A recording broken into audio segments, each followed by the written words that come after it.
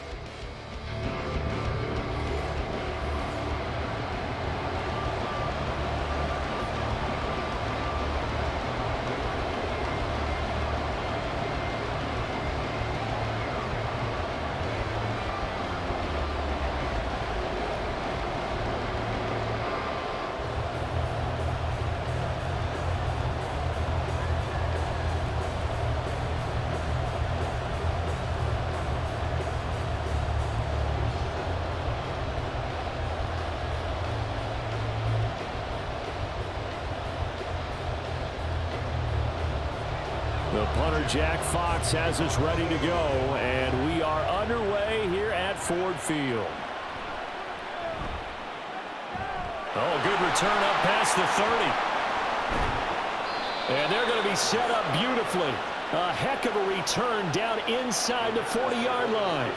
I can't help but smile, not because I'm rooting for any team in particular, but to see the special teams set up their team in such a big way, you just know that helps the interaction between all phases of the football team.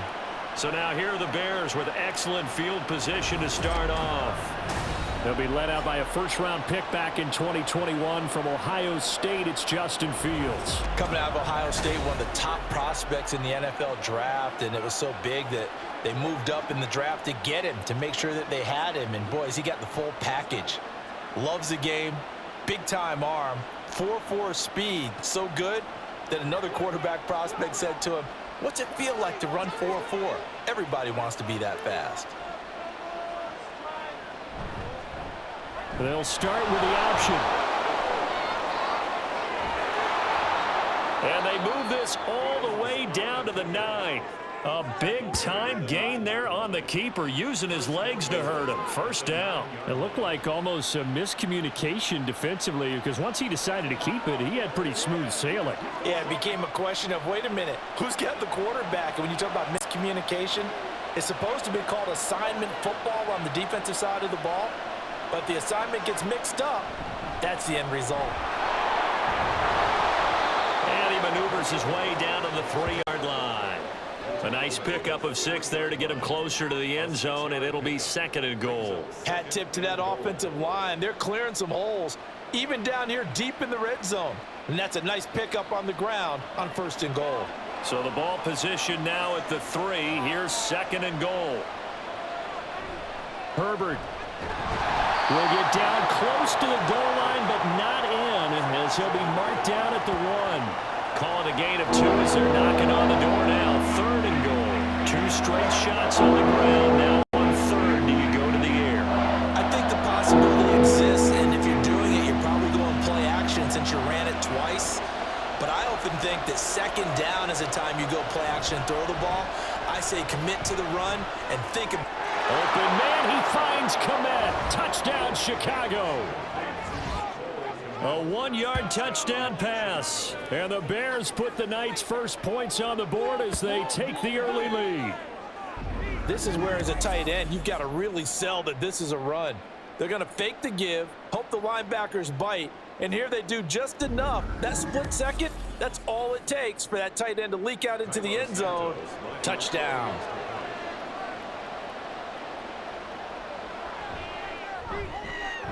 Santos with the extra point, and it's now a 7-0 game. So that drive, 4 plays. And it was all capped off by Cole Kmet with a touchdown catch.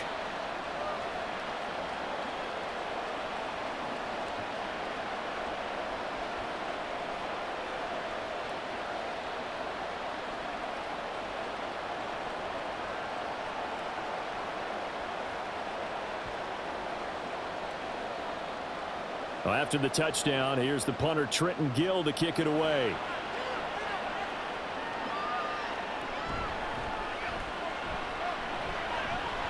And it's a pretty good return here as he'll get this up to the 29.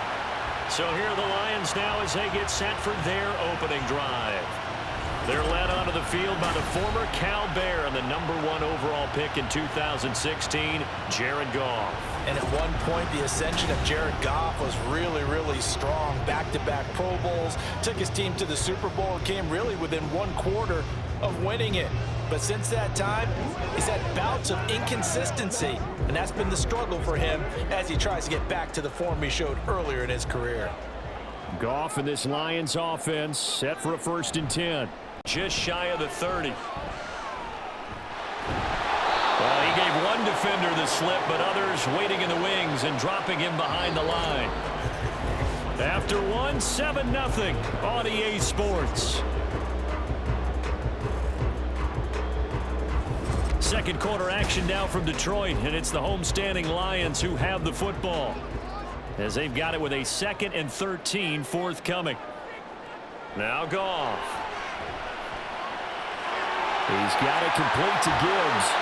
And out across midfield down to the 45. The catch and run pays off for 29 yards. They go with the empty set there. 5 receivers in the formation. Normally, you want to have a running back in to block, but in this case, he's lined up to the right, and he ends up getting the football. A lot of confusion caused defensively, and it turns into a big play. They'll fake the handoff. Now Goff.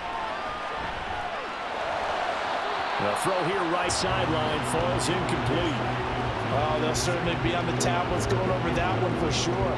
Clearly, they were expecting something else out of the defense and couldn't adjust to make that completion happen. 2nd and 10.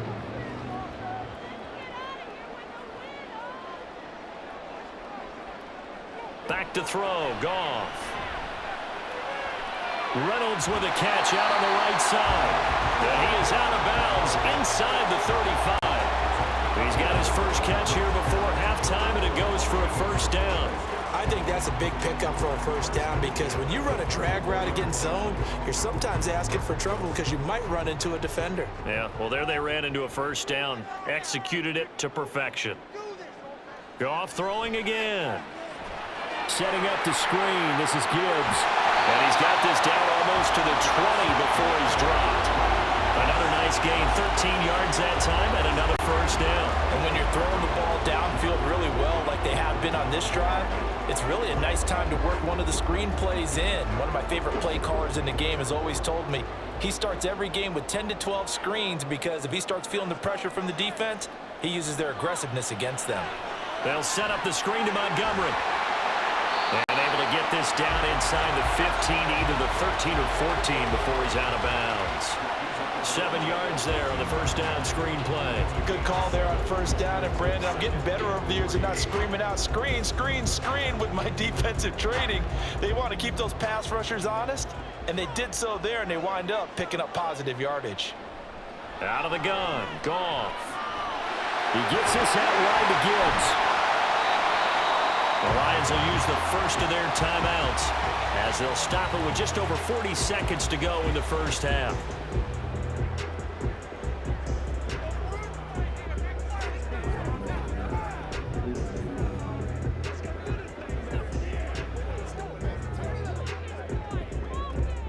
A chance now to get even before the break as they come up 1st and goal. Here's Goff. To the goal line, but it's incomplete. As a corner, you have to be able to run with guys step for step downfield in man coverage and make up ground quickly in zone. You have to put yourself in position to make plays, just like that one we saw there.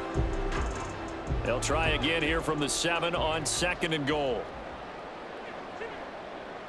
A shotgun snap for Goff. And he's got his man. It's caught for a Lion touchdown. Josh Reynolds.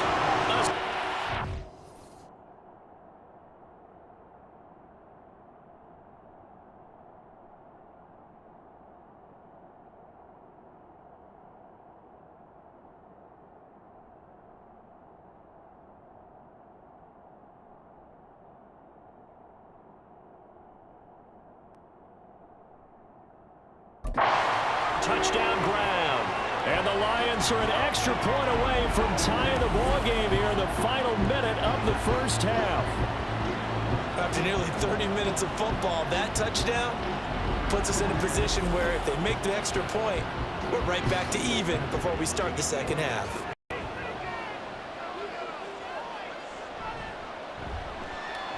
Extra point by Badgley, up and good. And that is going to tie our game as we approach halftime.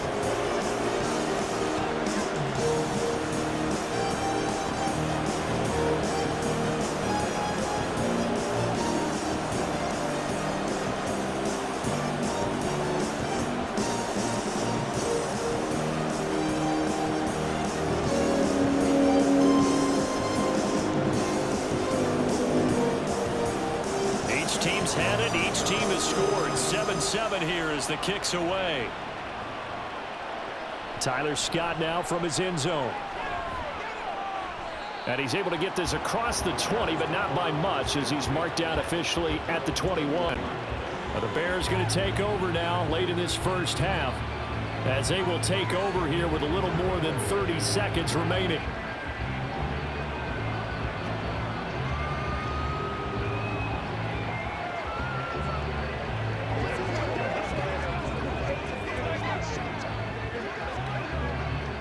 Just over 30 seconds to go in the half. They've got it 1st and 10. From the gun, here's Fields. That's complete to his running back, Herbert. That's good. The completion there for 7 yards, and that will bring up 2nd down. Just about every quarterback is trained to really look downfield first before you come back and make a nice, safe throw. And in this case, that's exactly what he did. Found his running back, let him create some space, and it turned out to be a nice play for the offense. A final shot before the break. Fields will get that complete to his tight end, Kmet. And he'll be taken down, but not before they work it across midfield. So we've hit halftime in what was obviously a very fast-moving first half of play. As we send you down to Orlando, where Jonathan Coachman has our EA Sports halftime report. We Coach. thought this one would be a close battle coming in, and we have not been disappointed. They're all even to this point. This has the feeling of a game that could go right down to the wire. One mistake or one big play could turn out to be the difference. Okay, Coach, yeah, adjustments likely going to play a big role in this third quarter in what's been a tight contest so far.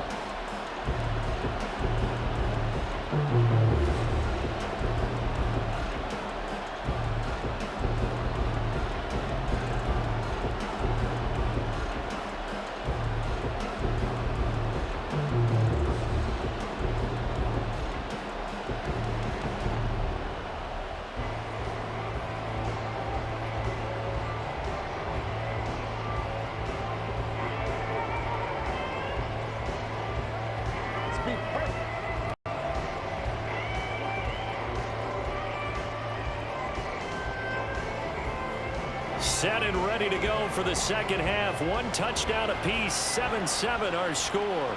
Here's Khalif Raymond to return. Khalif Raymond now. And he will make it to the 20-yard line and no further. And the Lions getting set to go on offense to start the third. Well, the first half, very even. I mean, really, in all facets, this ball game tied, Charles. So as we start the third quarter, curious to see what the second half brings us. Certainly am. I'm with you on that one. And we all know a lot of coaches from the NFL all the way down to the Pee Wee level. They love to spin it to their teams. Hey, we're starting a brand new, shorter ball game. It's all even. Let's go out and seize it. This is ours. And he's going to get 7 out of this before being taken down at the 27. Well, no matter how they phrase it, staying on schedule, staying ahead of the sticks, whatever you want to call it, 7 yards on first down, that fits the bill. Operating from the 27 now. Here's 2nd and 3. And they'll send the slot in motion left. Now a fake on the jet sweep, and they'll instead run up the middle. He'll get a yard, that's all, as they get him down at the 28. Well, they're hoping that the second half is better for him than the first half. They've got to find a way to get him going. He's a big part of their offense. A couple extra tight ends in the formation here as they line up 3rd and 2. Goff now looking to throw. He's got his target. That's complete. And he is going to have a Lions first down as they're able to get the third down conversion. That was simply snap, rock, and fire. I mean, they didn't take long at all. Slant route, and I loved where he put it. He put on the body of the receiver low so that only he can catch it. I don't think there was any magical formula there. Defensively, that's just tough to defend. Very much so. And that way it allows the receiver to keep his body in front of the defender and not allow him to go through him to knock the ball away. And not a whole lot of room to operate there on the first down run. He gets maybe 3. Not a huge carry there on first down, but not all of them will be. But still, all in all, a positive play for the offense. It's all about picking up at least a few to set up what you're going to do here on second down.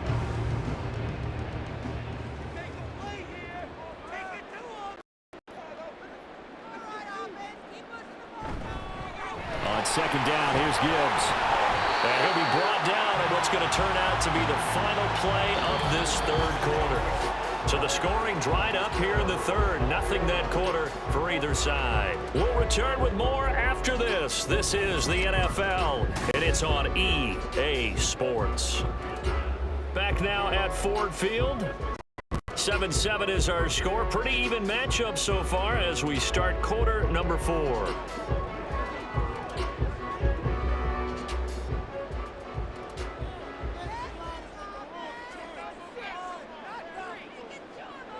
On 1st and 10, Goff. And just 1 yard here from the 49 to the 50. Sometimes it's hard to figure, but you can live with incompletions in this situation. You can't live with these short gains that take time off the clock. You know who loves it? This defense. They'll come up now, 2nd and 9. Now it's Goff. This entire defensive unit, Charles, they've really put in a good shift tonight, so to speak. I like how you phrased that. This has been a good shift. They punched the clock the entire evening. They ought to have shirts that have their names on them in the front to let them know these are blue-collar workers who are getting it done. Here now, 3rd down. Goff now to throw.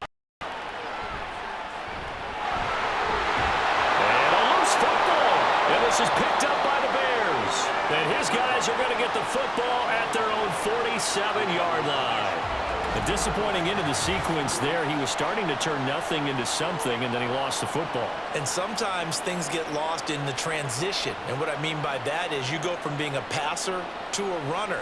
And at a certain point, once you cross the line of scrimmage, you're strictly a runner now. There's no more downfield threat. Make sure you take care of the football while you're traversing downfield.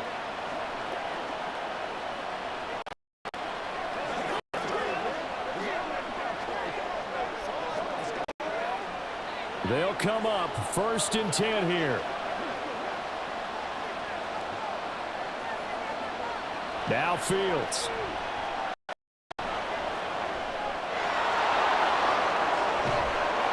And he takes this one down almost all the way to the 30. The Lions will use the first of their timeouts as they'll head to the sideline and talk over what to do next.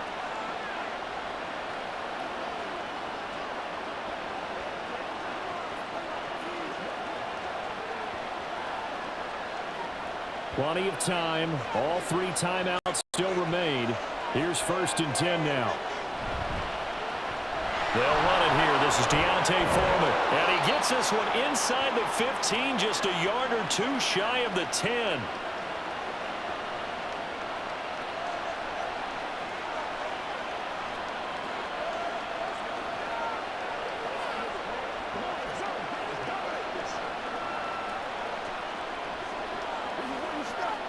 Here's 1st and 10.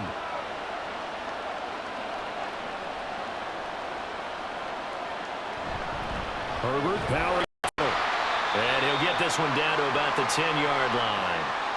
And the Lions quickly now going to use the last of their timeouts as the clock will stop with 1:06 left to go in the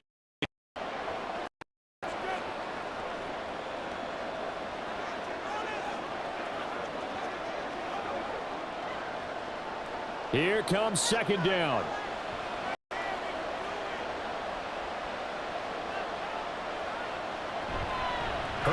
once more. And he gets halfway home from the 10 to the 5 on a pickup of 5.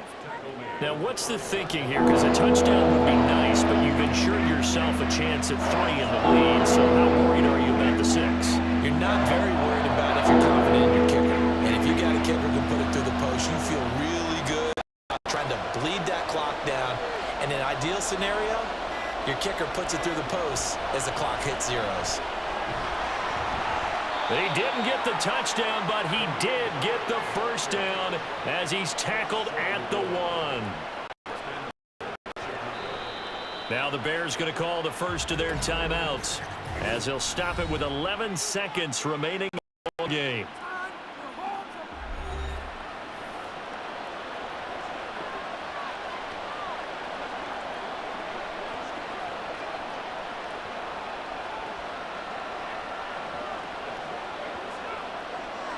So here's Cairo Santos on the field goal try. This to almost certainly win the football game. And his kick here is good. And it's celebration time on that sideline as they have taken the lead in the final seconds. And I tell you, when it comes to needing a field goal in closing seconds, pressure situation, there's something to be said for having a veteran kicker trot out there. Agreed. It's so nice to have someone you can rely on, someone who you know has done it before. And this guy's as cool as they come, isn't he?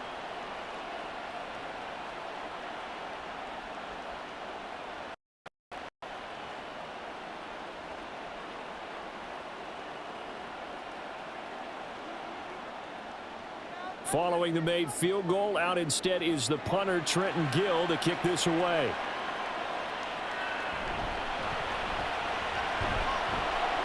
And he takes this near the 25. Just a little pass there. Call it the 26.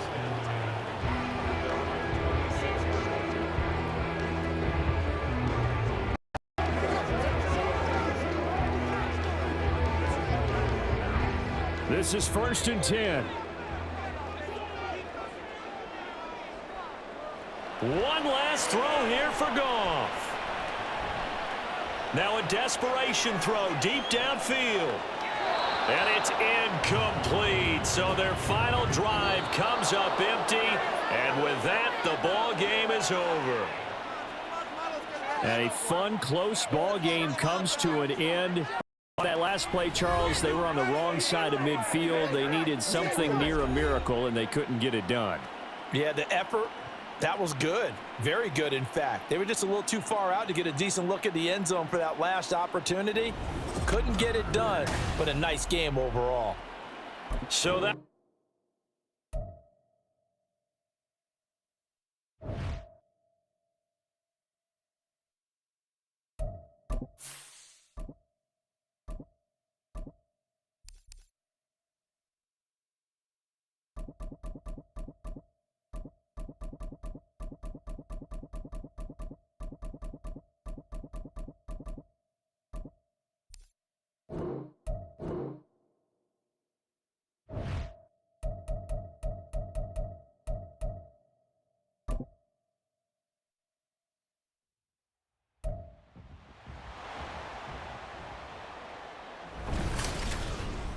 It's Madden NFL 24, and the wait is over for this rivalry game.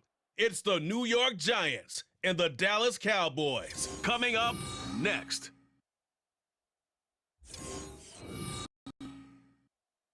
EA Sports coverage of the NFL brings us to the Lone Star State and the very mammoth AT&T Stadium in Arlington, Texas. Today, boy, what a matchup.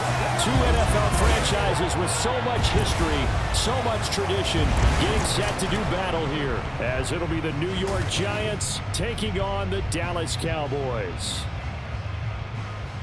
Alongside my broadcast partner, Charles Davis, I'm Brandon Gaudin, and as we look at this matchup, every time there's something different to focus on. So I'll just ask you, what do you see here in this one? Well, Rembrandt, you've given a blank canvas to focus on, haven't you? Yeah. Where do you think I'm going to go with this? Oh, secondary? You know me well, right? In a game like this, it's always about the secondary. Can they handle the passing attack and make a few plays?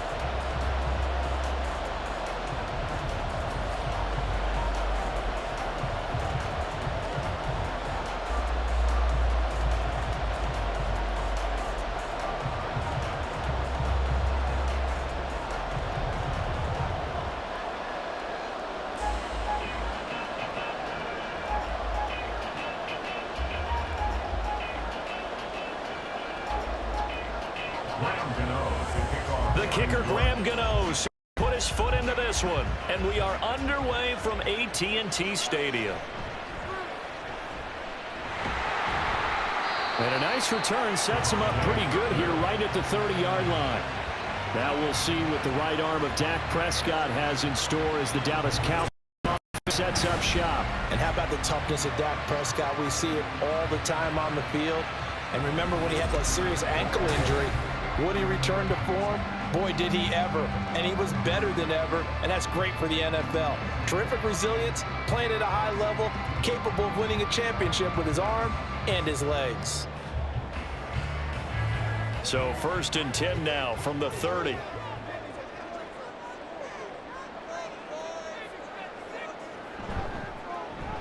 So the drive's going to start with Pollard, and he'll have a gain of 3 to the 33.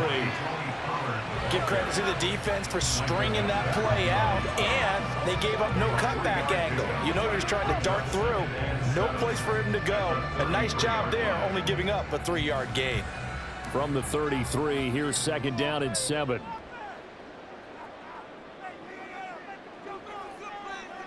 Here's Prescott. A short one there taken in by Ferguson. So 5 yards here, 5 on the play. And that's going to bring up 3rd and 2.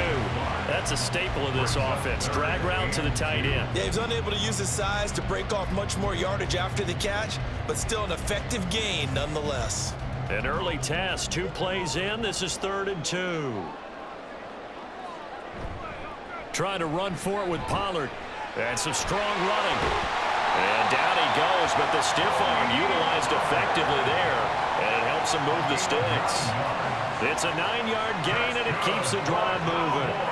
3rd and short, so didn't need much, but got a little extra on the side. Nice run. Chewed up the yardage, didn't he? To me, that was offensive line with leverage, good blocking angles, taking on a stacked defensive front. And once they chopped that little hole in the beginning, he took it and rambled. And just the 3rd play from scrimmage, wanted to avoid the 3 and out and did just that. And he's able to get this one down to the 40-yard line. 14 yards, good for a Cowboy 1st down. First and 10 at the 40-yard line.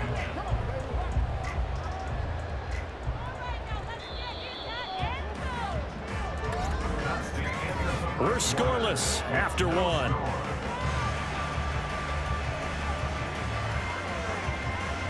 Started the 2nd quarter, and it's the Cowboys in possession as they've got it with a 1st and 10.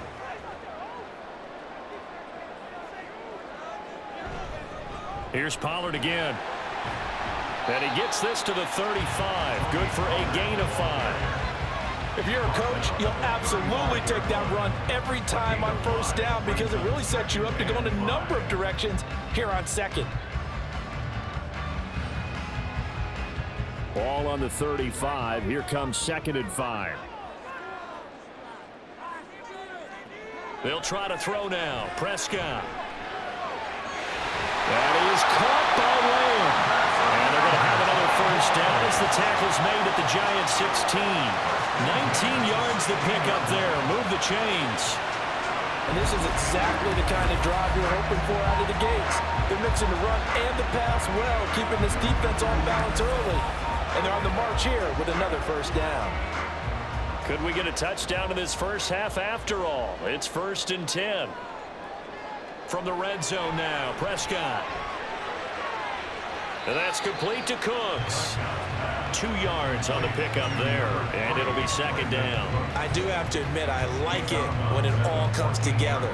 When the top part, catching the football, right, whether you're catching it with your hands or cradling it, comes together with the legs, in this case the feet, doing a little toe tap to stay in bounds and complete the catch. And a great job by our crew on the camera shot. Love when you... He'll be hit and taken down at the 21. Now the Cowboys going to burn the first of their timeouts as the clock's going to stop with 47 seconds to go in half number 1.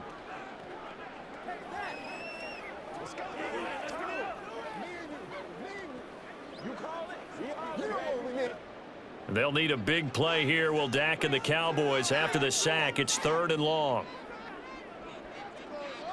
Prescott now. is incomplete. Credit the Giants defense that time in pass coverage. 4th down. Smart move to throw that one away. You're in field goal range, so you definitely don't want to be loose with the ball. And that's great work by this defense to force a 4th down. So on 4th down, Prescott off, and on is Aubrey for the Cowboy field goal. This will be, let's see, 38 yards out. And his kick is good. And we have action on the scoreboard just before halftime. It's 3-0. So pretty good opening drive. That'll make the home fans somewhat happy. They wanted 6, but they got 3 in the early lead. And they should be happy. The guys look good getting down the field. That's got to give them a little bit of hope that good things are in store here today for them.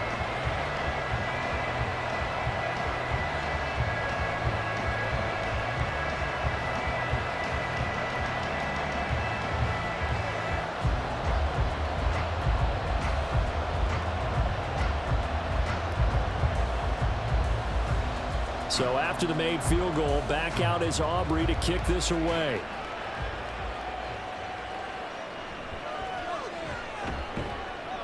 And not much happening on the return as he'll get this to about the 23. The former number 6 overall pick of 2019, Daniel Jones, trots out to lead this New York Giants offense. And the first possession isn't until the 2nd quarter, but what's nice about it, it's only down 3. So what you sell your team on is, look, 1 possession, 1 drive, we put it in the end zone. We're in the lead in this game. Let's go, guys.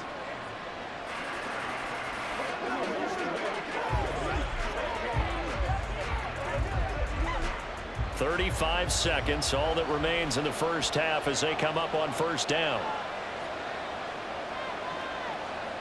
Throwing, Jones. Got a man open. It's Darren Waller. The Giants going to go ahead and use the first of their timeouts as they'll stop it with a little over 30 seconds to go in the first half of play.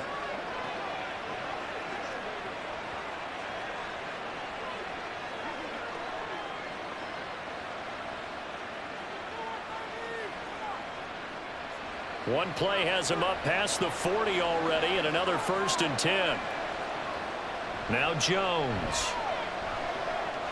This one goes out wide for Barkley. And he's able to take it across midfield before going out of bounds. So they'll get 8 out of that completion, and it'll be 2nd and a couple.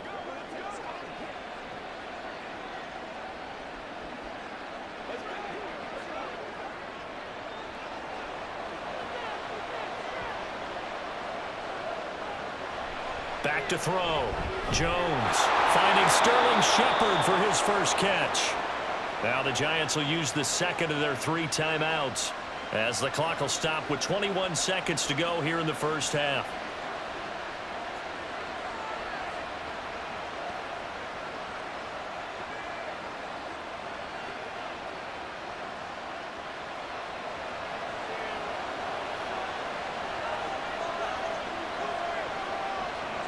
Back to throw again. That's to the right sideline, and it falls incomplete. And not a common sight, at least on this drive. A momentary setback, though, for this passing game that has been moving well this series. Good thing for them, though. Still 2 more downs to connect and try and pick up another 1st down. Now a 2nd and 10. They'll stick with the passing game as he looks to throw. That'll be incomplete as the clock will stop with 14 seconds remaining. The offenses always try to be smart about when they're trying to dial up a screen to the running back because they understand you can only go to the well so many times in the game without the defense starting to anticipate the call. Now they face a 3rd and 10 after back-to-back incompletions. Again, he'll drop to throw. To Barkley on the check down. And he'll go out of bounds after taking it a little further down inside the 40.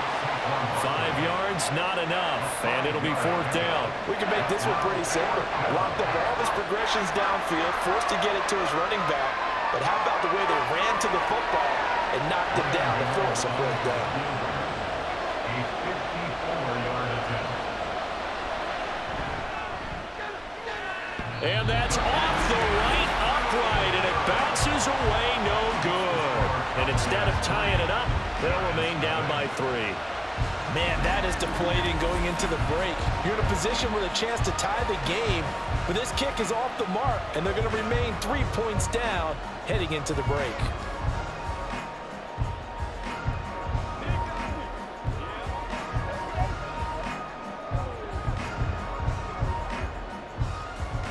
About set for this next drive by the Cowboys offense. And maybe a chance for a quick completion and then a long field goal try. We'll see. Prescott. This is caught. It's Cooks. And they'll get him down as he's inside the 40. So we've hit halftime here, and as we expected, looking at the clock, a very quick first half of play. As we'll get you over to Orlando, where standing by is Jonathan Coachman. He has our EA Sports Halftime Report.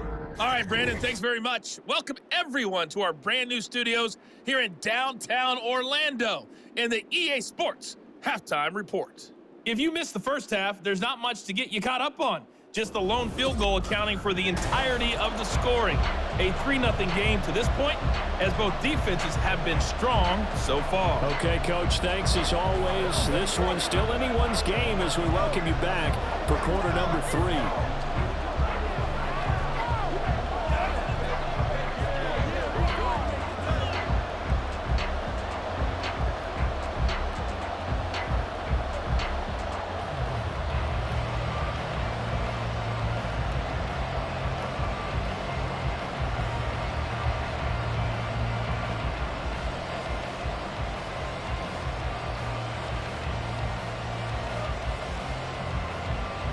Just one field goal and a tightly played first half as we resume action here in quarter number 3. Paris Campbell now on the return.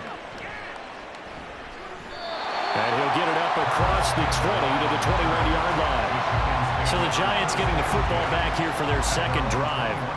Charles, it'll be interesting to see what adjustments this offense made in the locker room. Haven't really been able to get anything going offensively, virtually nothing in the ground attack either. So certainly something has to change here in quarter 3. And I'm pretty sure their friends from the defensive side of the ball told them exactly that, because those guys, the stop troops, they've been playing pretty well. They've kept them around in this game. Now they got some time. The running game struggled in the first half. Opposition knows how to focus on defending the pass here. They've got to re-energize that ground game and maybe open things up for a comeback here in this half. This is certainly a team that has proven it likes to target its backs through the air, and defensively, they were aware of that and certainly were prepared on that throw. On 2nd and 10, Jones. And the pass complete to Waller on the out route. And he'll go out near midfield at the 49. That'll wind up a gain of 27 on the catch and run. It's so important to tackle well against these guys, but you and I both know that's easier said than done when the guy you're trying to tackle looks like this guy. And it's usually going to take more than one man to get him down, and it did right there.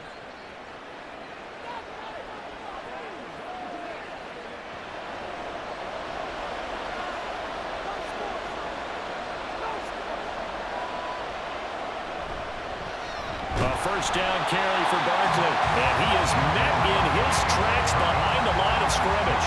Defensively, it was Leighton Vander Esch up from his linebacker spot. This defense is just flat getting after it. They have not given up much of anything in the run game. Case in point right there. They'll have to deal with a 2nd and 14 now after the loss. Jones fakes the give to Barkley. Open target here, Darius Slayton.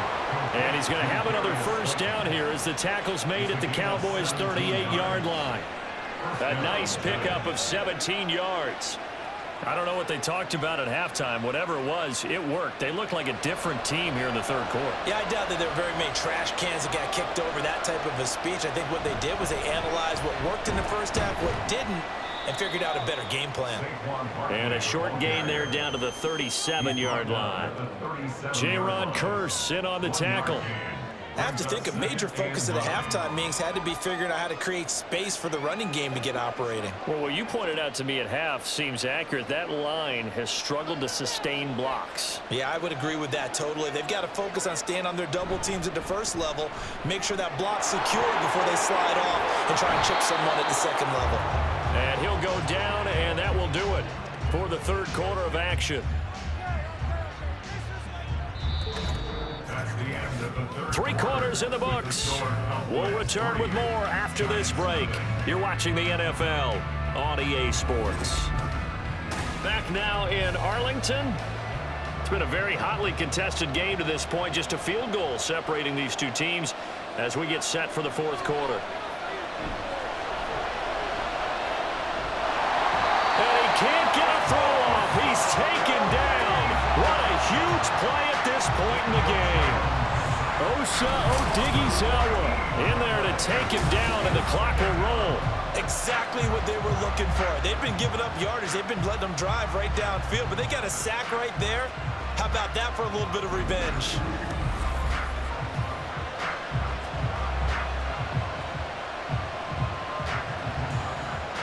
They'll come up now. This is 2nd and long. Here's Jones. They'll set up the screen to Barkley. And he'll be a couple yards shy of the red zone here at the 22-yard line. Well, they've certainly had their share of troubles running the football in this one, but this play is almost an extension of the running game right here. They set up the screen, let him work out in space on the perimeter, and he turns it into a big pickup. This crowd turning up the decibel level. It's 3rd and long. Jones. And this is going to be incomplete. With that incompletion, reality is staring them right in the face. This entire game is down to the next snap. So now one of the biggest kicks of the night is forthcoming. This to tie things up in the final minute. Gano's kick is good. And that will tie this game here in the final minute of play. This hasn't exactly been a battle of one touchdown after the other, quite the opposite. But at 3-3 now here in the 4th, it's been an entertaining game considering just 2 field goals. Yeah, is it really a football game now, or are we watching baseball? This feels like a pitcher's duel, doesn't it? Nice, intense, on the edge of your seat. Have you been scoring this one? A lot of strikeouts and ground balls in this one.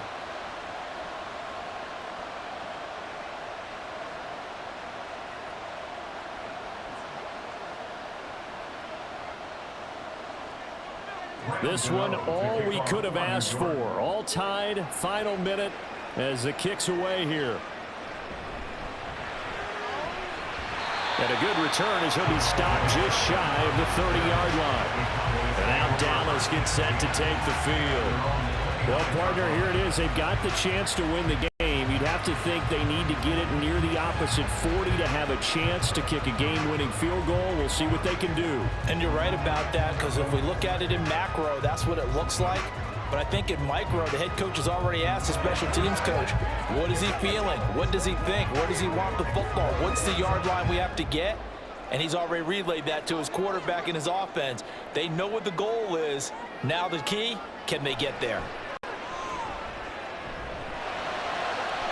Prescott's throw there, caught by Gallup. And they nearly get this all the way to midfield. Mark him down at the 49.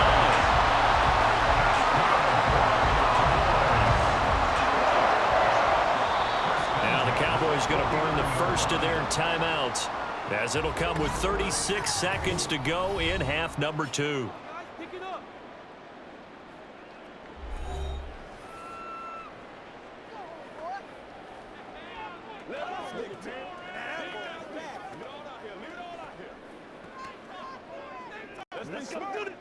Two timeouts still available in this final minute. It's 1st and 10 now. Now Dak. He finds his man complete. It's Ferguson. The Cowboys going to use their second timeout now, as they'll stop him with a little over 30 ticks to go in the football game.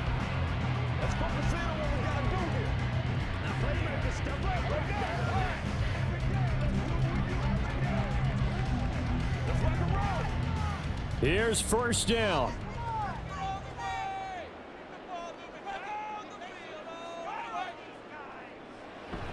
They run straight ahead here with Pollard. And he's down into the red zone at the 16 after a gain of 16. 1st and 10. We can't be totally sure that that was by design, but we do know that a lot of kickers like the ball in the right hash in order to kick the field goal. The Cowboys signal for their third and final timeout as he'll stop it with 11 seconds remaining in the ball game.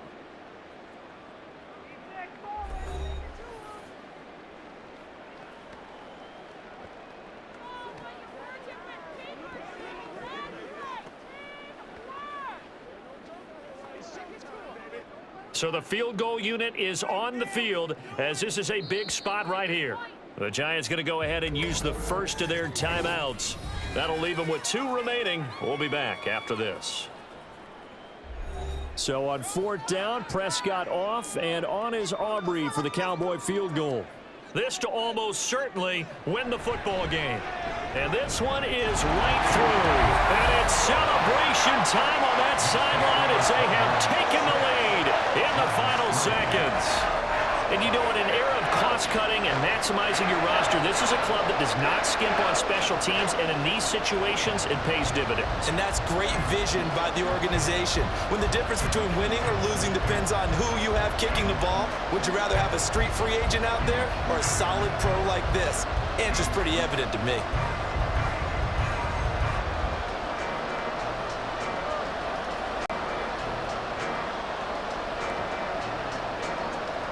So after the made field goal, back out is Aubrey to kick this away.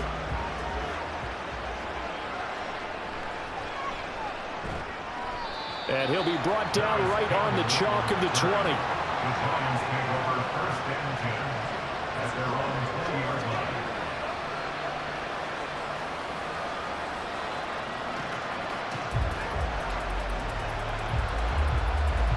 Well, going to be tough to get 2 plays out of this. This could very well be it. One final shot. They'll look to throw.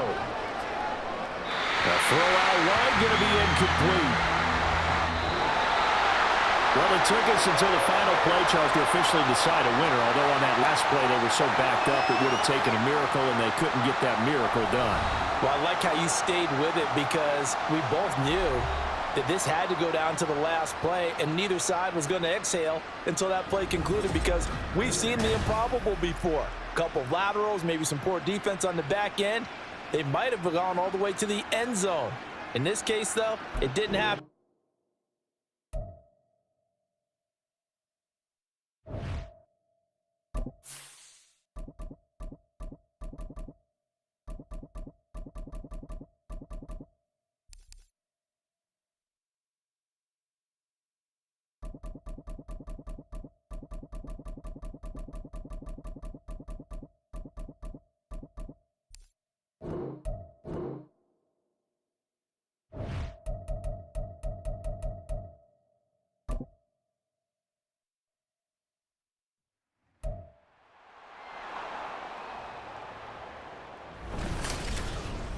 It's Madden NFL24 on EA Sports. And if it's in the game, it's in the game.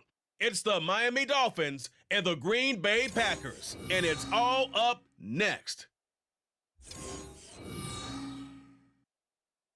The tundra may not quite be frozen, but it's getting there as we work our way through December. The radar today, however, is clear at Lambeau Field in Green Bay.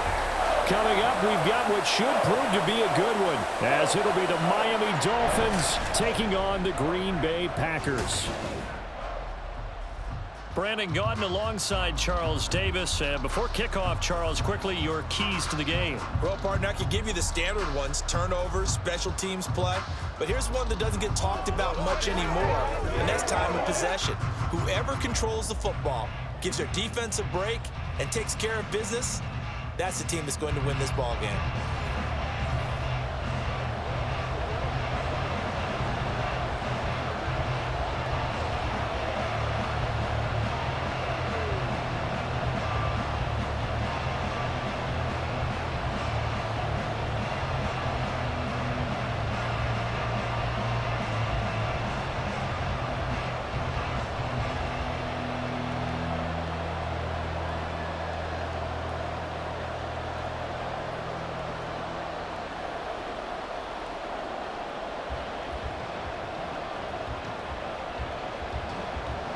Here's Anders Carlson set to get this one started, and we are underway here at Lambeau. This fielded right at the goal line. And no chance to get away as they'll get him down at about the 17-yard line. Here is Tua Tagovailoa heading out to lead this Miami offense. You want to talk about a driven player, partner. This guy is absolutely that person. He doesn't just have goals in this game. He wants to be remembered among the best to play the position, and he treats every game as an audition for that. It's a lofty goal to set for yourself, but we've seen his drive lead to some impressive games from him. Perhaps another one is in store today.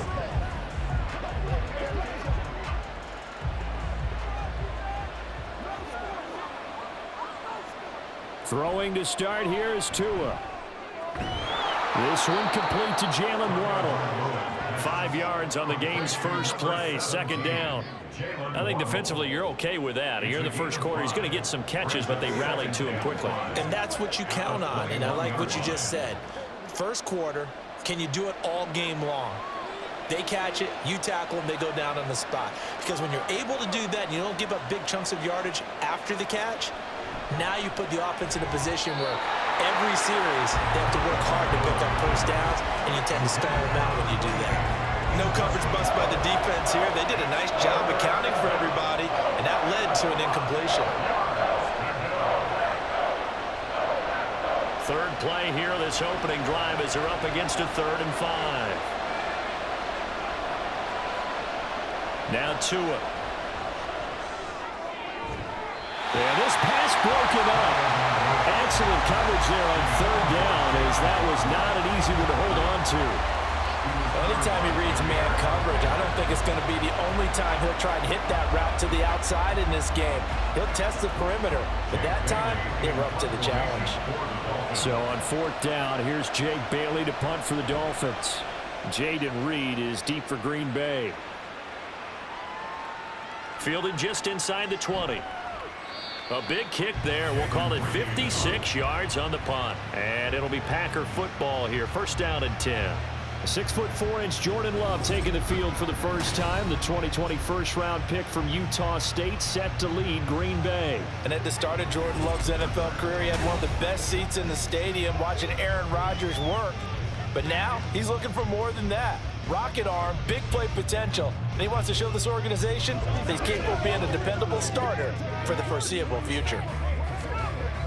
Love going to break the huddle, lead the Packers up here 1st and 10 at their own 28-yard line. On play action, they'll throw. Pass caught, it's Romeo Doubs. And he'll be taken down, but not before they work it across midfield. A good pickup there, 26 yards. Certainly no settling into the drive there. They came right out on the first play and attacked the middle of the field for a big gainer and a first down.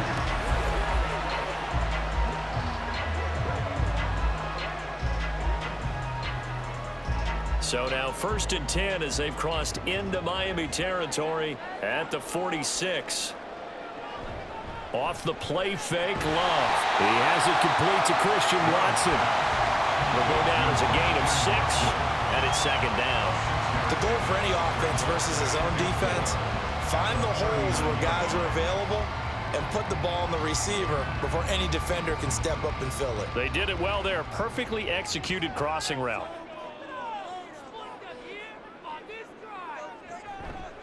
Now the man from UTEP, this is Aaron Jones. And some space to move right away as he's all the way up to the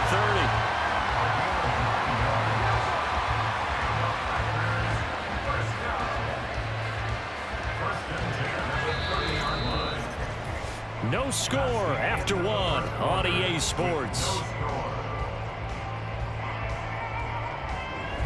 Back for the 2nd quarter in Green Bay. It's the Packers in possession of the football, as they've got it with a 1st and 10. And they'll keep on the ground with Jones. And he's going to take this ahead for right around 3 yards, but no more than that. 2nd down. Well, that's just a pile of bodies there, and that's when you kind of find out who's a tough guy, right? Who can stand up and make a play. It was only a 3-yard run, but for both sides, they had to walk away from that feeling like, okay, I can stand up when the going gets tough in here. Now a 2nd down throw for Love here. Setting up the screen here, Aaron Jones. Give him 3 on the screen. He couldn't break free, and it's 3rd down. Good reactions there defensively. That screen was a little slow in developing, and they shut that one down with little gain.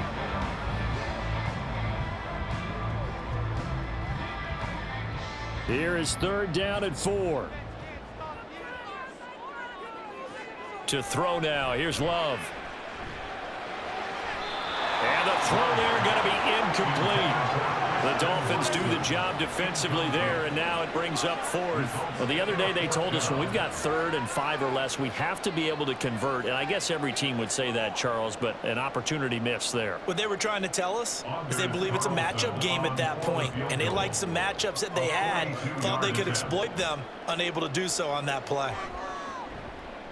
And his kick is indeed good. And we have action on the scoreboard just before halftime. It's 3-0.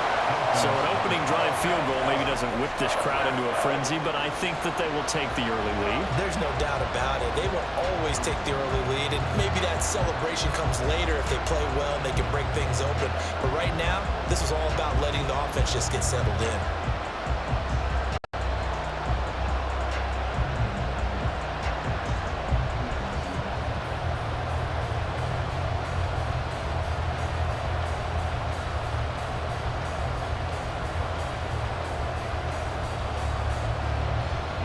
Carlson back out there now to send this one away.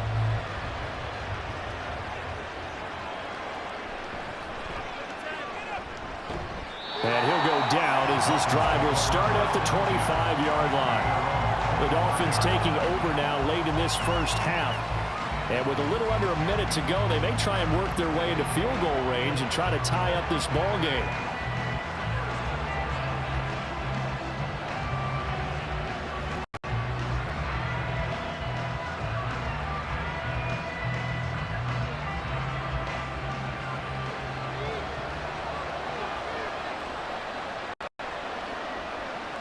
Tua now on 1st down. This one thrown underneath to Achane. Now the Dolphins going to burn the first of their timeouts as they get the stoppage with a little over 50 seconds to go in the first half.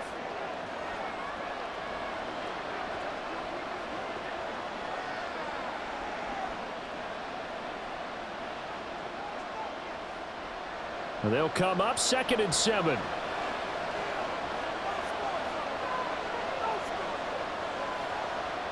Looking to pass. Tua. And that one's going to come up a little short. It's incomplete.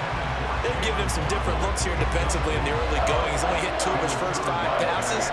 With a big 3rd down coming up, he's hoping he's got a play dialed up that can take advantage of whatever the defense throws at him. They head to the line facing a 3rd and 7 following the incompletion on 2nd down. Tua sets up to pass it. He's got his target. That's complete. And he'll have it past midfield almost to the 40 before being taken down. A big play that time on the catch and run. And the Dolphins are going to get a fresh set of downs. The Dolphins going to take their 2nd timeout as the clock will stop with 33 seconds to go in the first half.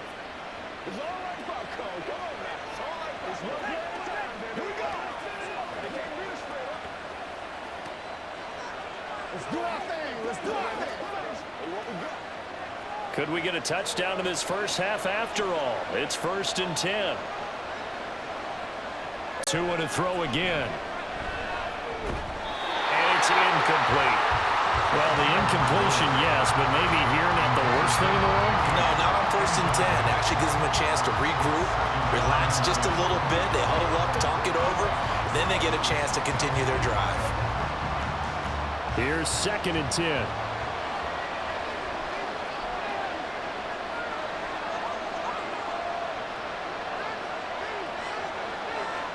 Here's Tua.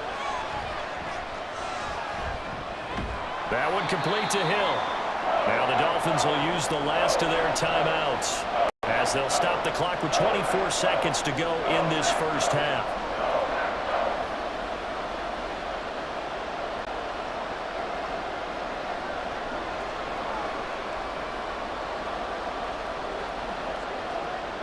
If they want a first, they need to get the football to the 32 here on 3rd down.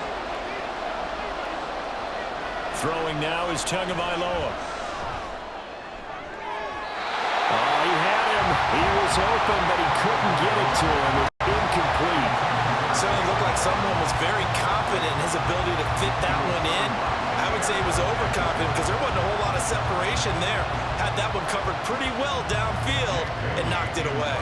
Jake Bailey on now to punt here on 4th down.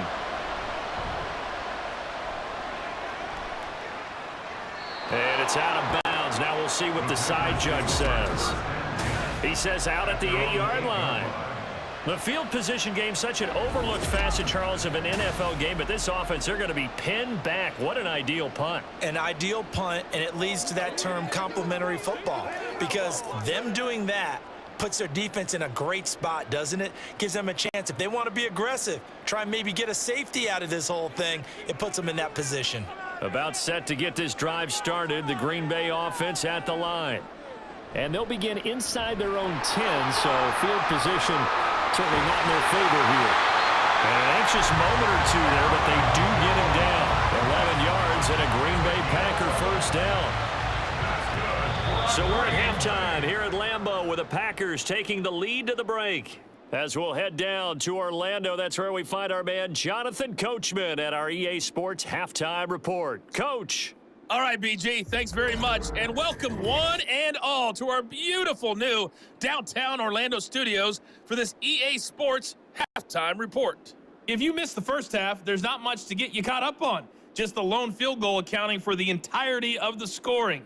A 3-0 game to this point, as both defenses have been strong so far. All right, Coach, thanks. Yeah, both teams likely to make some changes in what's been a closely fought battle to this point.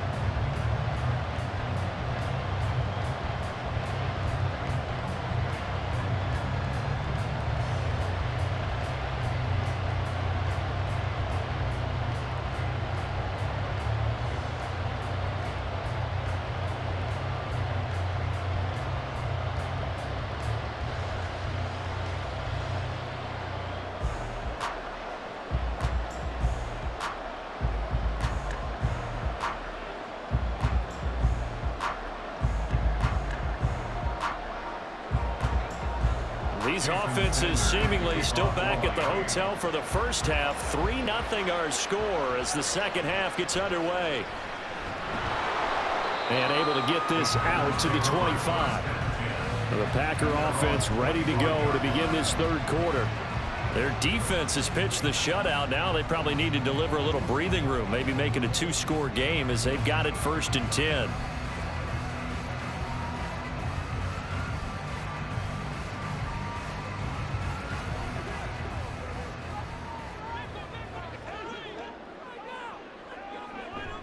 Play fake. Here's Love.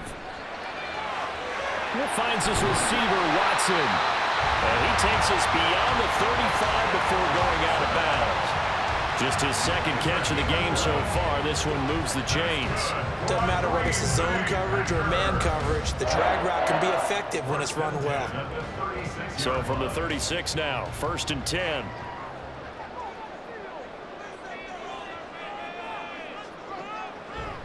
Love going to give this one to Jones.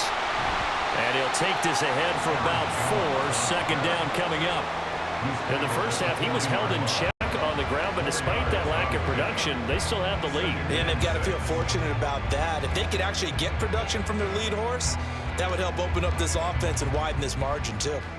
Now a 2nd and 6. Love. Throwing quickly there, but it's incomplete. Had an open man that time, but ended up putting a little too much heat on it, don't you think, partner? Absolutely. Just needed a touch more air under it. Instead, he fired an absolute bullet. So after the 2nd down incompletion, they'll come up now against a 3rd and 6.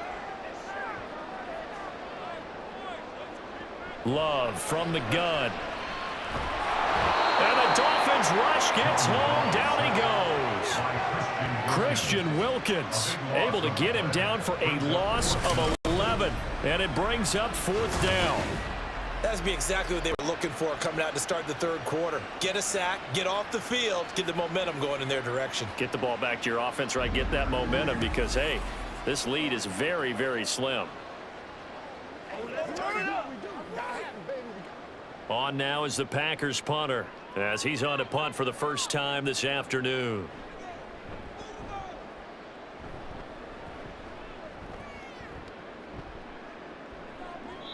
We'll call that a punt at 54 yards. Well struck. And it'll be Dolphin football. Now we take a glance at the offense as they work their way back out for their first possession of the second half.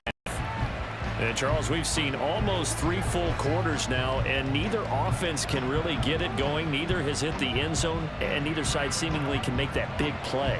But the game hasn't been devoid of action because these two defenses, they've taken over and they've slugged it out. But I think you're exactly right. We're at that stage of the game now where one of these offenses, if they make a big play, that could be the difference.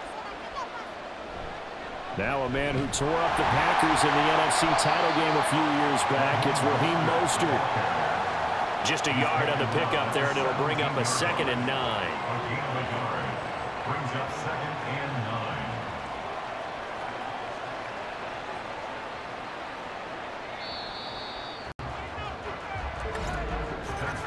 9. And as they come to the line, they will not be able to get off another play as time has run out on this third quarter. This is the National Football League on EA Sports. Back now at Lambeau. It's been a very hotly contested game to this point. Just a field goal separating these two teams as we get set for the fourth quarter. Connecting with Hill. And they work this well upfield across the 45. And this is obviously a spot where you lean on your stars. Get the ball to them in open space and let them do what they do.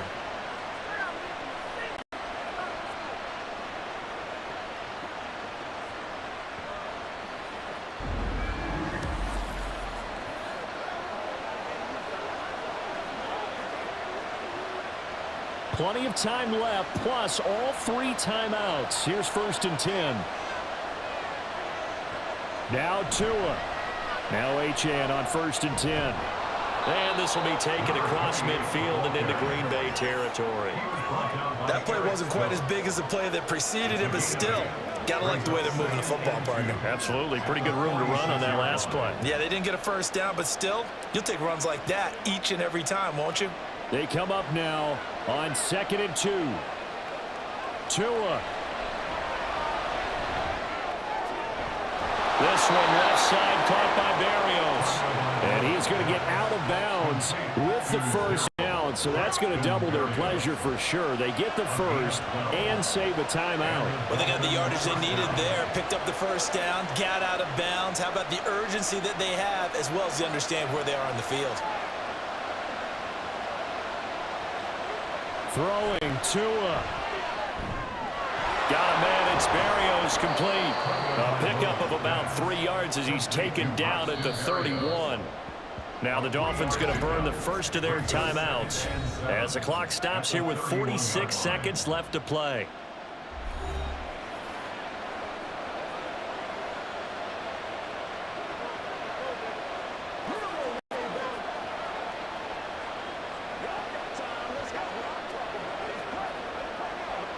Here's a 2nd and 7. Here's Tua. Completes it to the tight end, Smythe. The Dolphins going to take their 2nd timeout as they'll stop it with just over 40 seconds to go in the game.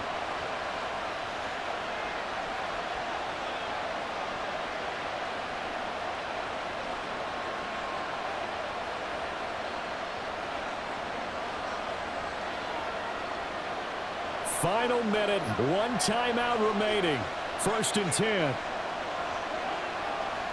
Tua to throw.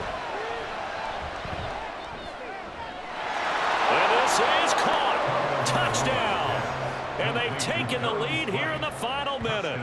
What a game this has been, and what a drive that was, Charles, to take the lead here late in the fourth quarter. And, partner, that's a job well done by everyone, from the players to the guys calling the plays. And if I may introduce just one downside to the mix, might be a little bit too much time left. Enough on the clock for a final last-ditch effort to try and steal this win away.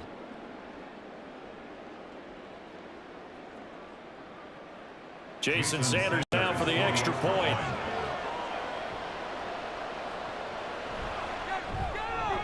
And this is up and good to make it 7-3. So that winds up a 7-play drive all told. And it winds up in 6 points for the Dolphins.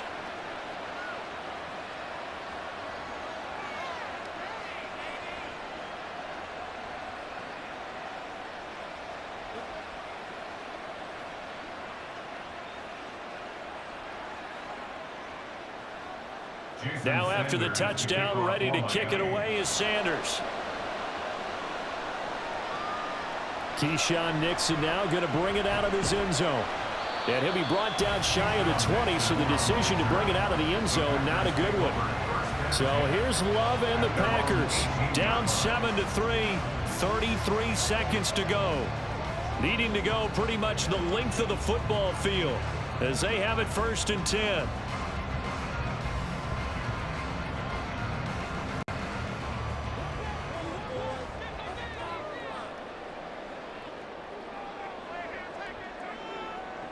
Love. Able to find Jones. And he will get out of bounds to stop the clock as he picks up maybe 8, and that's all. Let's make this one simple. What a catch, especially the finishing part of getting his feet in bounds, toe tapping, and of course, foot dragging. Little tapestry, if you will. Oh, I like it. Here's Love. And he can't get a throw away. He's taken down. The Packers going to use one of their timeouts as the clock stops with 23 seconds to go in the game.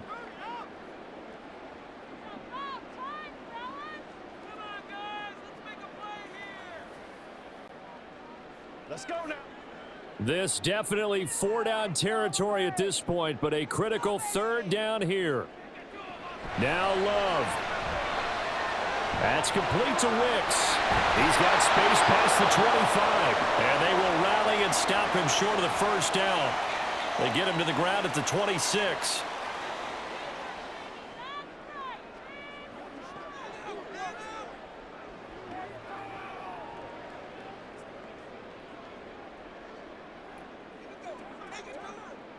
No choice but to go. Here's 4th down now.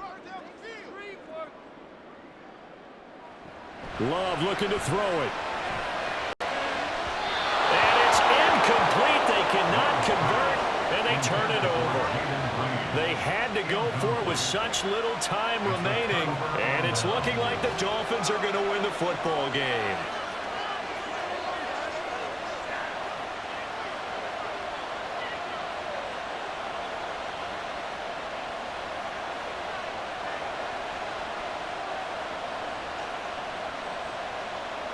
Victory very likely now for the Dolphins as they take a knee here.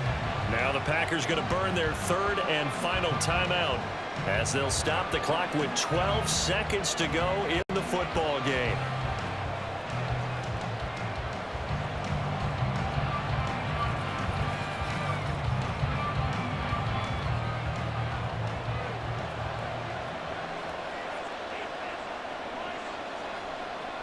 Down to an knee goes Tua, and that should just about do it.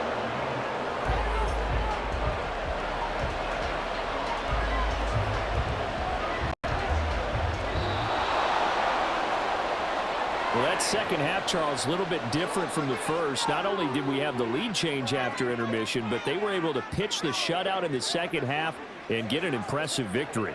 And what's the old expression? That's not quite how I saw it playing out in my head. You know they didn't expect this at all. As you mentioned, went into the half with the lead. Losing the game is one thing. Getting shut out in the second half, that's a surprise.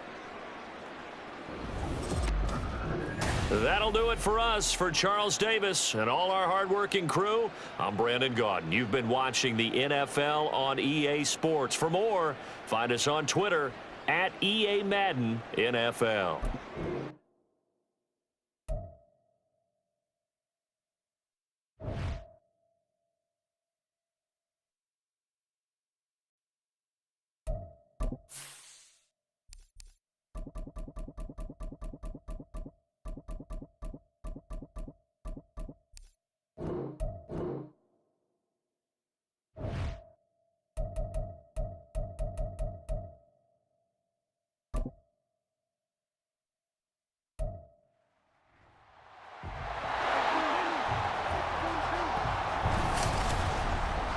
It's the National Football League on EA Sports, and we've got the latest chapter of a historic rivalry. It's the Raiders and the Chiefs, next on Madden Football.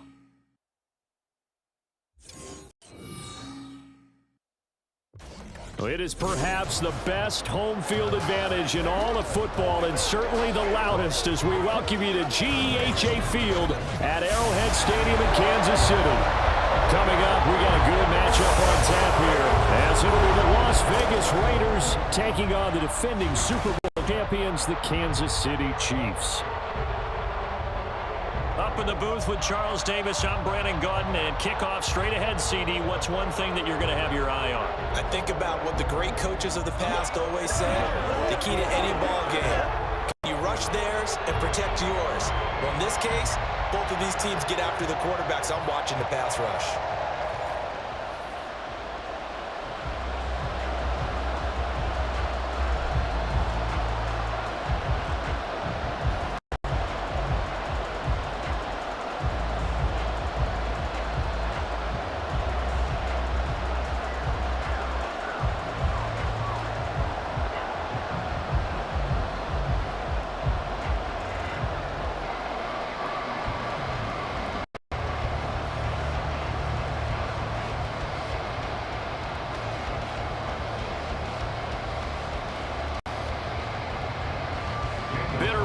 Going back to their AFL days in the 1960s, the Chiefs and Raiders are underway.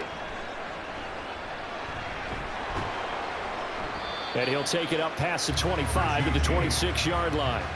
The KC offense set to go, led as always by the gunslinger, a former MVP in this league. It's Patrick Mahomes. And simply put, for many, he's the gold standard for quarterbacks in today's NFL because of his ability to create, find the open man, use all the different arm angles that he has. He's a complete package, and boy, his team loves to play around him.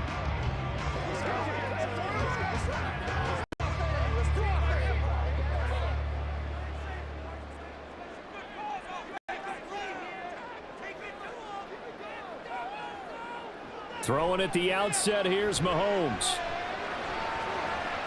That's complete. It's Travis Kelce. And he'll take this to the other side of midfield before going out of bounds. That one goes for 24 yards. It's a nice zone breaker right there. Take the tight end, move him out to the slot, then have him run a corner route versus the zone coverage, which means he's going to be behind the shallow coverage and ahead of the deep coverage. Put the ball right on him. Mahomes' throw complete there to Rice. So the completion good for 6 yards, and it'll be second down.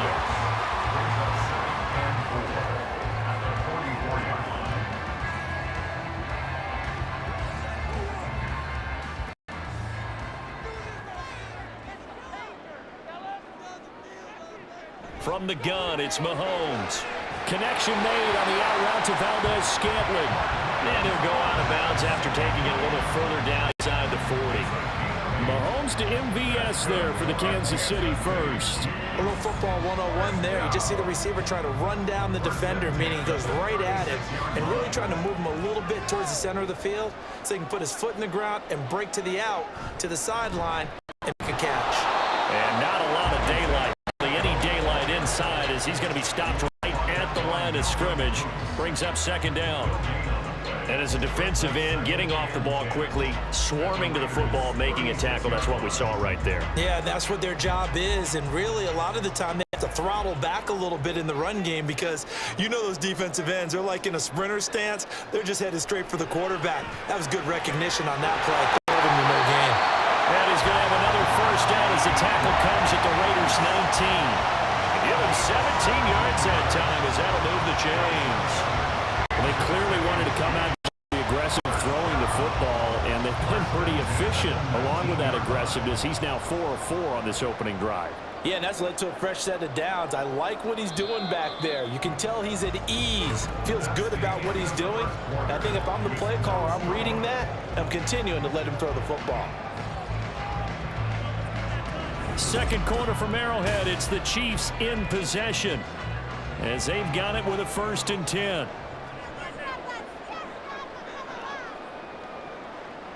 On first down, Mahomes. And it's caught. And in for the Chiefs touchdown. Patrick Mahomes finding Nicole Hardman. And the Chiefs post the first points of the ballgame as they take the lead here in this second quarter. Well, they spoke about the importance of getting off to a good start, and they're on their first drive, Charles, into the end zone for the touchdown. And what an advantage for them. They're already clicking one drive in, didn't need to wait to get up to full speed. We had heard about the extra time they put in with each other, trying to learn each other's skills, what they like, the whole deal, and it paid off early in this one. I would expect them to keep firing on the next drive and keep that connection going. Extra point by Butker is on target, and that makes the score 7-0.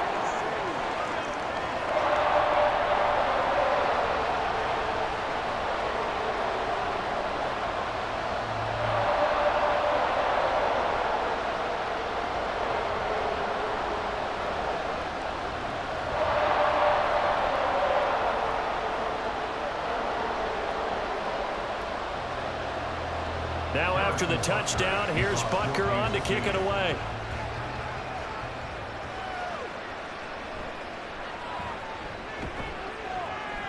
And good coverage there on special teams as they'll get him down shy of the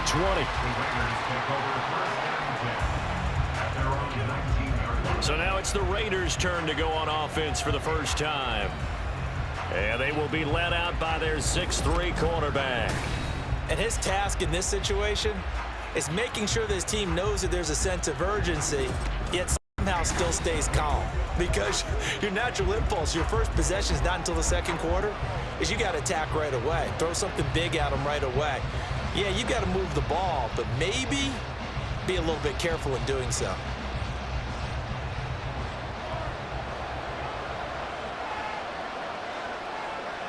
On 1st and 10, it's O'Connell. And that is incomplete. He couldn't hold on through the contact. Brings up 2nd down. This team is not going to make it easy for you. They're a physical group, and we just saw it there on that play. He came in, made the contact, just as he's trying to haul it in. 2nd and 10. Now it's O'Connell. He gets this to Devontae Adams. This will be a gain of about 8 to the 27-yard line.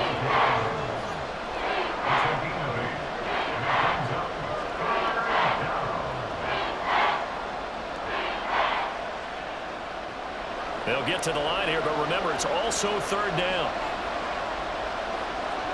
And O'Connell now to throw. Work in the middle of the field, and he's got a man complete. And he is going to have the Raiders' 1st down as they're able to get the 3rd down conversion. Got to say, I was a little surprised to see him, Charles, come out in the shotgun on 3rd and less than a yard. Yeah, but the way the NFL is nowadays, we hardly ever see anyone really run for it on short yardage. So they're going to throw the football more times than not. That was a nice, easy rhythm throw right there, and they pick up the 1st down. That one into the hands of Adams downfield. And he takes this one down almost all the way to the 30. Give him 30 yards there. The Raiders going to use one of their timeouts as the clock stops here with 46 seconds remaining in the 1st half.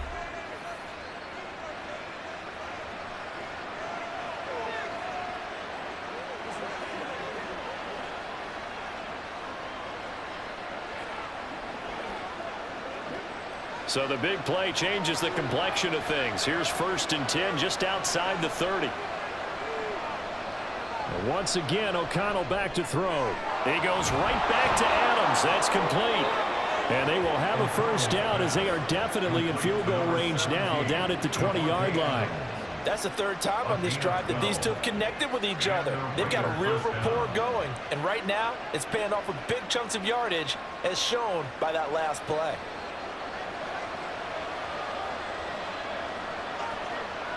O'Connell on 1st and 10. Throwing left sideline there, but it's incomplete. And here you're down in the red zone. You need to be smart, not force anything. So that's a wise decision to just get rid of the football.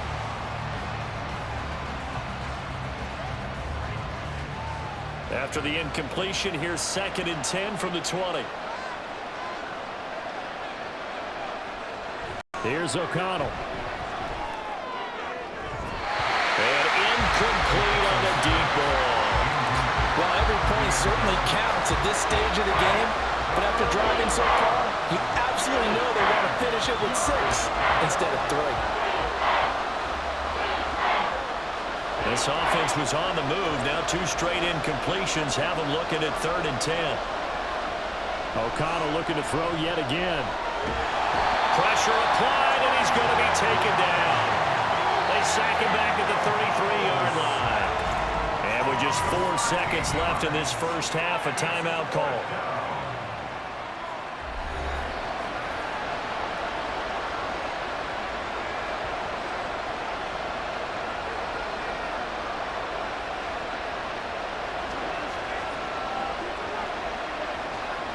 So with 4 seconds to go in the half, here's the field goal unit onto the field.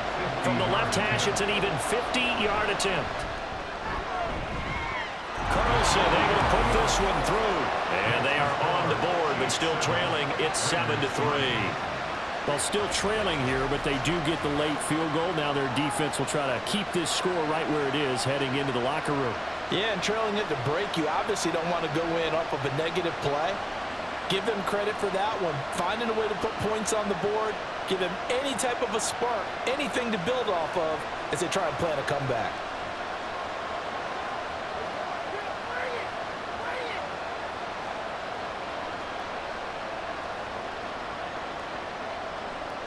So still time for the kickoff here. 1 second to go in the half as this one is away.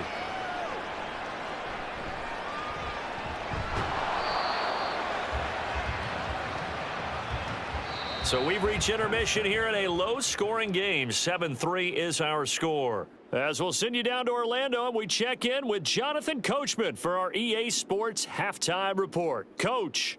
Okay, Brandon, back to you guys in just a moment, but welcome everyone to our Creative Village studios in the EA Sports Halftime Report. Okay, Coach, we were treated to an adjustments first half likely in the going to play a big role in this third quarter in what's been a tight contest and that so amounted far. to the only touchdown of the game for either team thus far.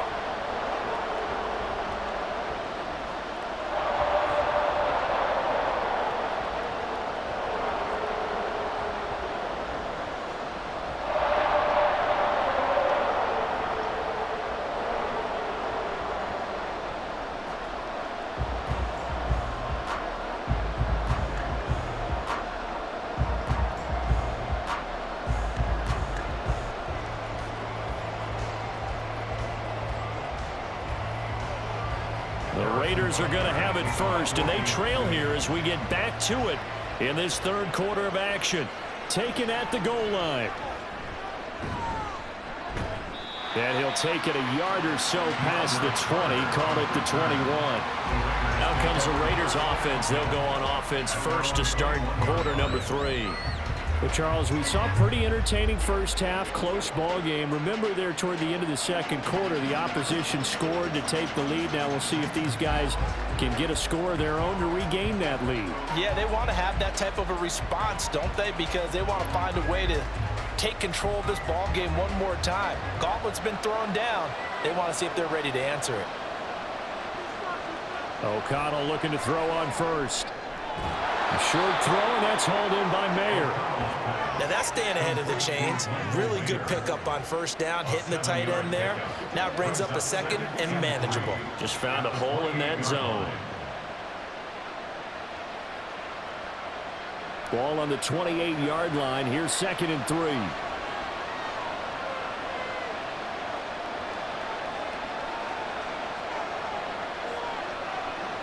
To throw here, O'Connell. The open man here, Renfro. Just his second catch of the game so far. This one moves the chains.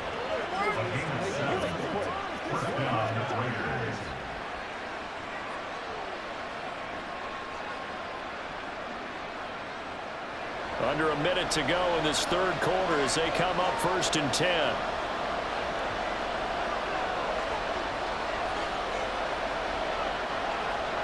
From the shotgun, O'Connell. Oh, he tries to force it in, and it's intercepted. And the Chiefs are going to have the short field here as they'll take over right at the 50. The first half did not go their way, and that's not going to help matters at all. An interception here in the opening were striving to accomplish. But you know who's really upset on their team? The defense. Already trailing. They're going to be counted out to try and hold that score, at least where it is.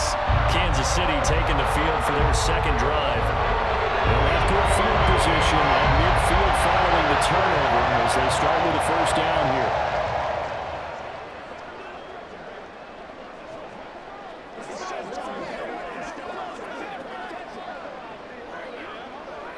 So good starting field position for them here as they come up 1st and 10 right at the 50-yard line. They'll run out of the gun with Pacheco.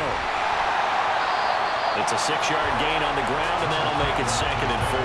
An opportunity to get a drive started here at the end of the third quarter. What you're trying to do is break the game down a little bit. Don't let your guys see too deep into the game, into the future, and say, oh, we got to get here. No, right here, right in front of them, melt the clock down, get to the fourth quarter, try and keep going. And try to keep that lead. Exactly. Now Mahomes throwing on 2nd down. Got an open man. It's Valdez-Scantling. And he'll go out of bounds after taking it a little further down inside the 40. Second catch for him today, and it'll wind up a first down. And defensively, they were in zone coverage there. Do you have to be a little careful? You're losing, playing against a good quarterback like he is, to not play too much zone? Yeah, you have to be careful about how much time you're giving up. I think it's a good point you just brought up. So maybe if you still want to play zone, you go to a zone blitz scheme, and you can drop anyone out of your defensive front, defensive end, defensive tackle. It doesn't matter. You just exchange someone to bring more pressure towards the quarterback and still try and cover downfield. We're back now in KC. It's the Chiefs with the lead and the football here as we get set for quarter number 4. A quick throw out to Hardman on the perimeter. And they'll get him down after a pickup of 8, 2nd and 2. So fresh out of the 2-minute warning, and here's another timeout taken with 1:55 remaining.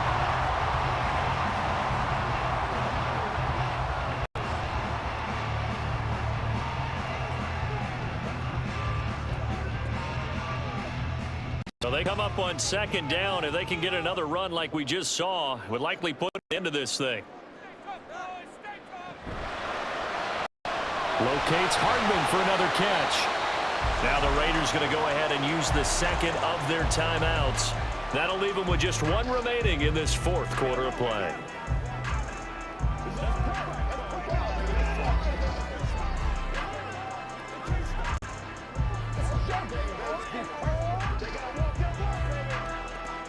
Here comes 3rd and about a foot. Now Mahomes. He's got his target. That's complete. Now the Raiders going to burn their 3rd and final timeout. And they'll be disappointed to have to burn one there after giving up the first down.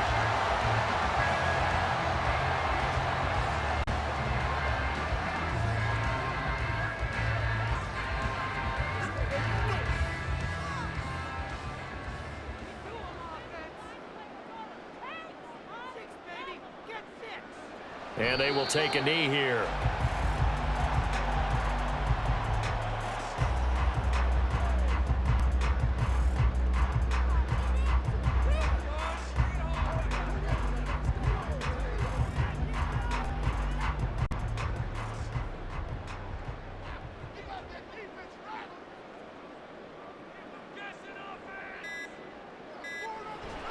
A run by Pacheco on 2nd down. I like it. I like the call. Still an opportunity to run the football and chew up a little more time off the clock. It's a gain of 3. Brings up 3rd and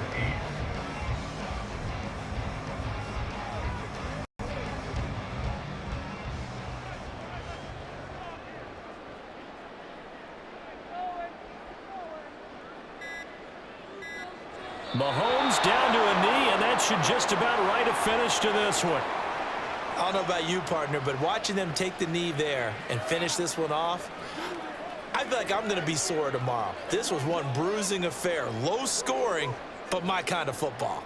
Not a work of art, but maybe in your world, a little bit of a work of art. You like the defensive side. I thought it was pretty. I can't help myself. I thought it was pretty. And it ends in a kneel down as the clock rolls down to zeros.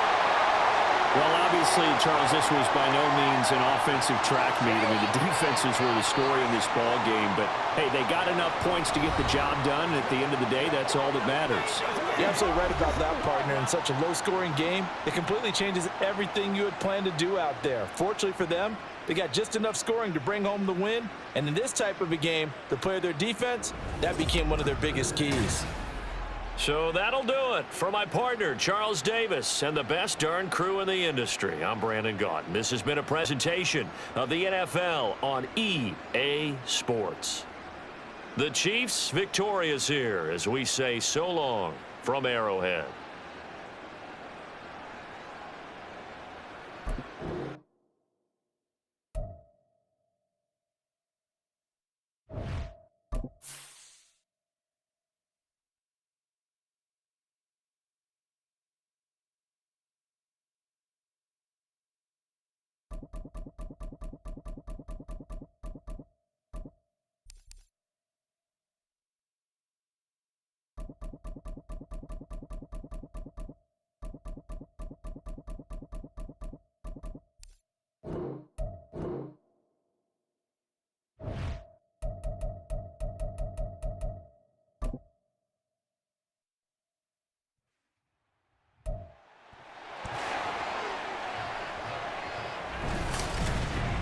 It's Madden NFL24, where division rivals will clash in the AFC South.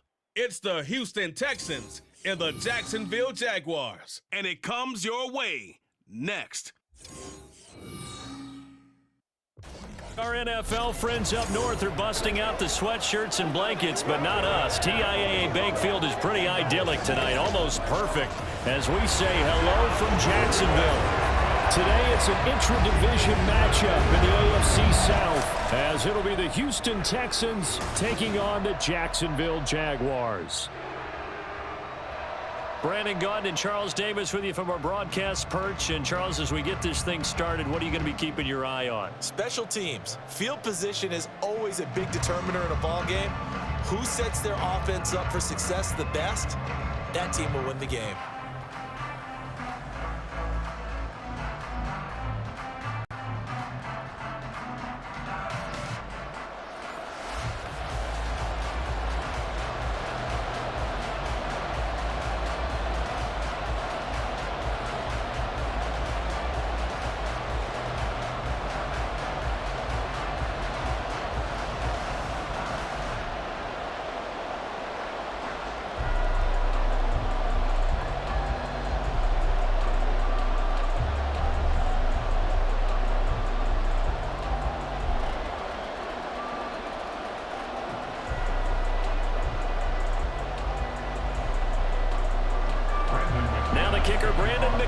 About ready to get us started, and off we go from Jacksonville.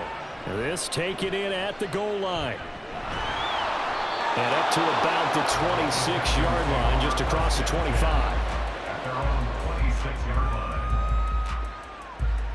line. So out come the Texans for their opening drive, and they will be led out by their rookie quarterback.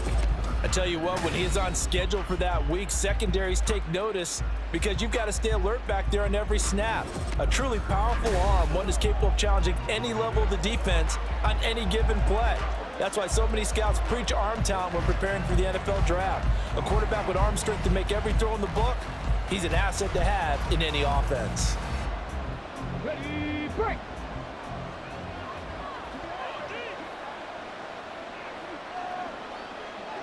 Stroud looks to throw on the first play. He'll get this into the hands of Nico Collins. And he's taken down, but able to slip across the 35. 13 yards on the game's opening play. To win any route, you've got to break down the defender, and that's exactly what happened here on this really nicely executed curl route. So here's a 1st and 10 at the 38. Here's Devin Singletary. He played in this state at Florida Atlantic.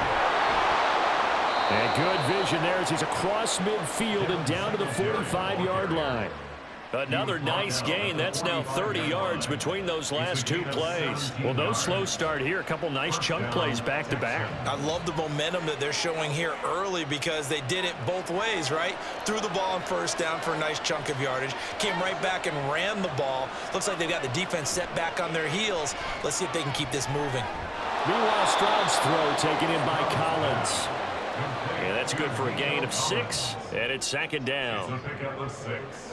Brings up 2nd and 4 at the Jaguars' 39-yard line.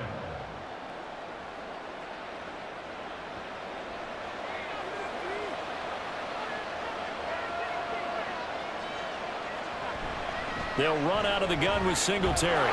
And a good push up front, and he's able to navigate his way down inside the 30. 10 yards there, good enough for a Texan first down. Houston.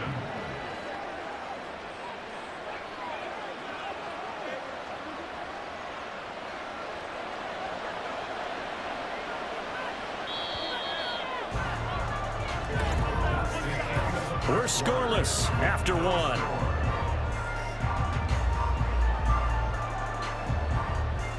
Texans football to start quarter 2 as they've got it with a 1st and 10.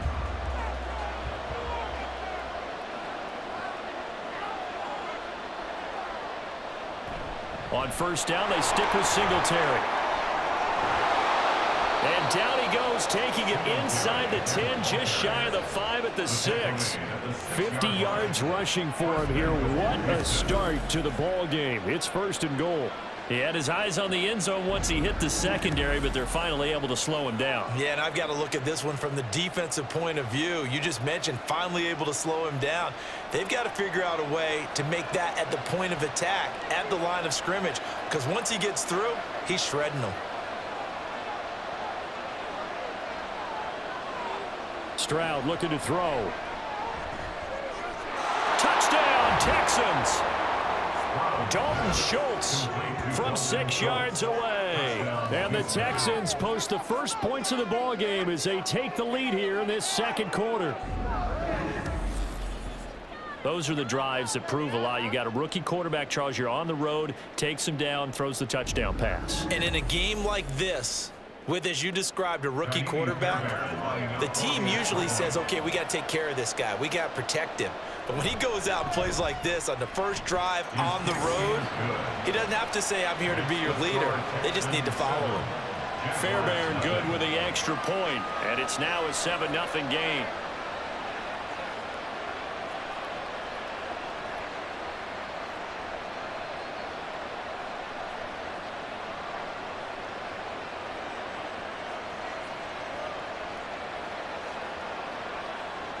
It's one play at a time, baby.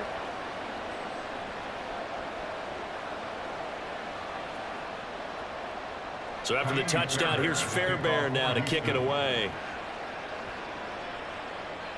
Jamal Agnew now to return it. And no alley to be found. The coverage was solid, and he's dropped at the 18. So here's the first drive now for the Jags. They're led by the #1 overall pick in the 2021 draft, Trevor Lawrence. The word is potential, potential, potential. Think about this guy from the time he was in high school, one of the top prospects going to college, coming out of college, mentioned as a generational type quarterback. He looks the part. Tall, big arm, surveys the field. It can take off and run when under duress.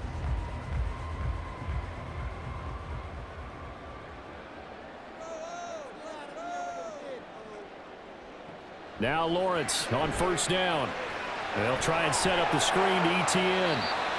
A nice little screen. They get 6 on first down. And a really nice play call there to start the drive, especially if you're a team that has a little bit of a reputation for throwing it downfield. You come out and you think maybe you can catch them off guard a little bit, and they did. Little screen pass, backdoored them, and that time worked well for a solid gain. Lawrence will throw. And that'll be off the mark, too far out in front, and it's incomplete. He shook his head right when he released that throw. He knew it was going to be a little off target. Yeah, the excitement got him on that one. Wasn't able to control the fact the receiver was open, and it would have been an easy throw. Now they face a 3rd down and 4 after that incompletion on 2nd down. Here's Lawrence to throw. He had a man open, but he missed him, and it's incomplete. I know coaches tell us all the time that having a powerful arm isn't the #1 thing they look for in a quarterback. But when you're trying to throw inside routes and you need to put some heat on it, it helps have the big gun. In this case, just a little bit too much. So on 4th down, here's Logan Cook to punt for Jacksonville. Desmond King deep for Houston. This is taken at the 23. 51 yards on the punt there. And the Texans will take over with a 1st and 10. Let's spotlight Devin Singletary as this offense comes back out. He's over 40 yards here in the 2nd quarter. Been nice and effective for them, hasn't he? He has definitely been dependable, and really shouldn't underestimate what he's getting done here, because anytime you're on a pace that's going to approach 100 yards, you've really done some damage in an NFL game. And now he's looking just to add to his totals. 1st and 10, it's Stroud. Throwing the out route incomplete. That's Collins. And he'll take this to the other side of midfield before going out of bounds. An ideal beginning of the drive there as they'll get 20 and a 1st down. What a start here to the ball game. You get the good kick return, followed by a quick 1st down through the air. If this defense isn't careful, they might be looking at a deficit before they know what hit them.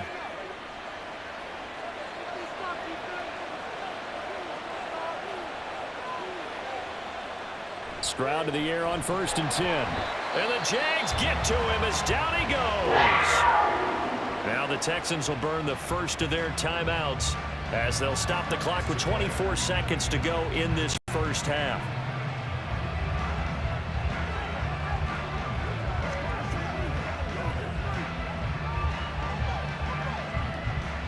Don't need it all back at once, but you figure they're going to need something here. 17 yards to go on 2nd down.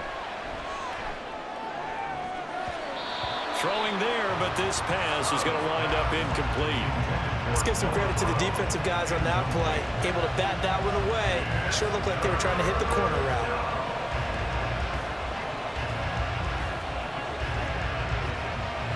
An incomplete pass on that last play, and that means they'll need to come up with something here on 3rd down. And Stroud now to throw. Throw out wide is incomplete. And that's a good bounce back after giving up a touchdown on the opening drive. Just 1 1st down permitted and then out. Obviously no loss of confidence with that defense, and now they get to turn it back to their offense. On 4th down, out is the punter Cameron Johnston to boot it away. Back deep for Jacksonville, the dangerous Jamal Agnew. And this is going to hit the goal line and continue on into the end zone for a touchback.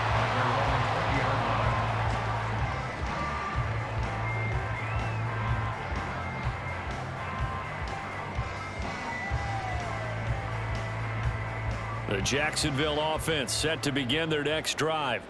And with 7 seconds remaining, not much time to really do anything.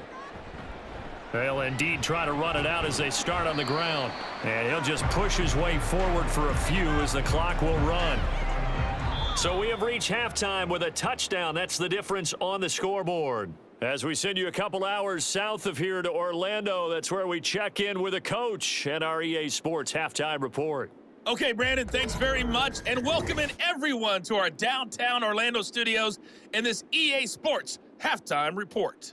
This has been a hard-fought battle thus far. Just the 1 touchdown to this point is still anybody's game at 7-0, as both of these defenses have been out there trying to one-up one another. Okay, Coach, thanks as always. This one's still anyone's game as we welcome you back for quarter number 3.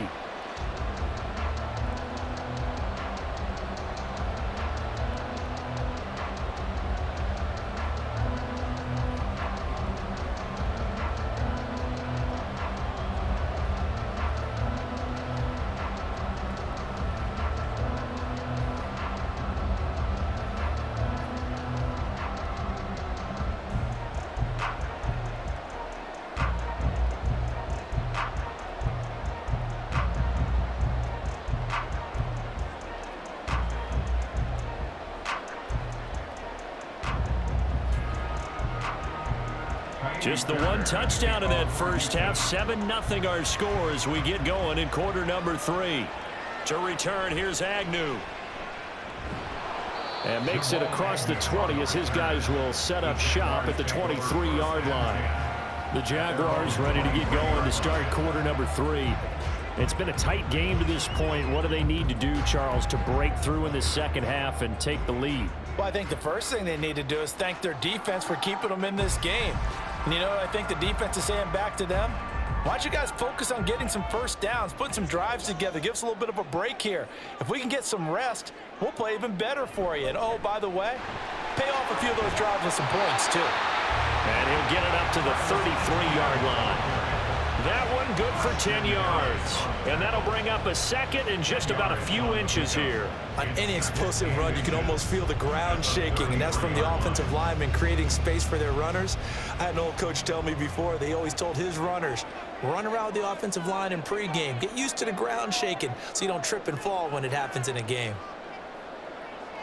On second down, here's Lawrence. And completes it to Kirk over the middle. And Kirk is going to have the Jaguars first down as he's up to the 40-yard line. Call it a gain of 7, and it gets him a new set of downs.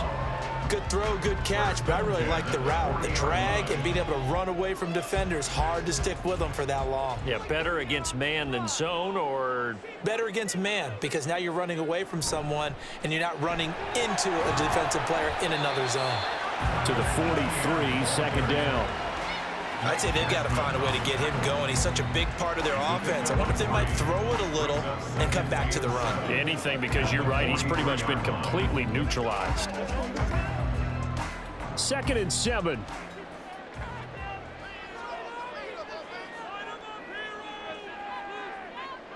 Lawrence. Man open, that's Calvin Ridley. And he's going to be taken down with another first down as the stop's made at the Texans' 44-yard line. Well, they obviously read man coverage their partner, and he got downfield, broke down the defender, made him What do you mean by that, Burrow? Yeah, he made him think he was going to run a different route. Probably thought he was going to take it upfield. Then he curls back inside for the completion. And they're not going to get to the line to run another play. So we will switch ends as the third quarter has come to a close. We'll return with more after this. You're watching the NFL on EA Sports. Back now in Jacksonville. It's Jaguar football, but a little work to do for them. They trail here as we start the 4th. Oh, and a heck of an effort there as he'll make the diving catch. Nice, well-coached, a team that understands what's going on. They still have time to work the middle of the field as they just did there. 1st and 10 at the 34-yard line. Plenty of time. All 3 timeouts still remain. Here's 1st and 10 now. Lawrence. That's to the sideline and incomplete. Limited time left on the clock after that incompletion, so I think both sides are going to savor every second to prepare before the next snap. Because once the ball's in motion, it may be a non-stop push to finish this drive off. Everyone better be on the same page right now, because I think they're going to try and get several plays off in quick succession if they can. Here's Lawrence. Throw right side is going to be caught by Kirk. And he's going to get 7 out of this before being taken down at the 27.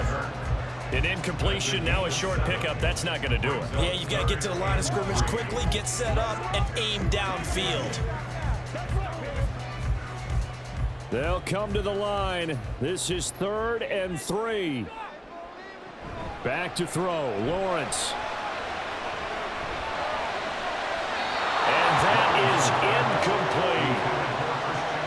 Partner, they've got one chance left to keep this one going, and I think for you and me, let's think along with their offensive coordinator now. Has to think back, cycle through every play of this contest, and remember what's worked and what hasn't. Because right here, he needs the best play of the game in order to keep this one alive. Here we go. Gotta have it. Lawrence. Able to find the open man. That's complete. And he is going to have the Jaguars first down by a couple of yards as they get 5 there on 4th and 3. 4th down, trailing in the 4th quarter. They felt compelled to go for it, and they got it. Well, I looked down at my play sheet, and what I would find, plays have been successful throughout the game that have worked at the distance you need, and that's exactly what they got done. He'll get this off to ETN. The Jaguars going to go ahead and use their first timeout as they get it right at the 32nd mark of this fourth quarter.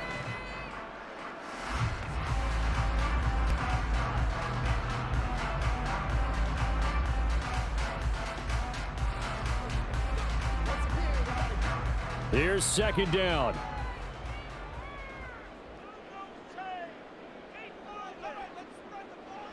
Throwing now, Lawrence.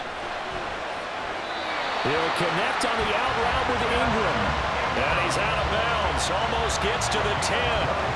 They got exactly what they wanted there. Out route, catch, get out of bounds, stop the clock. And I have to criticize defense here because you know the situation. You want to keep them inbounds and have the clock run.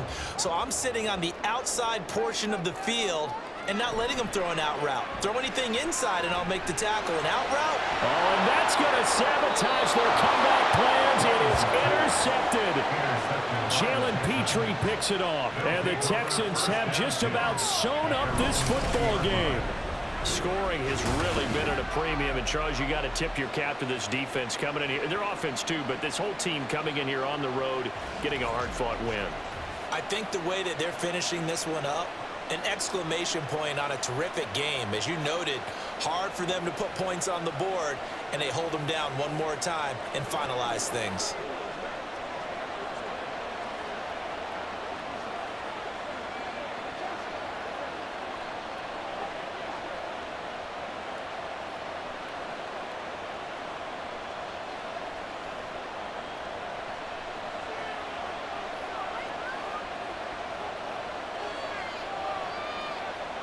Down to a knee here. The defense still with a couple of timeouts. We'll see if they want to use them. Now the Jags will use the second of their timeouts as the clock will stop with an even 20 seconds left to go.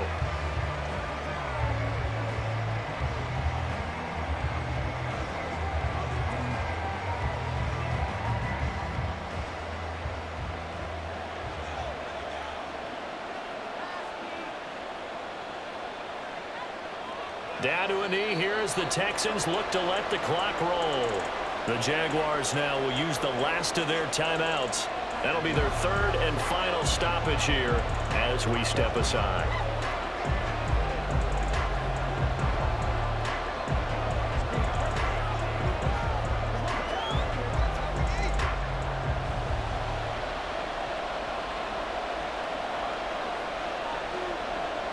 To a knee goes Stroud, and that is going to be all she wrote.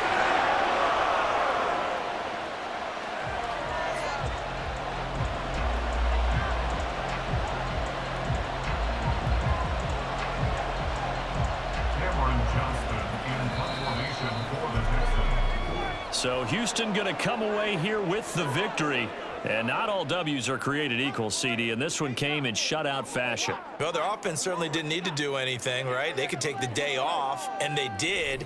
But the defense, they carried them in a big way. Yeah, look, the offense, obviously stuff to work on, but they did enough, and the defense carried the load. But you know what they say, it's always fun to work on things. If it didn't go well in your game, with a victory in your pocket. And that's what they've got going forward. So that'll do it.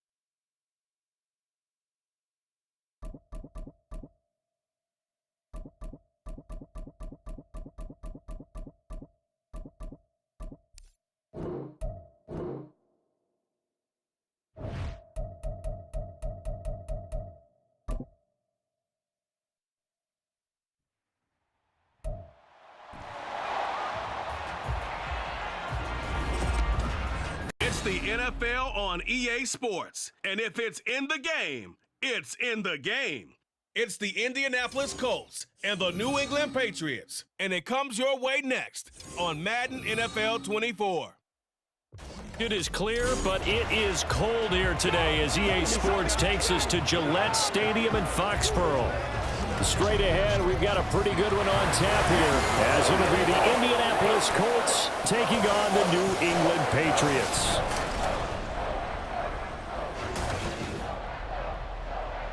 With Charles Davis, as always, I'm Brandon Gaudin. Now, Charles, you and I, we've done a lot of games together. Always seems like we're rehashing the same storylines. Turnovers, of course, always a big story. Quarterback play, running backs, yada, yada, yada. But getting ready for this one word kept coming to mind, and that's preparation. Well, it's critical to be prepared physically, mentally. When you think about getting ready for an NFL game, you have to wonder, what will they throw at us that maybe we haven't seen before? 2-minute drill, maybe different things like that. Got to be prepared. You're exactly right.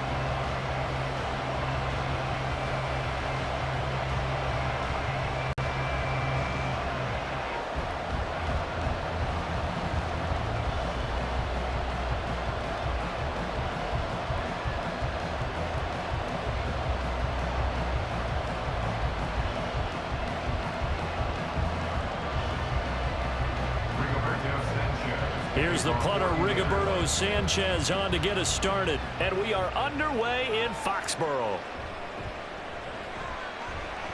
And he won't quite make it to the 25. So now the Patriots getting set to take over on offense. And they will be led out by their second-year quarterback. And he's a young man who's always believed in his talents. Didn't have many offers out of high school, ended up at Houston Baptist and put up monster numbers. Decided to take the next step and go to Western Kentucky, and he did it again. Set NCAA records for passing touchdowns and passing yards in a single season. Now the big jump to the NFL. This guy's like a very skilled point guard, knows how to deal and put the ball in the proper place with every throw.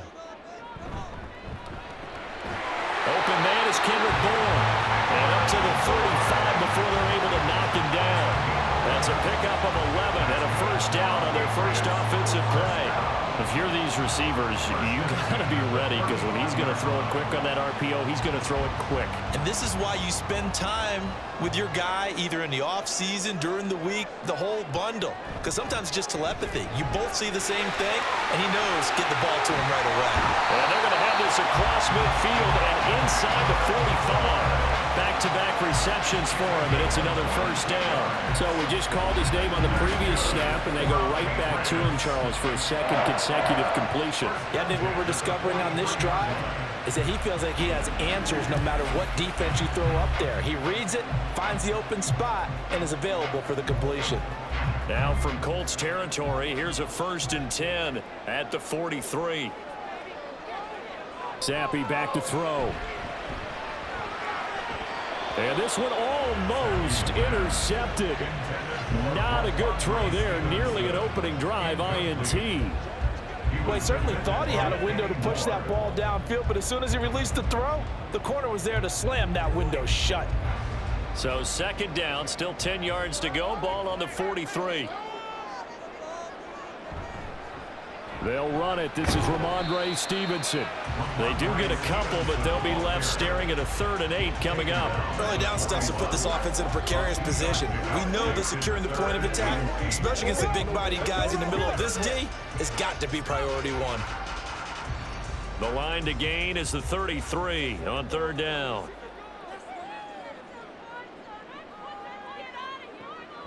Zappi off play action. And that one too wide and incomplete. Man coverage is certainly a staple of their defense, and it's built for plays like that, forcing that incompletion.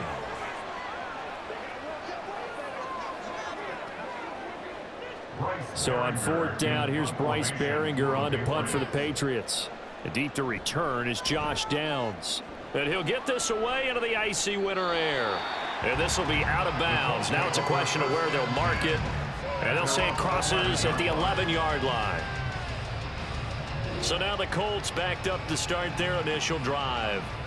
They'll be led out by Gardner Minshew, 6th-round selection in 2019 out of Washington State. And how about this young man? Took the NFL world by storm. As a 6th-round rookie, signature mullet, mustache, but 21 touchdowns for the Jacksonville Jaguars.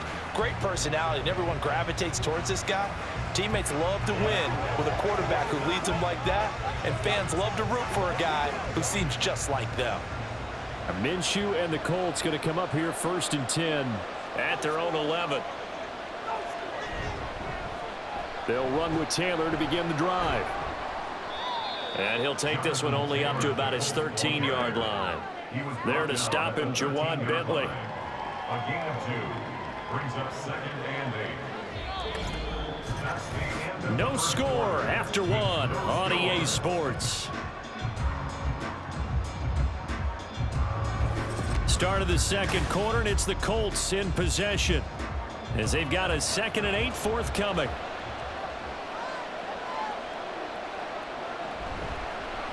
Now an option play on 2nd down. Now Minshew has it knocked out, fumble. And this ball recovered by the offense. But remember, they cannot advance it here in the final 2 minutes of the half. So this will be blown dead, and it'll come back to the spot of the fumble. Much like a running back going through the line, quarterbacks have to be aware of protecting the football as well. He left it exposed that time, wound up having it knocked free, but fortunately, had an alert teammate who was able to get it. Now a nice throw here right side. He hauls it in. And he slips up past the 45 before being tackled. Another good gain. That's now 35 yards combined on those last 2 plays.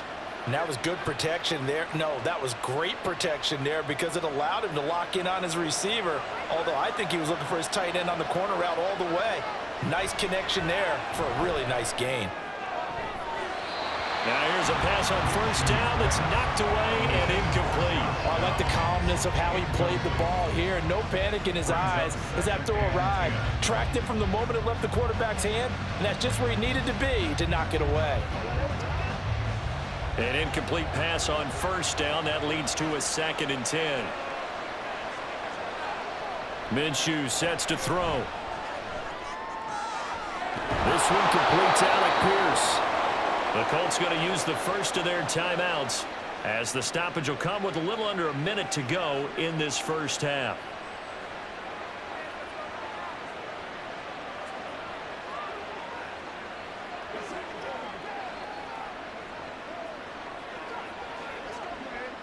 Could we get a touchdown in this first half after all? It's 1st and 10. Out of the gun is Minshew. And he couldn't get that one to his man. Short of him, it's low and incomplete. They had their backs up against the wall a little bit, and they come through by forcing an incompletion. Now they've got to continue to ratchet up the intensity a couple of more times and get off the field before giving up any more yardage. They work again from the 38 on 2nd and 10. It'll be Minshew again. And he's got Pierce. And they will have a first down as they are definitely in field goal range now down at the 20-yard line. Seems as if the passing attack's starting to heat up a little bit here in the second quarter. You can sense and you can see the momentum because now they're reading their patterns downfield, they're understanding the coverages, and they're finding the open holes in the defense.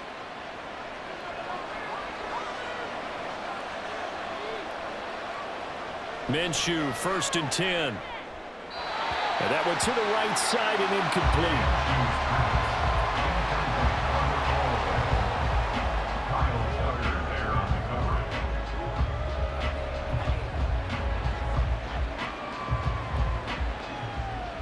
After the incompletion, here's 2nd and 10 from the 20. Looking to throw it, Minshew. That is caught at the 7. Now the Colts going to burn the second of their timeouts as they stop it with 16 seconds to go in half number 1.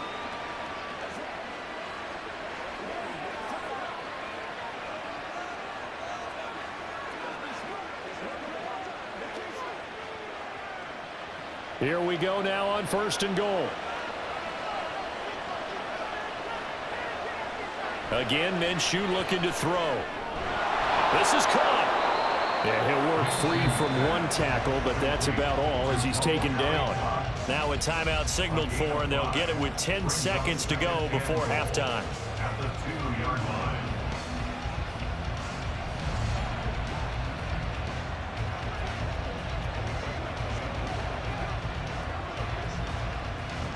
From the 2 now, 2nd and goal.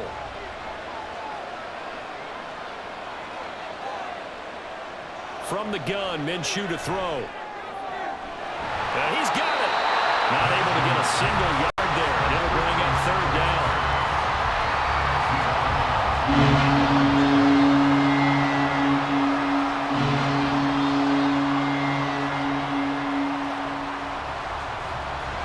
Matt Gay now gets ready for the field goal try. From the right hash at a bit of a tight angle. And Gay knocks this one through. And we have action on the scoreboard just before halftime. It's 3-0. So 3 points on the board, as easy a field goal as you're going to get, but I can see you shaking your head. I love that peripheral vision of yours, partner, because to me, if it's the 4th quarter and you're up 6, I get it. But now, even if you run and don't get in, you're still setting them up to go a long field, 98, 99-yard drive. How do you look at your defense and not give them that opportunity?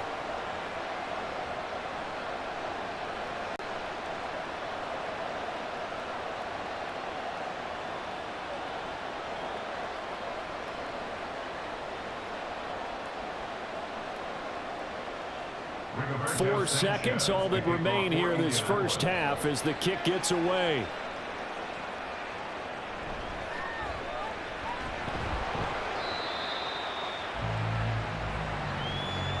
So we come to halftime here with the visiting Colts taking the lead to the locker room. As we'll get you down the coast to Orlando for Jonathan Coachman at our EA Sports Halftime Report. Coach.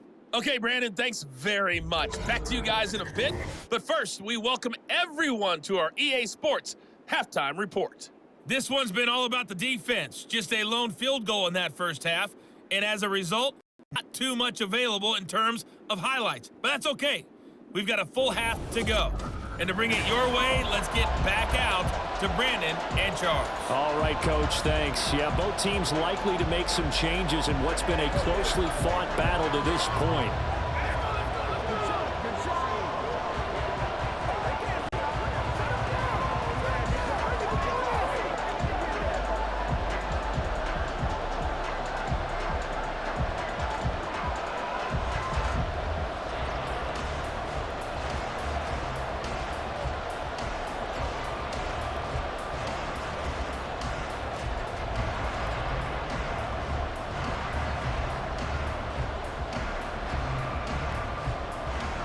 These offenses seemingly still back at the hotel for the first half. 3-0 our score as the second half gets underway.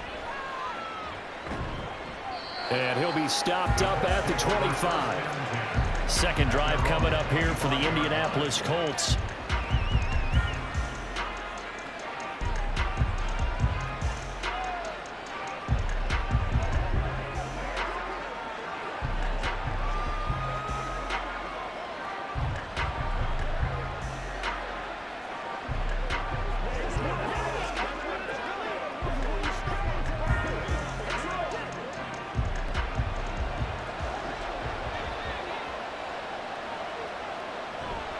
First and 10, Taylor now. And he's going to be stacked up right at the line of scrimmage. Nothing there for him. Second down. As usual, the hallmark of a good run defense, linebackers making plays near the line of scrimmage. Absolutely nowhere to run there. A good action to this point in the third quarter. Just a 3-point game. Second and 10. Here's Minshew. This ball tipped, and it's going to be incomplete. Fortunate maybe to get that back. It's third down. I can assure you, setting up the screen is much more difficult than it appears. It requires excellent timing from everyone on the offense, and a defense's #1 goal is to throw that timing off. Now Minshew. And he goes down. It's a Patriot sack. And the defense coming through on third down. A loss of 7 to bring up 4. This defense coming out after the half, and if that plays any indicator, Charles, maybe a little refreshed and refocused here for quarters 3 and 4. Yeah, they did really well on that one. That's exactly what they need to keep doing if they want to change fortunes in this game. Here's Jones on the return. That's a 49-yard punt. 8, though, on the return. And the Patriots take over. So back onto the field come the Pats for their second drive. And with the way this offense has played thus far, to be frank, they got to feel pretty grateful to be in the ball game. I would agree with you totally because they've done all of nothing offensively in this game, yet they still find themselves in a position on this drive where a touchdown can give them the lead. They need to take advantage of it. Now they're still looking for that first touchdown here in the third quarter. All they have so far, the field goal. Zappe's throw here taken in by Parker. And he'll be taken down, but not before he gets into enemy territory. Good work after the catch. Gets him 15 and a first down. And this was a nice example of an offensive coordinator scheming his guy open. Just a little underneath route, just trying to free up some space, and it worked awfully well. Got him not just space, but plenty of room to run after the catch to pick up really nice yardage. And the throw here caught by Devontae Parker. And he'll be brought down on what's going to turn out to be the final play of this third quarter. 3 quarters have come and gone. You're watching the NFL on EA Sports. Back now in Foxborough. It's been a very hotly contested game to this point. Just a field goal separating these two teams as we get set for the fourth quarter. Zappe now on second down.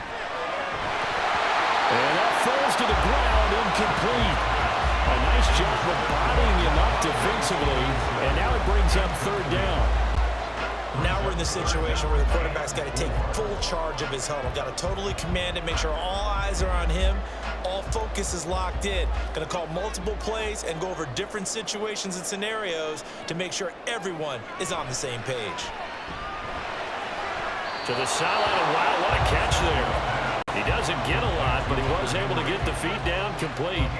He got out of bounds. That's a good thing, but still short of the first. And now, since this brings up fourth down, the defensive play caller, grab your nerves, because now you don't want to be so amped up that you give them a first down by getting out of your lanes, but you also don't want to just lay back and let them have it easily.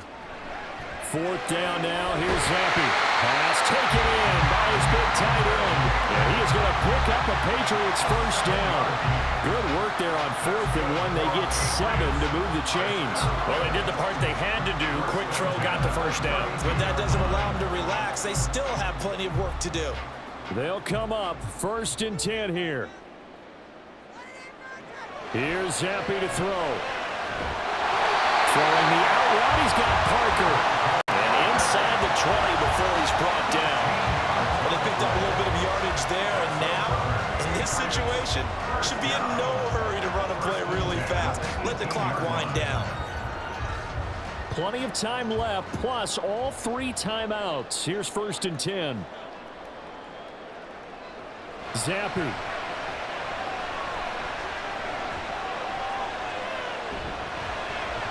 He'll get this into the hands of Stevenson.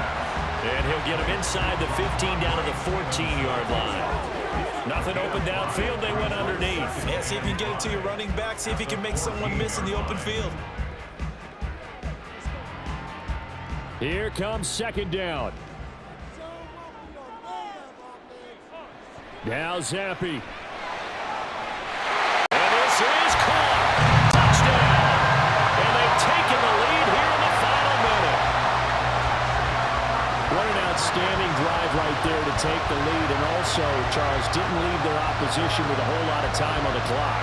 Yeah, I like the way that you're viewing this because they did a tremendous job to put themselves in a position to win, but they can't celebrate just yet. They've got to clamp down on any big plays and force them to use up those timeouts without making any headway. Chad Ryland now to add the PAT.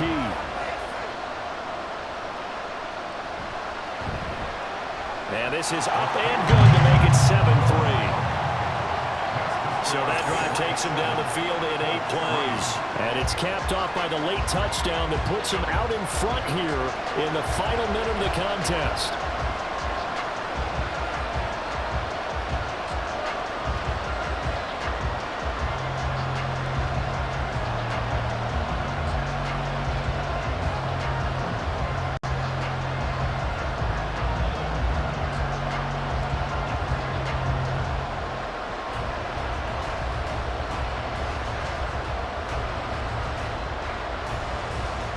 Back out is the kicker, Ryland, and he'll send this one away.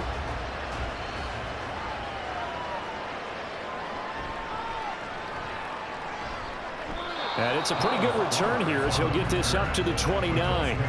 So Minshew and the Colts now down 7-3, 24 seconds to go. They need a touchdown. A field goal is worthless now as they come up on 1st and 10.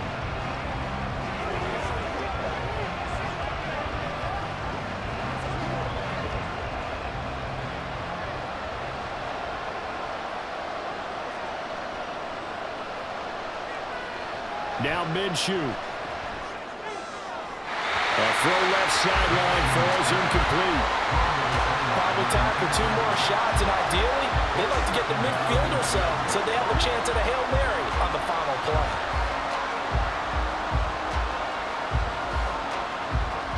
Another try, 2nd and 10 now. Here's Minshew. That's complete to Pierce. The Colts going to use the first of their timeouts as it'll come with 15 seconds to play in the ball game.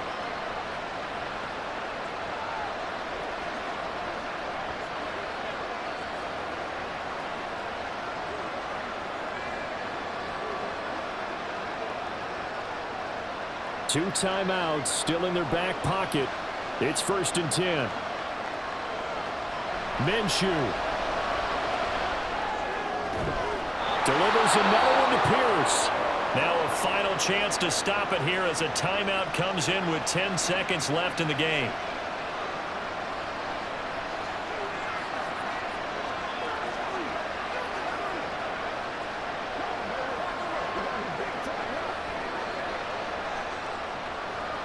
This is 1st and 10. Back to throw. Left side, he finds Pierce. And he'll have it in the red zone before he crosses over out of bounds. Absolutely ideal there. Get a good size play, get out of bounds. Well, you saw the coaching there. That is taught and it is emphasized. Get out of bounds, understand your situation, as well as just understanding the game.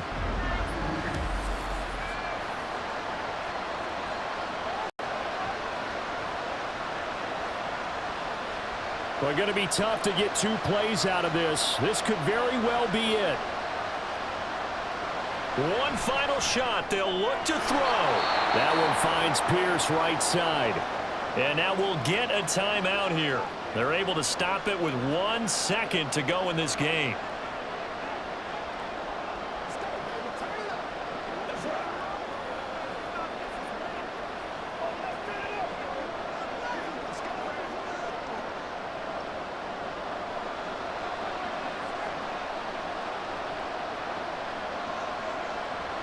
Back to throw. And he's going to be dropped. Back at the 15-yard line. Probably what a finish to this one. I mean, this offense, they had it down there inside the red zone, but ultimately couldn't execute that final snap to find the end zone. Yeah, and they're going to walk away from this one, and you know what's going to go through their heads the entire time until they get to play again. If we could only have that final snap to do over one more time, maybe with a different play call. So that'll just about do it for Charles Davis. I'm Brandon Gaudin. You've been watching the NFL.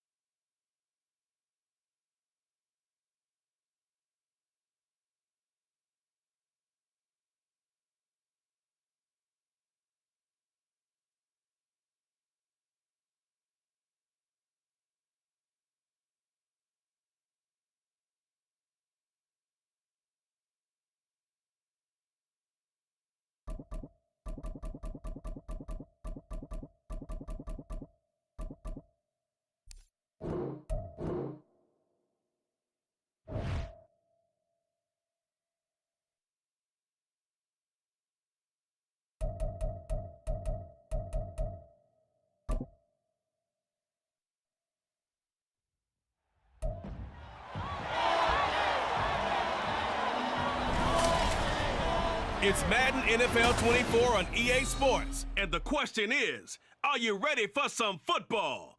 It's the Los Angeles Chargers and the Atlanta Falcons. And it's coming up next. First opened in 2017, there's a look at the beautiful state-of-the-art Mercedes-Benz Stadium here in Atlanta, GA. Coming up, we've got what should prove to be a good one, as it'll be the LA Chargers taking on the Atlanta Falcons. Happy to be on hand. I'm Brandon Gaudin with Charles Davis. And before we kick, partner, your keys to the game, please. Well, my keys are on the defensive side of the ball for both teams. And the big one, making sure you avoid giving up the big play. These safeties are going to get tested all game long. Their job, keep the ball in front of them, tackle people, make them run extra plays in order to try and score.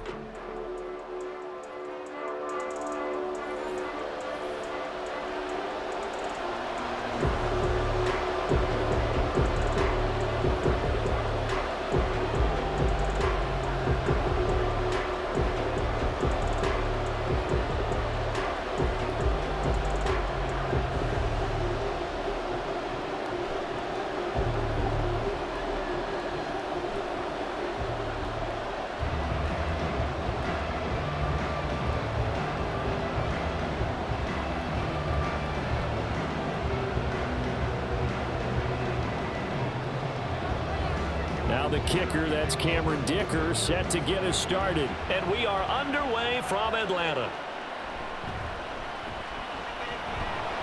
And able to get this across the 20, but not much further as he's dropped it to 23-yard line.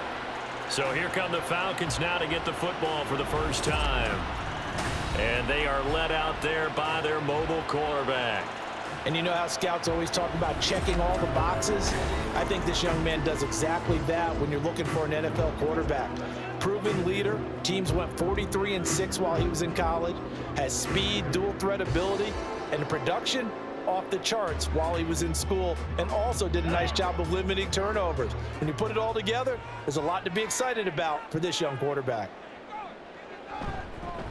Now a first carry here for Robinson. And he'll hope that this is not a sign of what's in store as he has to fight just to get back to the line of scrimmage. Call it no gain on the game's first play. And it's second down now. I know that speed is the hallmark of today's NFL game, but the key to good rushing defense is still having your linebackers set the edge. Now a 2nd and 10. Ritter back to throw. Throwing left side here, and it's complete. 4 yards the gain, and it'll bring up a third down.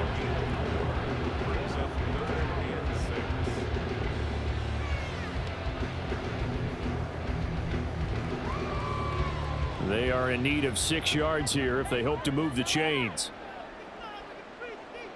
Ritter throwing on third down. A good decision in the end to pull it and run, gets him 9 yards and a first. He's a talented runner, and that means he's always looking for bigger and bigger gains when he takes off. Certainly found some bonus yards there beyond the first down marker, and this early drive will continue with that extra jolt from his legs. So from the 36 now, 1st and 10. Robinson up the middle. It's a 6-yard pickup, and it gets him to 2nd and 4. If you're in the offensive huddle, you're smiling after that play because you've certainly got them guessing now. 2nd and short, could they just hand it off for another big gain? Or do they take advantage of this spot to take a big shot downfield?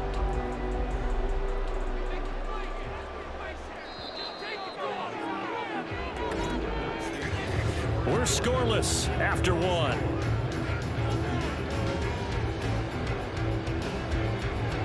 Back now in Atlanta, second quarter action. The Falcons with the football as they've got it with a 2nd and 4 coming up.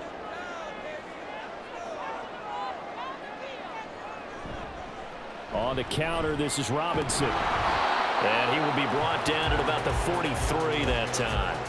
It'll be a pickup of a couple, and it leaves them with a 3rd and 3.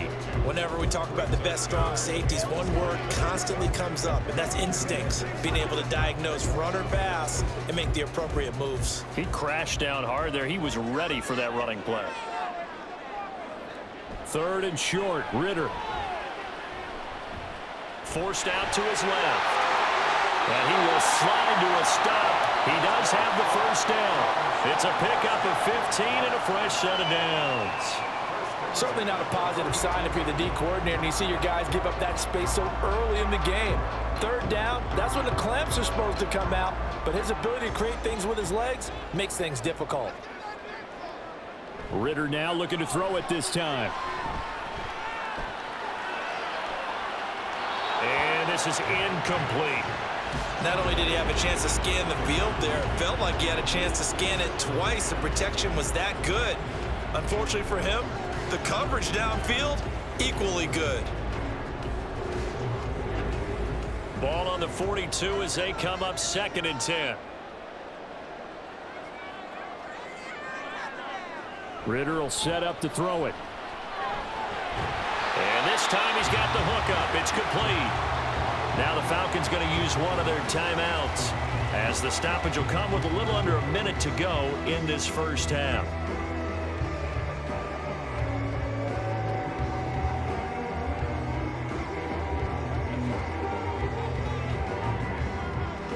Play number 9 now on this pretty long opening drive, but this is 3rd down. Back to throw, Ritter. He'll try and set up the screen. It's complete. And he's going to have a Falcons first down, and he'll have it by plenty as they're able to keep the drive alive on 3rd and inches.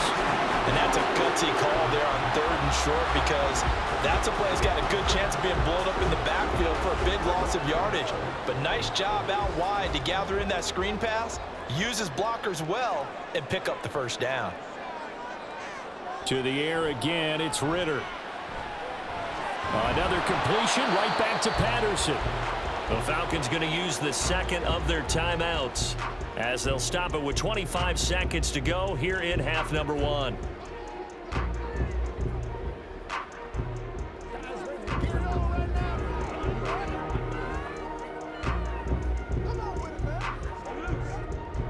Second and 10.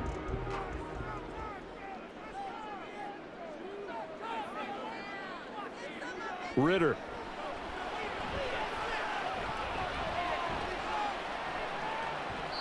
And his pass incomplete. What would look like a march to the end zone has hit a momentary roadblock with that incompletion. No need to panic. They just got to come up with a high percentage play call and see if they can get their offense back on track. An incomplete pass on 2nd down. That muddles things a little bit here. This is 3rd and 10. Looking to throw it here. Ritter. And that is incomplete. Boy, he did everything but hold on to it. But a nice play defensively, and now it brings up 4th down. Nice back-to-back plays defensively. They're stacking momentum now. 1 incompletion, 2 incompletion. They're going for more. Now Younghoe Koo, who of course used to kick for the Chargers, on for the field goal. From the left hash, it's a 42-yard attempt. Koo knocks this one through the post. And we have action on the scoreboard just before halftime. It's 3-0. So they're able to end that drive with 3 points in this one-possession ball game. And ideally, you want to end every drive with points. Most quarterbacks would tell you, let's end it with a kick, right? A PAT, that's number 1. Field goal you'll take. Punts, you really don't want to do that. In this case, they'll take the field goal and get prepared for the rest of the game.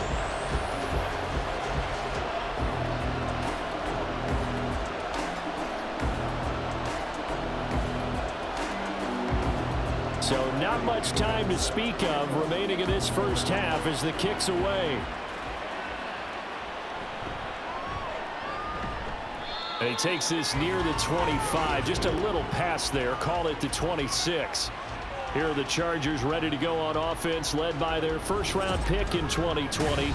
The man out of Oregon, Justin Herbert. It hasn't taken Herbert long to earn this status as one of the league's best and most entertaining passers.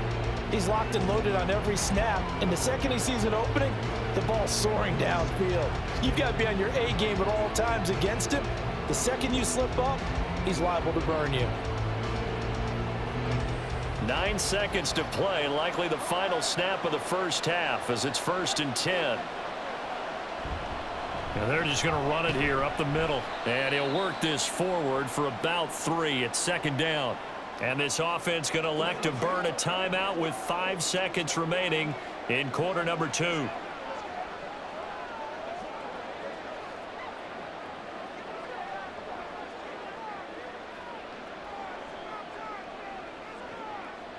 And you see the clock almost empty, so this is likely the last play in the second quarter. A final shot before the break for Herbert. And a throw right side here going to be incomplete. That was a nice job defensively of disguising their coverage and making it difficult for the quarterback to lock in on the receiver, and it results in an incomplete pass.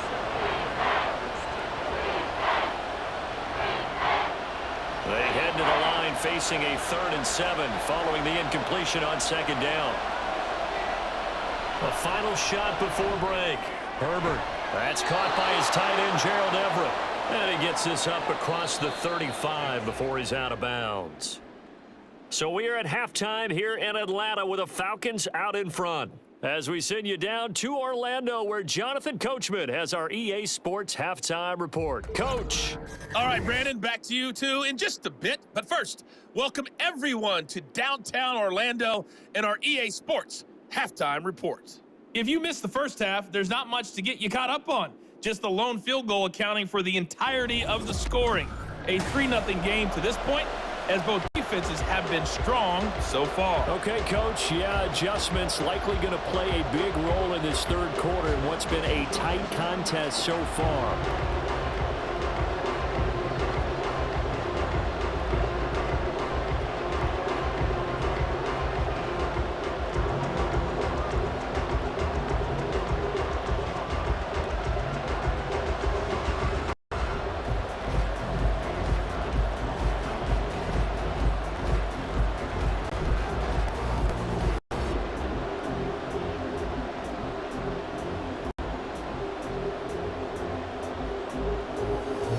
Just one field goal and a tightly played first half as we resume action here in quarter number 3.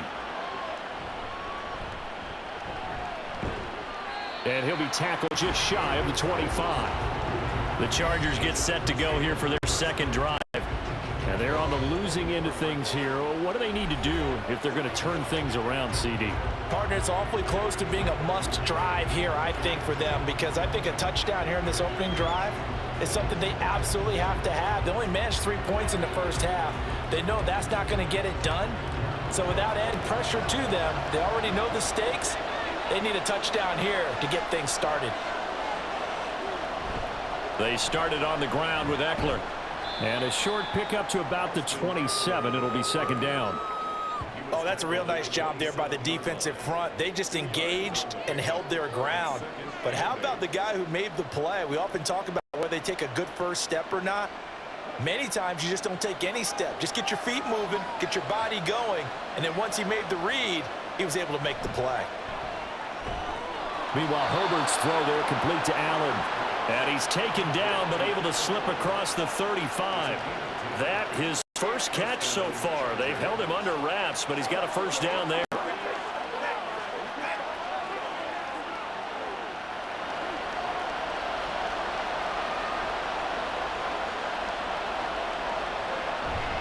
Herbert will give this one to Eckler. And this winds up a pickup of 2, maybe 2.5 to about the 39. This is what happens sometimes when you abandon the running game. It's hard to get back to it because once guys get out of that mentality of firing out and hitting people, hard to get them started again occasionally. Ball on the 39. Here's the 2nd and 8. It's Eckler again. He'll get about 3 as he's brought down right around the 42. Just not a whole lot of room to operate there on that carry. No, not at all. They did a really nice job staying in their proper places and not allowing any lanes to open up.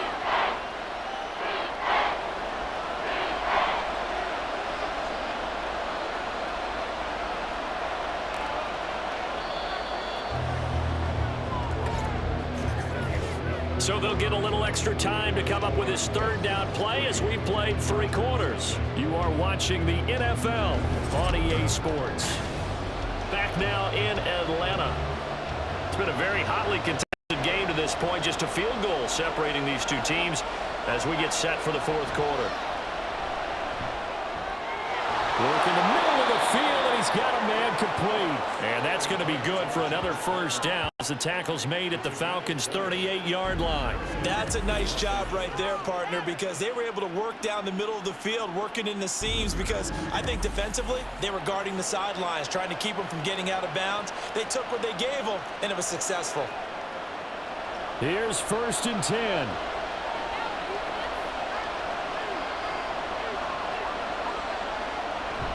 Eckler now between the tackles. That's a strong pickup right there on 1st down, and as this drive goes on, we're seeing an offensive line and running game imposing its will.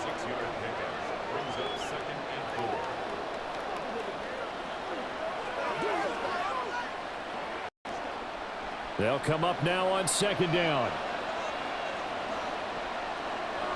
Herbert. Well, these corners, I tell you, they've done excellent work all game long. They remind me of guys in the past who just said, hey, throw it out here 100 times, nothing good is going to happen. And if you throw it in the wrong place, I'll take it the other way. The sound reverberating here in the dome. This is 3rd down. Now Herbert. Pass taken in by his big tight end. And he's taken down, but not before reaching the 10-yard line. Well, I guess at the very least, they got the tackle from keeping him out of the end zone. Yeah, you're looking for that silver lining, aren't you? But guess what? Everything changes now after that big play. They've got a chance to strike.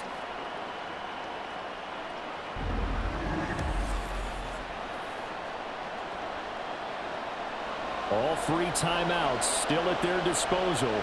Here's 1st and 10 now. Herbert.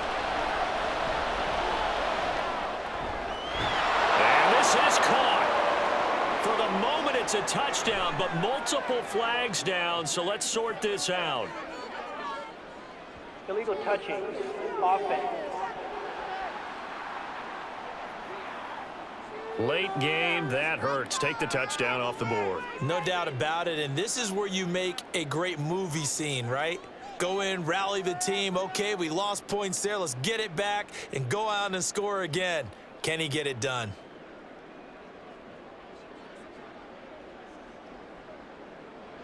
They'll try again here. 2nd and 10.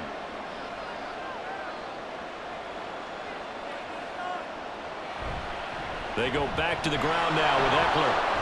Fights free at the 5. And he's brought down. And the Chargers going to signal for the first of their timeouts as the clock will stop with 21 seconds to go in the football game.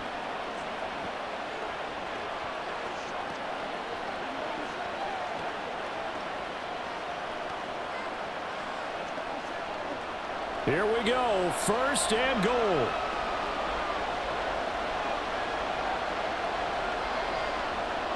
Herbert to throw. And he's got it. It's caught for a touchdown. And they have taken the lead here in the final seconds.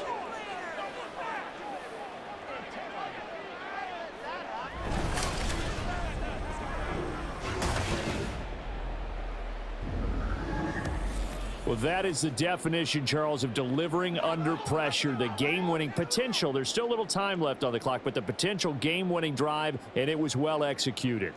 I think we're going to remember this possession for a long time. We've called a bunch of games, but how about how they got it done down the stretch? Absolutely terrific. Barring some type of miraculous play in this last half minute, I think that touchdown just earned them the win. They really came up clutch when they needed it.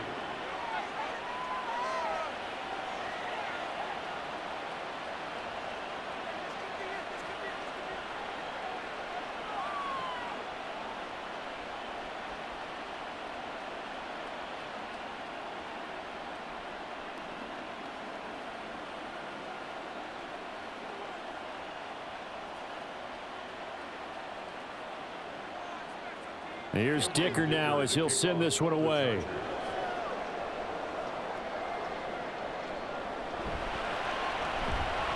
And he brings us out past the 20 to 24.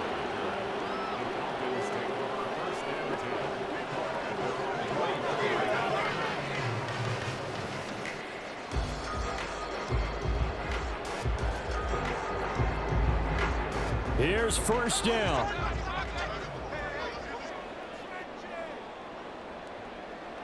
Ritter looks to throw it. The throw here right sideline falls incomplete. Work with me, partner. Take a deep breath because that's what they're doing down the field now. That incompletion allowed them to exhale a little bit. Get in the huddle, kind of scan the crowd, see if any celebrities are here. Relax a little bit as they start this big drive. Well, in need of a big play here and then a timeout. Here's second down. Now Ritter. And that's going to be incomplete. A couple extra defensive backs out there in the dime, and because of that, really not many places to throw the football, if any. And typically, what would you want to do against that dime? Run the football. You want to run the ball, but you can't do it in this situation. Not nearly enough time on the clock. You're having to really navigate against a tough defense presented against you. Ritter.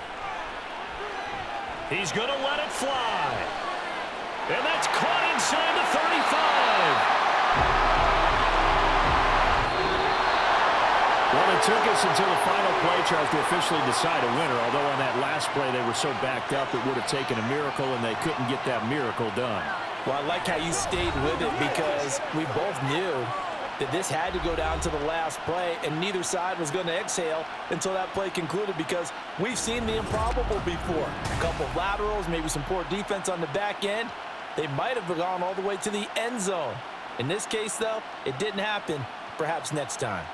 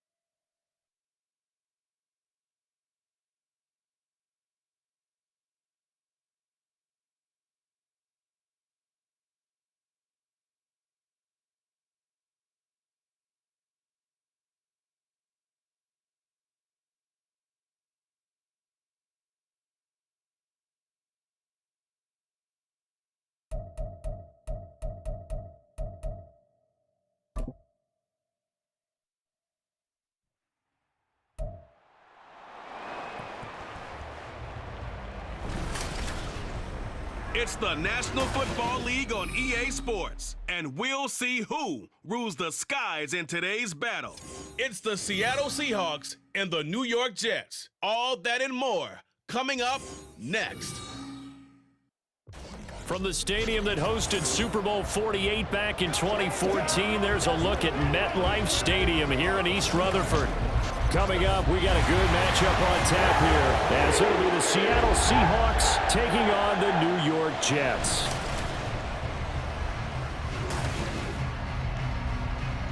A Alongside my partner, Charles Davis, I'm Brandon Gunn. Happy to be with you. And CD, as we get this thing going, give the folks at home something to keep their eye on. The running game for both teams, because I think this is going to be an old-fashioned, old-school type of a game.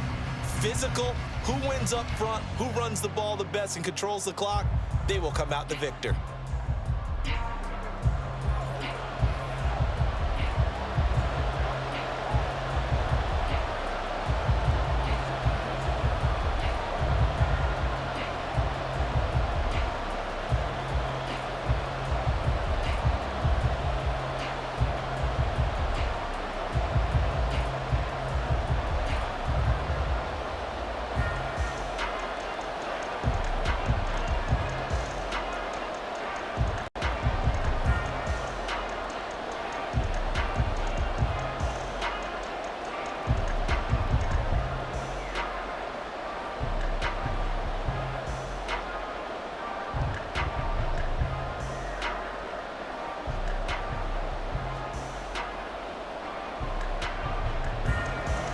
Here's a punter, Thomas Morstead, to get this one started. And off we go from MetLife Stadium.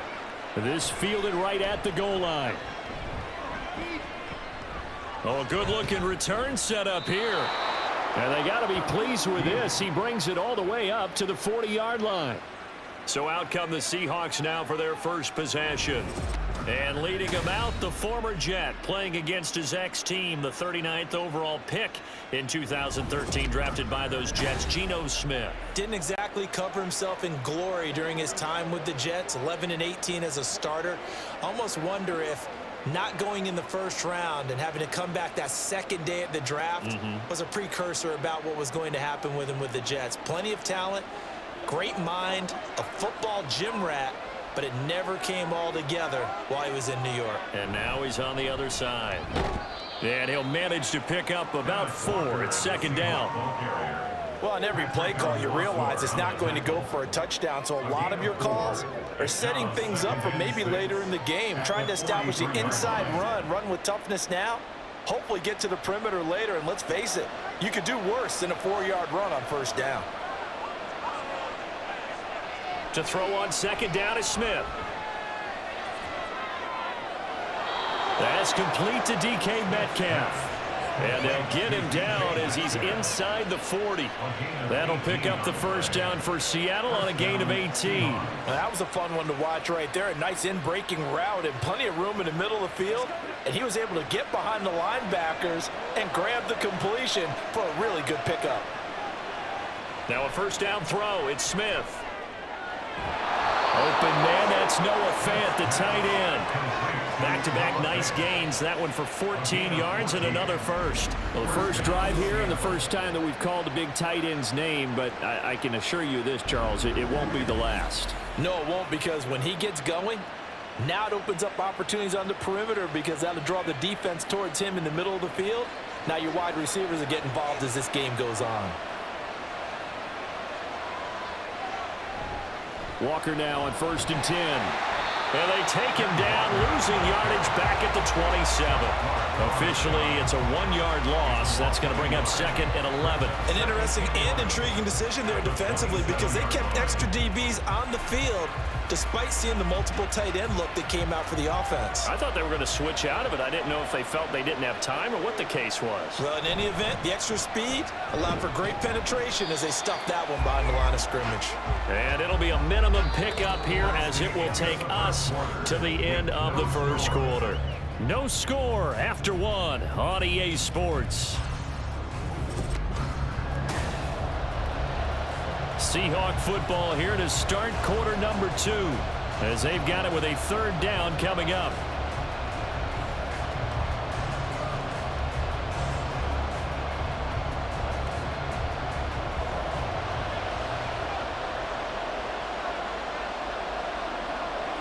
Throwing on 3rd down, Smith. Yeah, to the right sideline, and it falls incomplete. Tight defense there on 3rd down, but what a product of good coaching and even better execution because he realized he's in field goal range, no sense forcing anything, and he made sure he didn't. On comes the Seahawk kicker here on 4th down. It's Jason Myers. From the left hash, this will be a 41-yarder. Myers' kick is good. And the Seahawks grab a 3-0 lead. So our initial drive this afternoon results in 3. Not sure that that's a statement necessarily, but getting points on the road, never a bad thing. You're exactly right about that. I love how you framed it, right? Not sure it's a statement, but at the same time, you're putting something out there, aren't you? Letting them know, hey, we came to play today.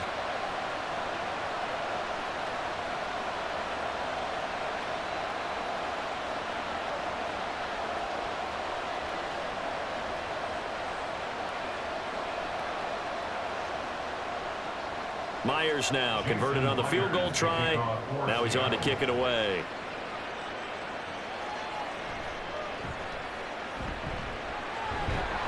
And they'll start this drive just across the 30. Pretty nice work on the return. So now here comes the Jet offense as they get ready to take over. They're led out by a former number 2 overall pick in the draft from BYU, it's Zach Wilson. And the first possession isn't until the second quarter, but what's nice about it, it's only down 3. So what you sell your team on is, look, 1 possession, 1 drive, we put it in the end zone. We're in the lead in this game. Let's go, guys.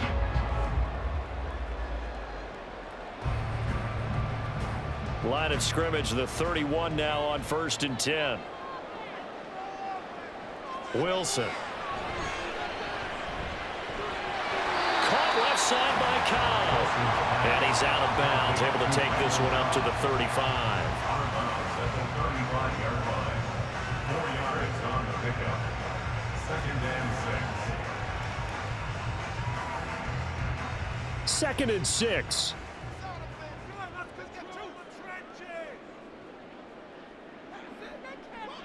Now it's Wilson.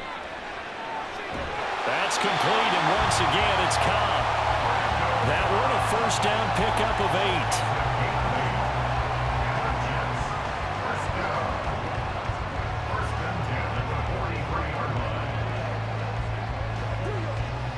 8. And it's a rush to the line right now for the Jets.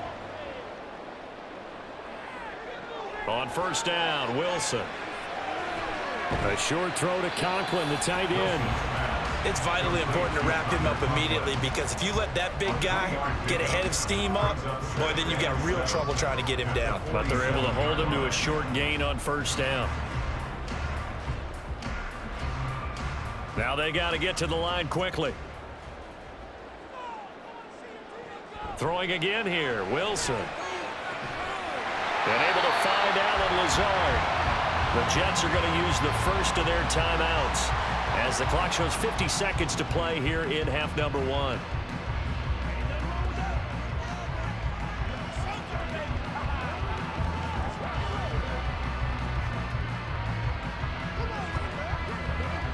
Could we get a touchdown in this first half after all? It's 1st and 10. Here's Wilson. Complete. That's Hall. And brought down, but not before they're inside the 25. Another big hitter there. This one good for 18. Well, they've certainly done a nice job spreading the ball around on this drive. This time he gets it out to his back, and it's another nice play and another 1st down. They've got the defense on their heels a little bit. They're reacting instead of being aggressive and making plays. Again, Wilson. And that incompletion breaks a string of 5 straight connections. And it's 2nd down. Well, a momentary speed bump there with that throw, partner. The defense had other ideas, and they're trying to mount a small stand before this drive reaches the end zone. Here's 2nd and 10. Now Wilson. Looking left side, and he's got a man. That's Wilson.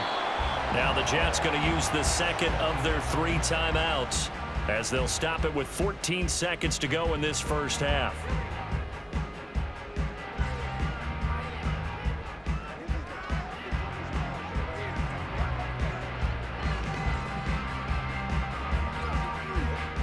This will be the 8th play of the drive. It's 3rd and 7. Now it's Wilson. He's got his running back out of the backfield. And he'll be out of bounds taking it just shy of the 10 at the 11 or the 12. 9 yards on the play and a first down. Another catch for him there on this drive, Brandon. It looks like they're going to utilize him out of the backfield any way they can. And that time they pick up a first down. So now on defense, do you assign a man to him and try and cover him before he gets going? Being chased out left. And he's in. Touchdown, Jets. Zach Wilson. And the final seconds of the first half. And the Jets have taken the lead here in the final stages of this first half. This is a great decision right here. Out of the pocket to his left, and he knows if he waits too long, the defense is going to be all over it. So he makes a decision to go and wins the race to the pylon. Now Greg Zuerlein on for the extra point. And this is up and good to make it 7-3. So that drive consumes 9 plays all told. And it was Zach Wilson who took it in himself on the touchdown run to cap it off.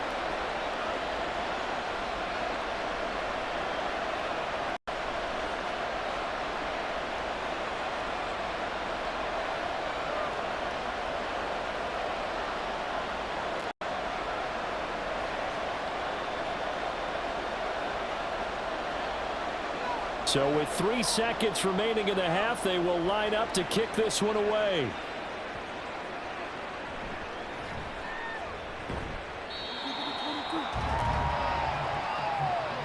So we've reached intermission here in a low-scoring game. 7-3 is our score. As we'll send you down the coast now to Orlando, that's where we find Jonathan Coachman, ready with our EA Sports Halftime Report. Coach. All right, Brandon, thanks very much. Welcome, everyone, to our brand-new studios here in downtown Orlando in the EA Sports Halftime Report. We were treated to a strong first half from the former #2 overall pick, Zach Wilson. He's got the lone touchdown of the game on a touchdown run. We'll see if he can get it going through the air as this one goes on. Okay, Coach, thanks as always. This one's still anyone's game as we welcome you back for quarter number 3.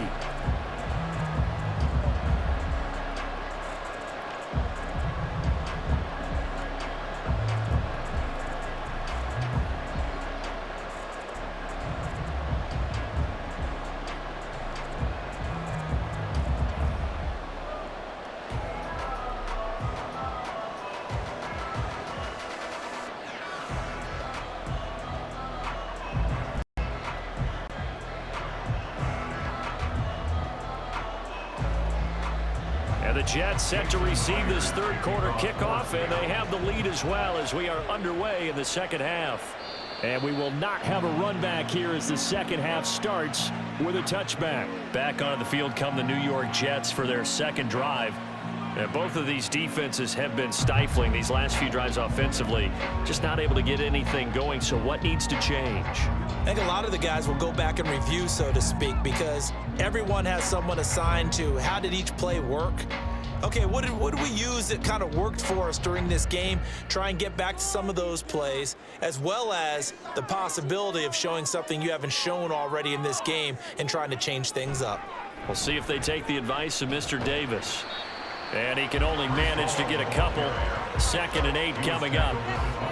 When we talk about defenders, specifically linebackers, keeping their eyes in the right spot, he had that eye down the entire time. And you know that's not easily done because they throw a lot of misdirection at you. They try and fool you and get your eyes in the wrong place. But you're right about that one. He correctly figured that one out and made a really nice play. Now Wilson. He'll get this to Lazard. And he'll be out of bounds across the 30-yard line. Short completion, just 4 yards. And now we've got a 3rd and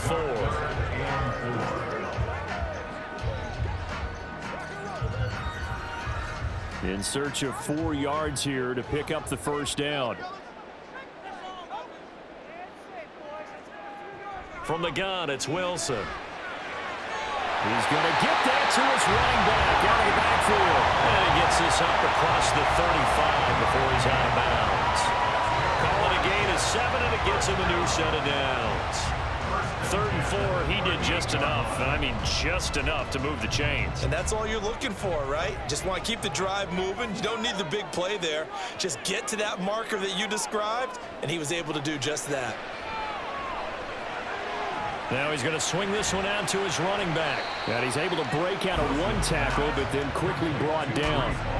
So the completion good for just 3. And that'll make it 2nd down. I know it was a gain, but you have to sense probably a little bit of disappointment there because when it's out there in open space, I think they expect to get more out of a play, don't you? Especially when you're getting it to your guy out of the backfield. You're expecting him to be able to create something, be a little more shifty. Yeah, no doubt about it. Good open field tackling, held it to an okay gain. Now, meanwhile, a pass that should have been intercepted, but it winds up falling incomplete. So many times when we talk about coverage, we're just talking about a defender running with a receiver, but a big part of it is understanding where the football is, finding it. In this case, when it arrived, it wasn't a surprise, and he was able to bat it away. On 3rd down, Wilson. Open man here is Conklin. And this effort won't be enough as they rally up to stop him a couple of yards short. It'll be a gain of 5, and that's going to make it 4th down. Thomas Morstead in punt formation for the Jets. Before they can get the punt away, whistles as we've come to the end of the 3rd quarter of action. We'll return with more after this. This is the NFL, and it's on EA Sports. Back now here at MetLife Stadium as we've got the final quarter upon us. We get ready to start the 4th. And this will be out of bounds, and they spotted it at the 15-yard line. Not too bad.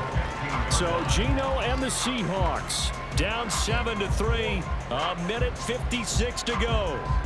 Needing to go pretty much the length of the football field as they have it 1st and 10.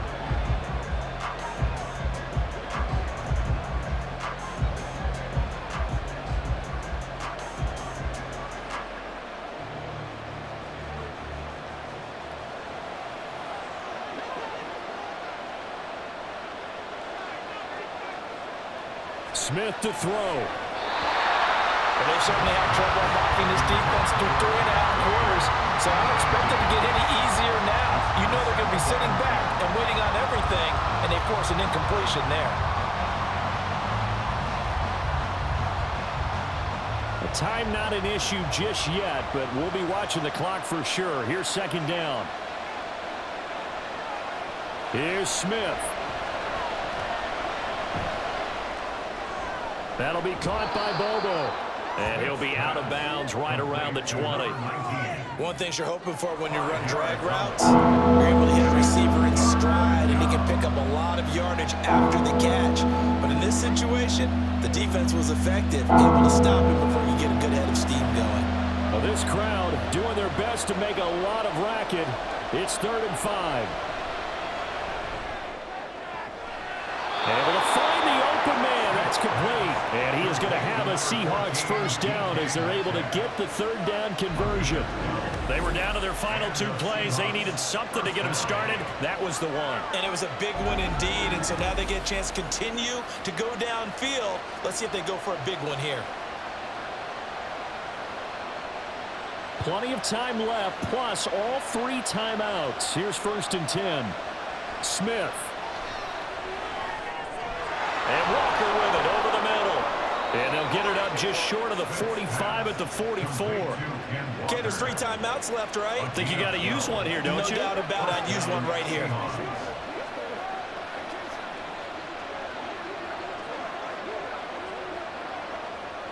And we've reached the 1-minute mark in this game.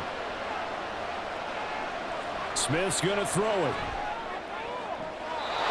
Left side complete to Lockett. And he is going to get out of bounds with the 1st down, so that's going to double their pleasure for sure. They get the 1st and save a timeout.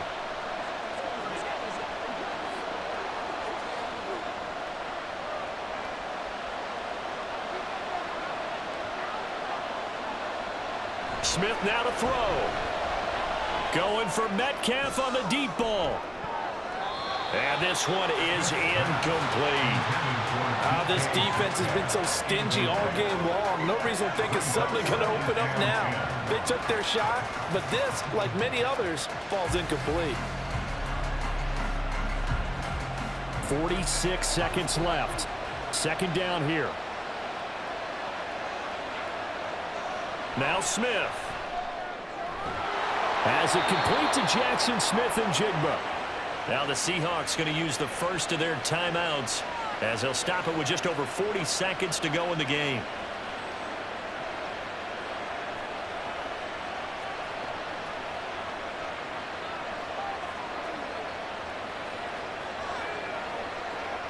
Two timeouts still available in this final minute. It's 1st and 10 now. Now it's Smith. And this will be well too low for him to bring in. It's incomplete. Whew, that's certainly not the worst thing. It stops the clock and lets your offense catch its breath and lets us exhale a little bit. Now I expect them to call a couple plays in the huddle so they're ready if a tackle happens inbounds. A little less than 40 seconds remaining. Here comes 2nd and 10. Smith. He's got his big tight end fan. Gosh, given the time in the short game, would he have been better off just dropping that? Yeah, when you look at the clock, you think so, but it's hard to get a receiver to drop a football. They're trained to catch everything.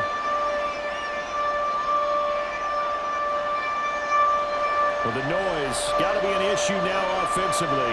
Here's 3rd and 6. Back to throw. Under pressure, and he'll go down. Back at the 26-yard line. They've got to burn the timeout, and they do, but a costly, costly sack. And now maybe just time for one final play.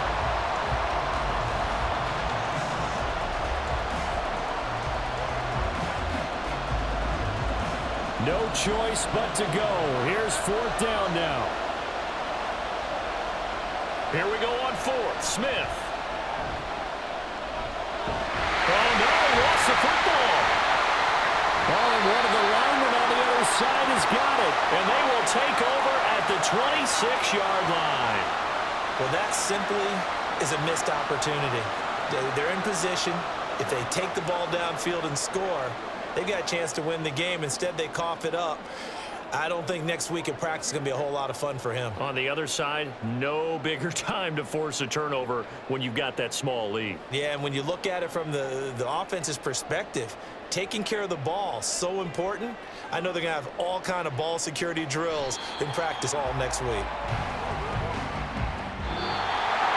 Well, obviously, Charles, this was by no means an offensive track meet. I mean, the defenses were the story in this ball game. But, hey, they got enough points to get the job done, and at the end of the day, that's all that matters. You're absolutely right about that, partner. In such a low-scoring game, it completely changes everything you had planned to do out there. Fortunately for them, they got just enough scoring to bring home the win. And in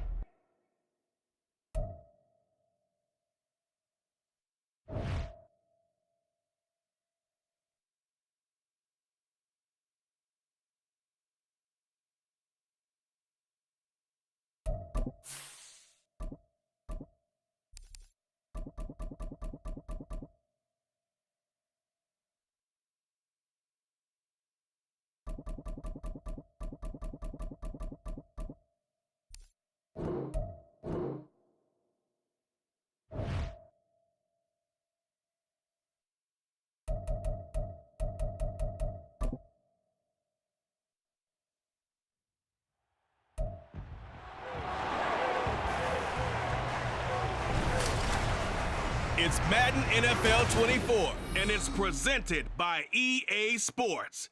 It's the Tennessee Titans and the Washington Commanders coming up next.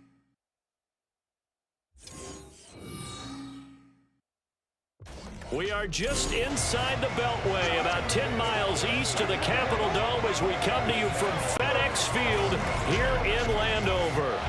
Straight ahead, we've got a pretty good one on tap here, as it'll be the Tennessee Titans taking on the Washington Commanders. Brandon Gaudin and Charles Davis, thrilled to be with you from the broadcast booth. And partner, before we get this thing started, what are you going to be watching? Who gets off to a fast start? In horse racing terms, they talk about catching a flyer out of the gate. Who sets the pace and makes the other team chase?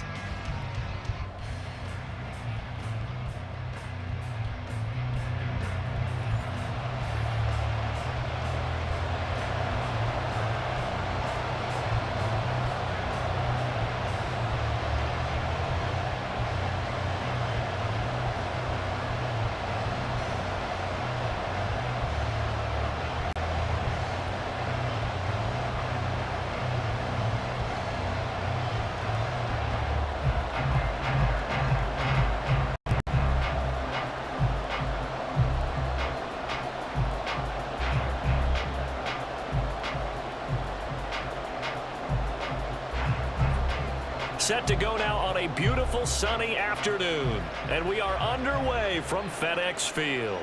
Now it's Crowder. And he'll get it up past the 20 to about the 22. Here are the Commanders for their first drive of the game. And they will be led out by their signal caller in his second year in the NFL now. And he left North Carolina with most of his school's records, and at one point was thought to be maybe the #1 quarterback in his draft class. He does bring deceptive athleticism and plenty of upside to the table. Add some consistency, and maybe he can really unlock what he can be in the NFL.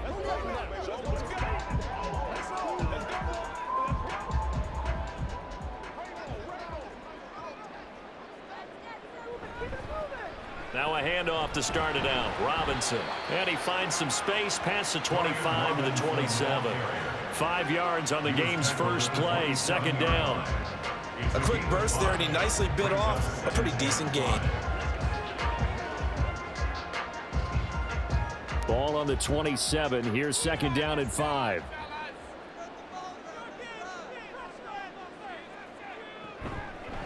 The first carry for the Memphis man, Antonio Gibson. And he'll get it up near the 35, right at the 34 here. 7 yards there and a first down. That's a good, nice, crisp run for a first down. I wonder if the defense might have been loosened up a little bit, maybe anticipating a pass instead of the run that they got. From the 34 now, here's first and 10.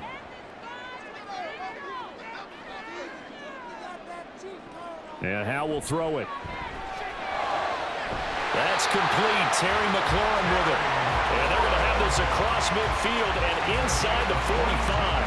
A well-executed 22-yard gain. And on this first drive, looks like they want to get that vertical passing game going early. And they did, and what a warning shot they just fired. If you're not going to back up and play coverage deep, we're going to attack you all game long. And once you adjust to that and you start to back off, then that opens things up underneath. A really nice start for them.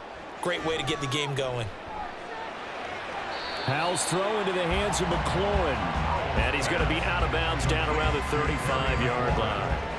So the completion results there in 9 yards. And they'll have a 2nd and 1 forthcoming.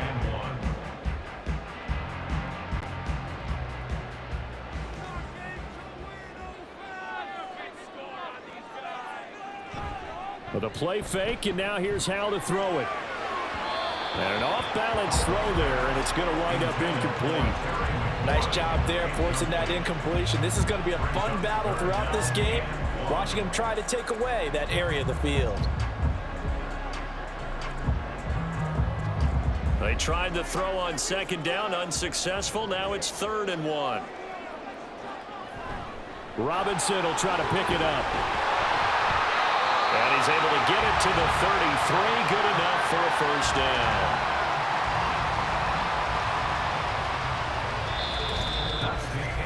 We're scoreless after 1.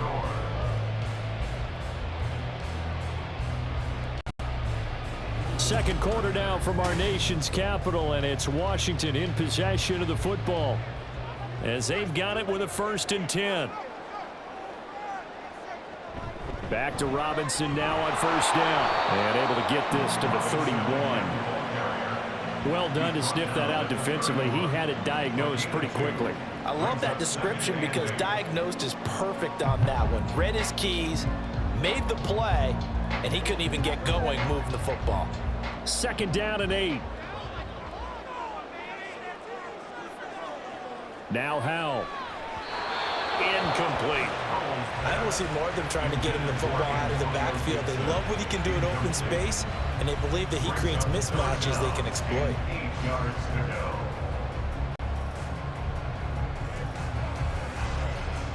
Out of the huddle now for play number 9 on this drive. This is 3rd down and 8. Here's Howell. Working the middle of the field, and he's got a man complete. He's going to have another first down as the tackle's made at the Titans' 14. 17 yards that time and a Washington first. Has a pretty good throw on the curl route there. 3rd down, and they pick up a first. Defense should be aware for that, right? They should be aware, but it was so hard sometimes. Yeah, it's not easy. Because when they sell that route really well, you think they're going upfield, then they curl back, show their numbers to the quarterback, and complete the play. Touchdown, Washington. Terry McLaurin, a 14-yard touchdown. And the Commanders will take the lead here in the final minute of the first half. Well, that drive felt like it took up an eternity. We finally have some action on the scoreboard. Yeah, but plenty of action prior to, because that drive took up all the first quarter before we spilled into the second, and finally, points were registered. On the other sideline, they're chomping at the bit just to get the football. Extra point by Sly is up and good, and that makes the score 7-0. Commanders 7, Titans nothing.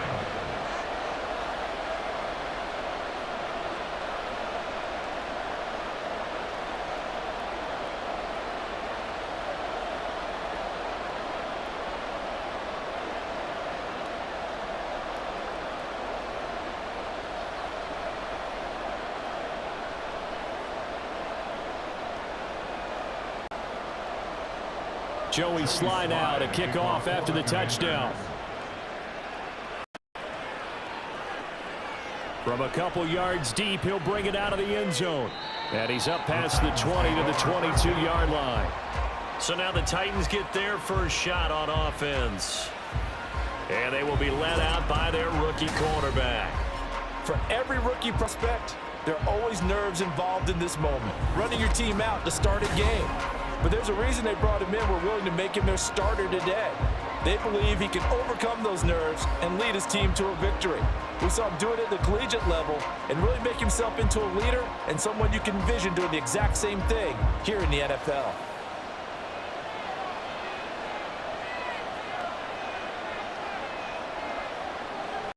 First and 10, here's Levis. And a dangerous throw there, incomplete. He threw that into coverage. It was nearly intercepted. Yes, sir. How about an attaboy there on first down? Got his hand in and knocked it away. 2nd and 10.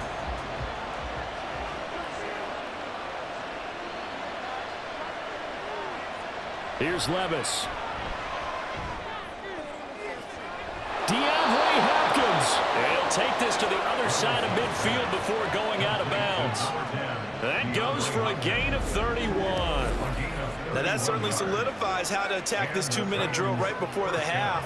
I don't think they were going to try and run out the clock, but now after that big play, their thoughts are certainly of trying to score and get some points before the half. So the line of scrimmage moves all the way across the 50 now as they come up 1st and 10. Levis. And that is incomplete. Now the coverage a little too good there, and it's 2nd down. As his old brain remembers, when I see 5 wide receivers on the field as a defender, I know the ball's coming out hot. They expected it and got there and popped it free. So after the incompletion on first, now 2nd and 10. They'll throw it again with Levis. It's complete to Hopkins. The Titans going to use the first of their timeouts as the clock will stop with just under 30 seconds to go in the first half.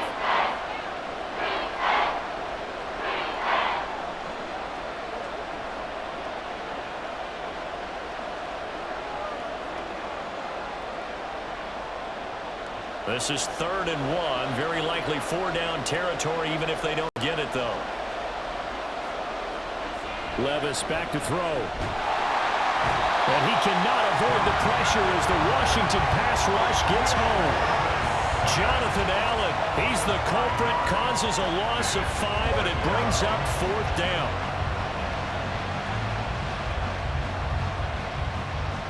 On 4th down, Ryan Stonehouse on the punt. Back deep here, Jamison Crowder.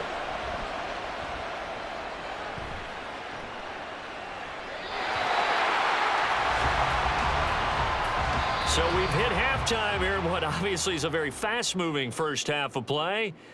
As we'll get you down the coast to Orlando for Jonathan Coachman at our EA Sports Halftime Report. Coach. All right, BG, thanks very much, and welcome one and all to our beautiful new downtown Orlando studios for this EA Sports Halftime Report. We just watched a fine first half from quarterback Sam Howell. His touchdown pass is the only score of the game thus far, as his guys hold a 7-0 lead to this point. All right, Coach, thanks. Yeah, both teams likely to make some changes in what's been a closely fought battle to this point.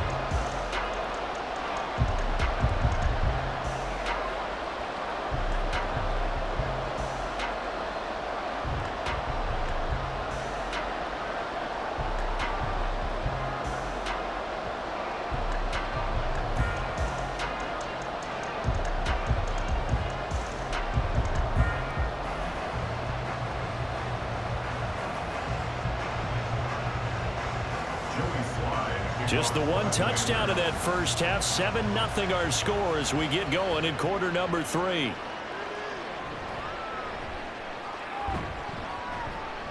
And not much happening on the return as he'll get this to about the 23. The Titans coming back onto the field for their second drive. This is a game, Charles, it's been fairly starved for offense. Really not much in that first half. We'll see if they can get something going here as we look toward the third quarter. And not just a chance to finally get a little more offense going, but to erase that small deficit they currently trailed by. I think they'd send a pretty powerful message to the opposite sideline if they drive it right down the field coming out of the half.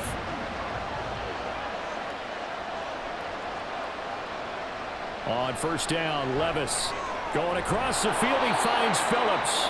And this will go as a gain of 7 as he gets it to the 30-yard line. They'd love to just strike back with a touchdown right here, and if it's a long play, so be it. But the main goal, get a couple of first downs, run some plays, run some clock, allow their defense to get a chance to catch their breath, settle down, and relax a little bit after they just gave up the score. On second down, here's Henry. And he'll get it up near the 35, right at the 34 here. 4 yards the pickup, first down. It's nice every now and then in this game not to see people overthink it. Just hand it to the old reliable guy, let him pick up the first down. From the 34 now, here's 1st and 10.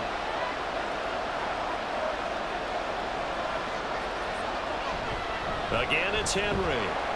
And he'll power his way forward for about 4 yards there on the first down carry. And that was a quality play to start a new set of downs. That was simply an offensive line winning the battle up front and winning in a big way and giving their guy in the backfield a nice lane to hit. Second down and 6 now.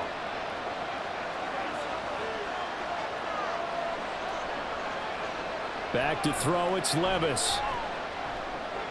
He's got it complete. Derrick Henry.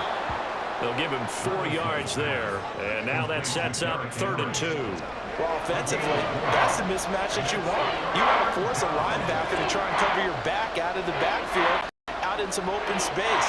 But linebackers nowadays, they run like backs, and they take a lot of pride in covering. What a nice play he made there in the open field. And as they come to the line, they will not be able to get off another play as time has run out on this third quarter. We'll return with more after this break. You're watching the NFL on EA Sports. Back now at FedEx Field. It's Titan football here as they trail to begin the fourth quarter. And he's got the first down as he's up to the 45-yard line. I haven't met a football team yet that runs the ball successfully that doesn't talk about having an attitude to be a running football team, right? You got to be able to put your nose in there, smell where the first down sticks are, and get there. Plenty of time. All 3 timeouts still remain. Here's 1st and 10 now. A throw there, but that's going to wind up incomplete. So he's unable to complete it there, and just not the game that you would expect from him. He's been off the mark really start to finish. Yeah, it makes you wonder what exactly is going on. Is he a little bit dinged up here, or is it just off just by a bit?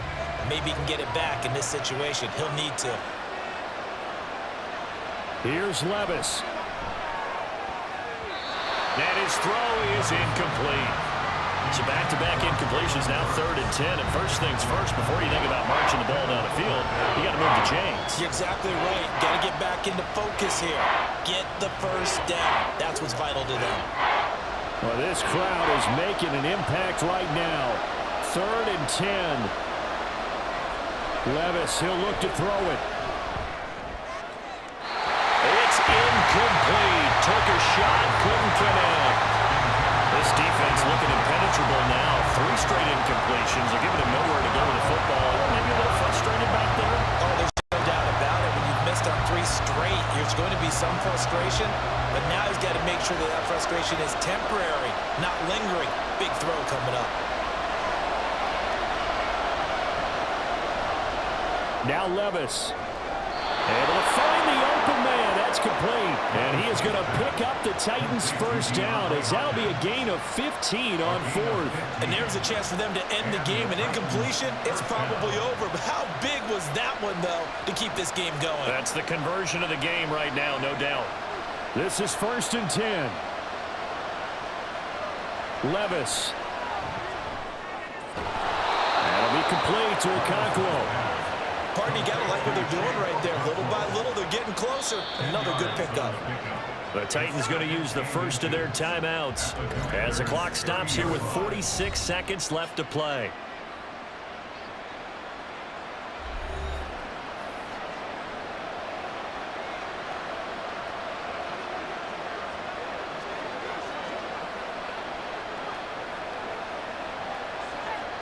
Now 2nd down and a few inches. Levis to throw. Got his man complete over the middle. It's Moore. Now Tennessee going to use the 2nd of their timeouts, as they'll stop it with just over 40 seconds to go in the game.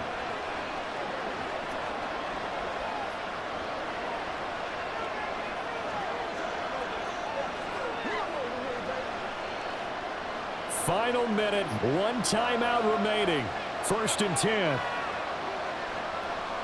Throwing now, here's Levis. And he can't get a throw up. He's taken down. What a huge play at this point in the game. It'll be a loss of 10. And it'll bring up 2nd. And you hate to say it with a rookie quarterback. He's done some good things, but overall, looked a little bit overwhelmed back there, hasn't he? He certainly has. But in his defense, he hadn't had a lot of time to throw the football. You like the way I said that? In his defense. In his defense, I got it. See what I did there? He needs better protection, that's for sure. Well, partner, guaranteed they approach this play with the idea of making up ground to make 3rd down manageable. Unfortunately, with that incompletion, right back where they started on the last snap. Now they need a big 3rd down play in order to pick up the yardage needed. Here's Levis. That is incomplete. Zone coverage there, and they were playing deep. That makes it obviously a little bit harder to run by guys. And that time, there's not much of a window to get the ball in there, and it winds up incomplete. The decision made for them. They've got to go. It's 4th down. Desperation time now. Here's Levis. He's going to let this go. Back of the end zone. Oh, and that is incomplete. They had to go for it with such little time remaining. And this long drive is going to wind up yielding nothing. So their first drive of the game already trailing, having given up points. A little surprised that they went for it, right? Maybe the big guy, the head coach, senses this is going to be a shootout type of a game. That they've got to match them point for point, as opposed to, hey, we'll get them later. Maybe he just has that sense, and that's why he decided to go for it there. And a timeout comes in. The whistles blow with 3 seconds remaining.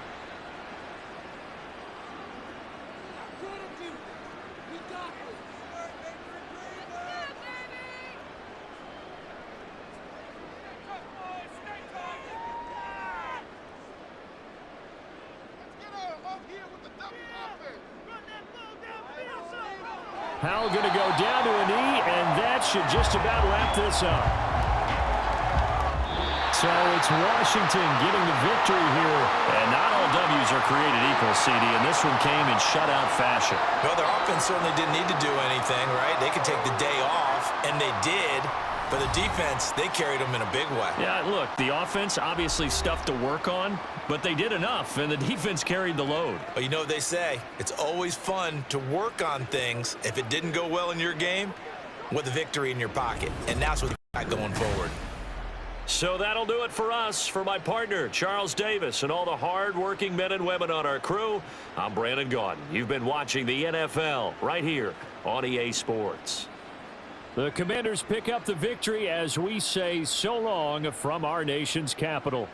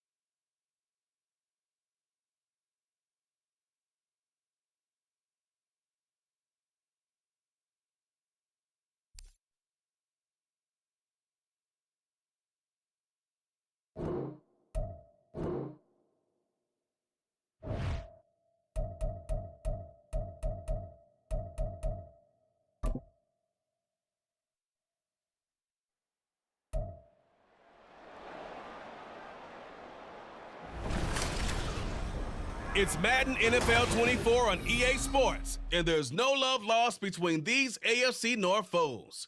It's the Pittsburgh Steelers and the Cincinnati Bengals, and it's all up next. It's a brisk night in the Midwest, but we've got football at Paycor Stadium in the Queen City of Cincinnati, Ohio. Today, we've got a good one on tap in the AFC North, as it'll be the Pittsburgh Steelers taking on the Cincinnati Bengals. Brandon Gaudin and Charles Davis on hand. Kickoff just moments away. Charles, quickly, keys to the game. For me, it's coaching. Who prepared his team the best going into this one to give them the confidence to believe that they would win the game? That's who's going to come out of this one on top.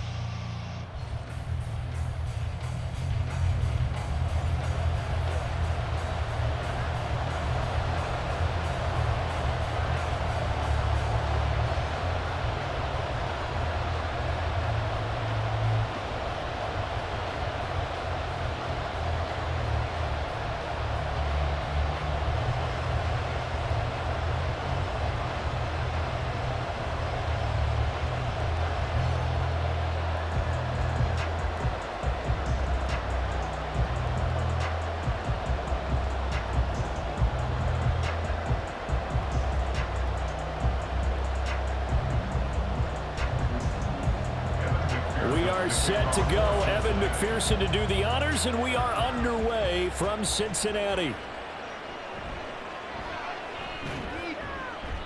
And he won't quite make it to the 25.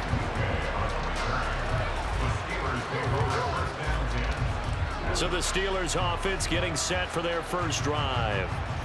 As we take a peek at the Oklahoma State product, their quarterback, Mason Rudolph. And when Mason Rudolph is on the field, sometimes the scouting reports have to be revised a little bit because often quarterbacks like to throw short to get a rhythm.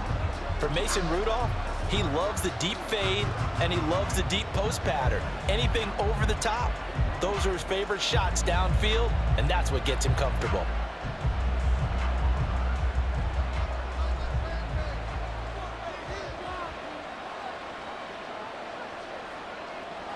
Throwing right away is Rudolph. A short one there to Freiermuth.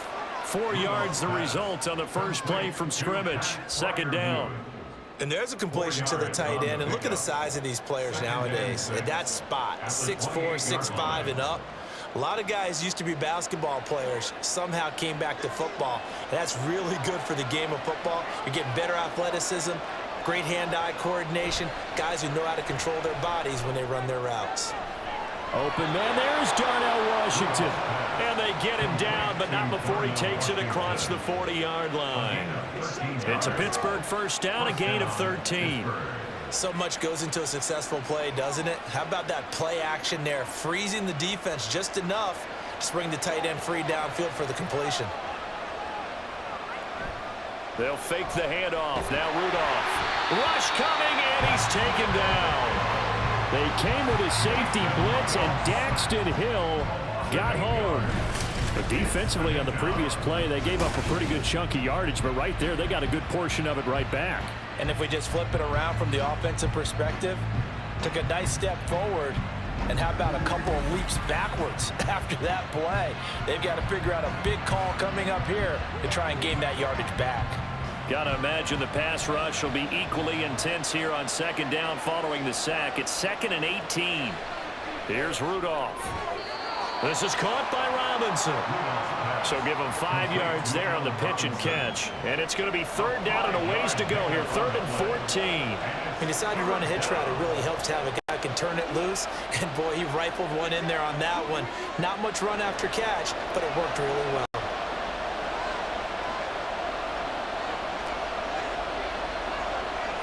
Now on 3rd and long, they'll look to throw. And that will be incomplete. They couldn't hook up on what's going to be the final play of this first quarter. No score after 1 on EA Sports. Steeler football here to begin quarter number 2. As they've got it with a 4th down coming up.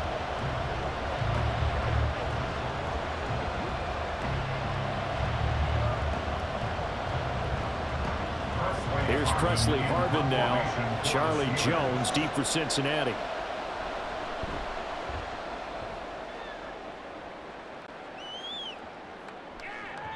And he couldn't get it to check up. That kicks all the way into the end zone for a touchback. The Bengals offense here ready to rock and roll. Joe Burrow is the man at quarterback. And when you come into the league as the #1 guy selected, a lot of hype comes with it. Sometimes that weight can be unbearable. For this young man, he took that weight on and handled it as well as you can imagine. And I love his ability to make a 2nd, 3rd reaction play and create downfield.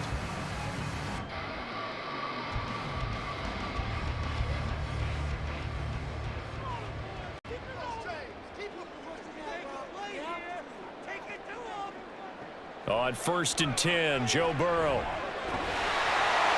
And that's going to be incomplete. Too tough to hold on to that one. It's 2nd down.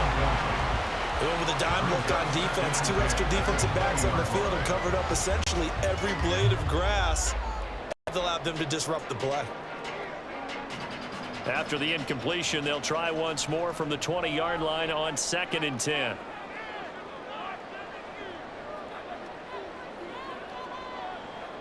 Burrow looking to pass.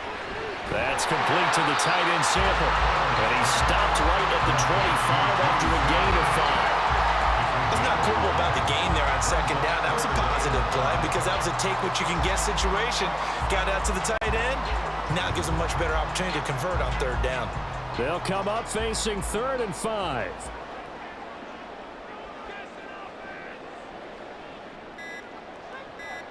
They're passing here, Joe Burrow. He's got his target. That's complete. And he's going to have the Bengals first down as they're able to get the third down conversion. That's good for the Bengals. First down. First and 10 at the 43-yard line.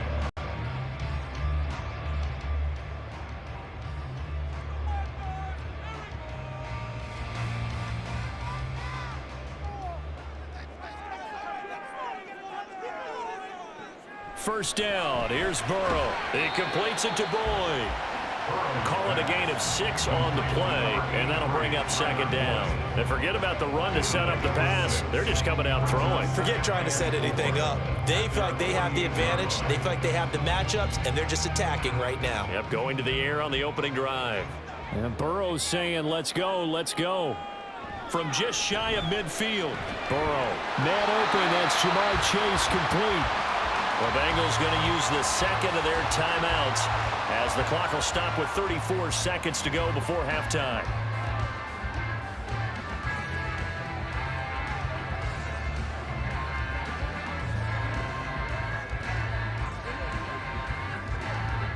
Could we get a touchdown in this first half after all? It's 1st and 10. Here's Burrow. This one hauled in by Sample. And all the way inside the 15 before they drop him. A good pickup there, 21 yards. For many teams, the evaluation of tight ends has really changed. We used to wonder about how they would block first and foremost. Now we want to know how these guys can run, because we envision them in offenses catch the ball. How much yardage can they gain after that? And that on display there for a good pickup. Now a timeout signaled for, and they'll get it with 10 seconds to go before halftime.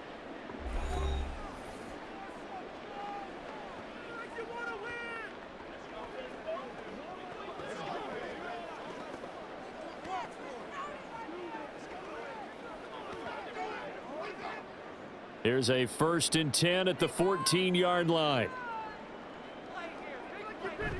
They go play action with Burrow.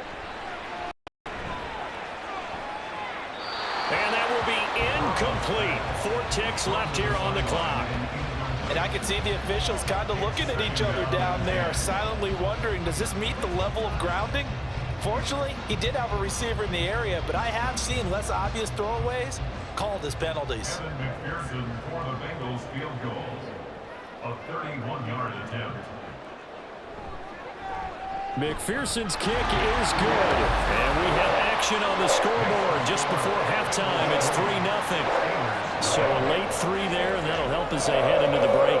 Talk about situational football and something they've worked on since the OTAs and mini camps the previous summer. They take care of the ball, get 3 points, knowing they're going to get the ball to start the second half. That's the old 2-for-1 special to finish things off.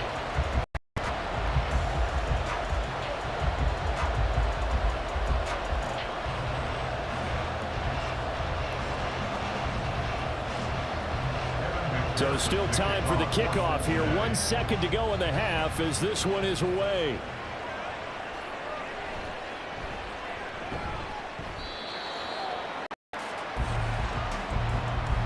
So we've hit halftime. Just a field goal separating these two teams at the break. As we'll head down to Orlando, that's where we find our man Jonathan Coachman at our EA Sports Halftime Report. Coach.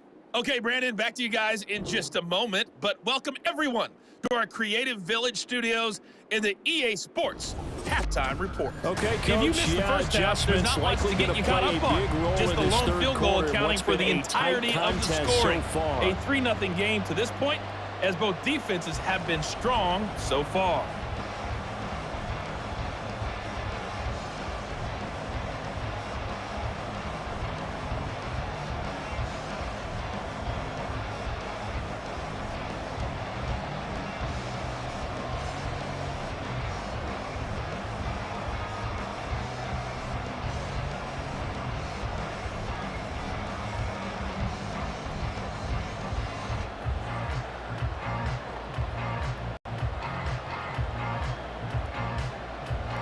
These offenses seemingly still back at the hotel. tell for the first half. 3-0 our score as the second half gets underway. Fielded just outside the goal line.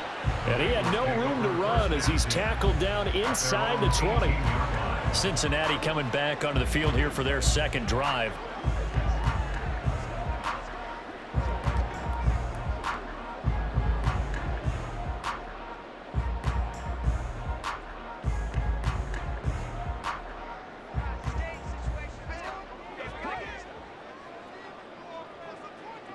Throwing now, Burrow on first down.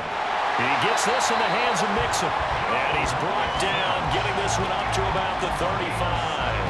That's a good way to start the drive. 17 yards and a first down. As they began this drive, I was wondering how they were going to attack since they're playing with the lead.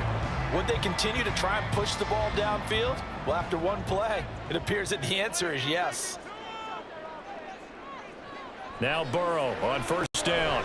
Boyd's the target, and he has it over the middle. The result, only 4 yards there on the play, and it'll be second down. I always laugh when people say, what's the toughest route to defend? And I'm like, any of them, especially if it's a good receiver. That makes things very difficult. But when you're running a drag route, something short, shallow, going through defenders, using guys almost as screens in order to get open, that makes things tough for guys trying to get to the football. And Chase going to pick up a Bengals first down as he's up past the 45-yard line. This has to go down as one of the simpler routes in the playbook, but oh so effective. Nice completion there. Keeps the sticks moving.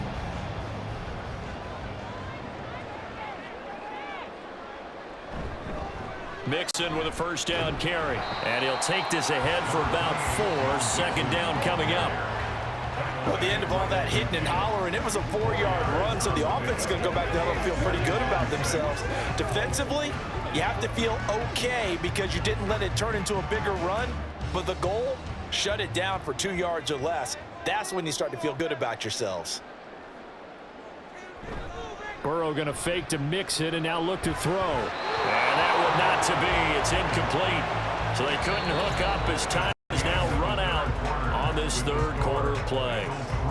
So they'll get a little extra time to come up with his third down play as we've played 3 quarters. This is the National Football League on EA Sports. Back now in Cincinnati.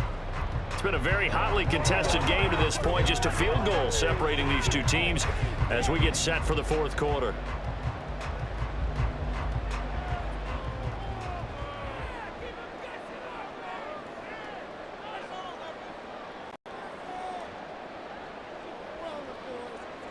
From midfield now, Burrow. And he comes back with one complete. And now right out of the 2-minute break, we'll get a timeout used defensively with 1:56 to go.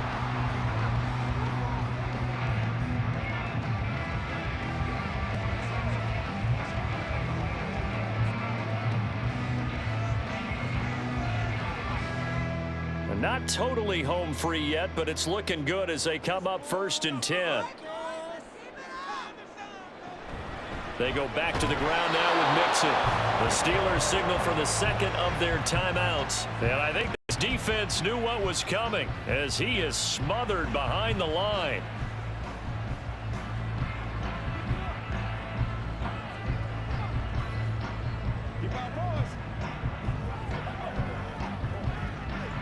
You'd have to think likely another running play coming here. 2nd and 11.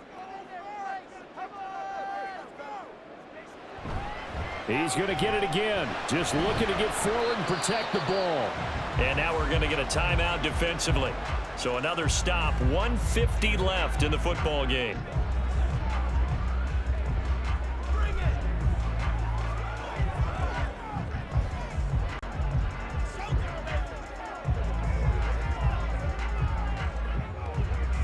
The line to gain is the 33 on 3rd down. Here we go with Burrow. Working the middle here. That's complete to Sample, the tight end. And the tight end is certainly a position built to move the chains because they can control space underneath. If they've got good hands, then, of course, they're a dynamic target. But one other thing is they're right in the sight lines of a quarterback on just about every play. And that makes it easier for the quarterback to pick him out and deliver. The Bengals go down to a knee in the victory formation.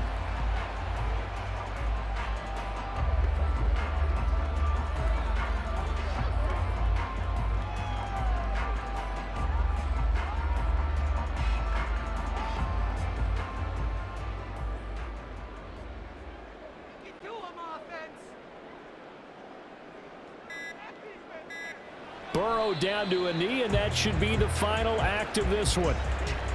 Brent, I can just tell you from experience, there's nothing like pitching a shutout on defense, but even more so when it's a tight game. I mean, when every defensive play is crucial and you don't give up any points, boy, they're going to feel awfully good about themselves after this one. Yeah, exactly. The offense wasn't humming, but, hey, all they needed was, well, you can't score 1 point. All they needed was 2 points. Well, you can't score 2 points on offense. All they needed was at least 3, and they got what they needed. They got what they needed. Exactly right. So this one in the win column now for the Cincinnati Bengals. And not all W's are created equal, CD, and this one came in shutout fashion. Well, their offense certainly didn't need to do anything, right? They could take the day off, and they did. But the defense, they carried them in a big way. Yeah, look, the offense, obviously stuff to work on, but they did enough, and the defense carried the load. But you know what they say, it's always fun to work on things if it didn't go well in your game with a victory in your pocket. And that's what they've got going forward. That'll do it.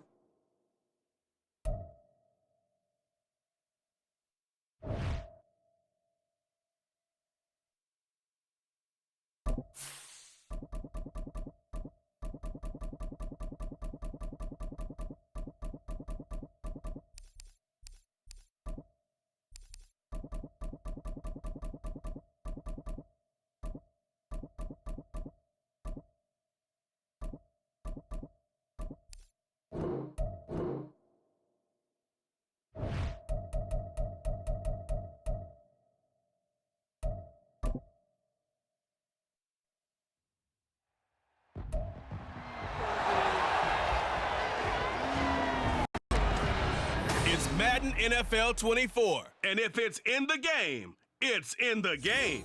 It's the Cards and the Vikings, and it comes your way next. Nightfall in Minneapolis in December usually spells freezing temps, and that is precisely the case outside these walls.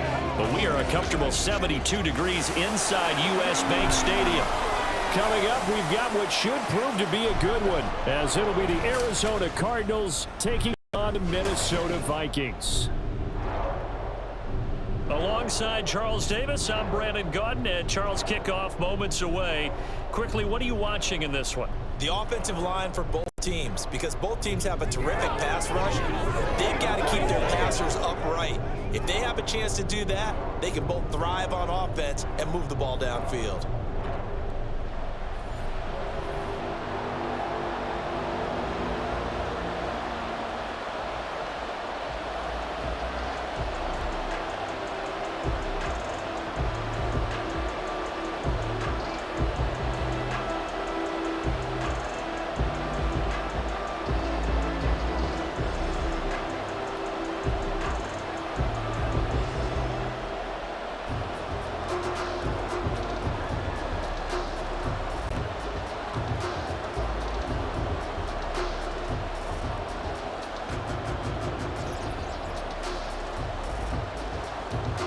Now the big leg of Matt Prater ready to get this one started. And we are underway from downtown Minneapolis. And he'll be tackled just shy of the 25. Minnesota's offense and QB Kirk Cousins set to go here. And one nice thing you can always say about Kirk Cousins is that he's consistent. Always puts up nice numbers each and every year. If there is a downside to his game, it's been the lack of playoff success. All in all, though, formidable starting quarterback at a time in the league where it's tough to find your franchise guy.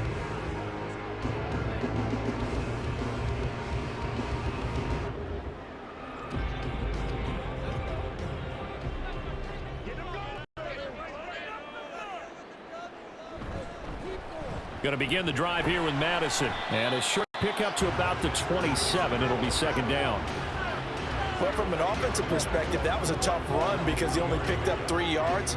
Well, let's flip it over to the defensive side. They now have the advantage. three 3-yard gains, that means they're punting the ball likely on 4th down.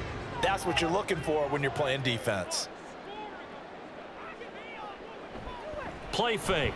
Cousins. To the sideline and incomplete. And that's the knowledge you gain from being in this league for a long time. He's learned the hard way when to give up and fight another down. And that's a smart move to throw it away. A tough spot here on their opening drive. This is 3rd and 7. Throwing is Cousins. This goes out wide from Madison. Well, this is going to depend on the spot, but it's not a very generous one. He looks to be about a yard or so short. Their opening drive here is going to result in a punt. They got 7 yards there, but not enough. How about that strategy there, Brandon? 3rd down. They just said, we've got faith in our tacklers. We'll give you the short stuff, and just decided to protect the sticks. So every time I hear fans telling me tackling's not a part of the game anymore, plays like that, I can clip and save and show them you have to tackle well if you want to be a good defense. Here come the Cardinals, and it is Kyler Murray from Oklahoma who leads them out. And when you have a guy like Kyler Murray under center, it not only opens up your playbook, it allows you to draw up even more plays because he's among the best dual-threat quarterbacks in the league and a true playmaker. If flushed out of the pocket, he might even be more dangerous. The next step for him, being able to throw on rhythm and deliver from the pocket.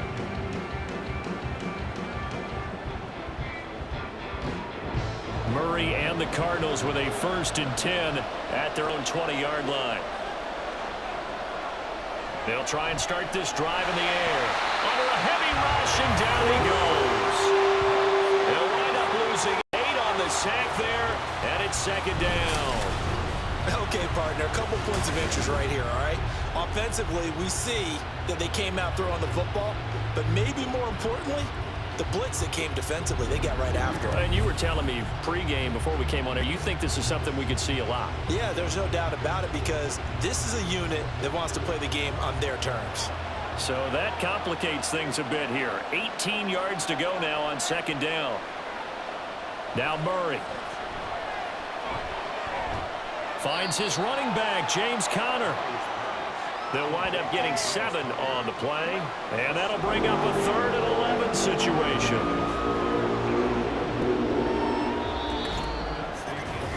We're scoreless after 1.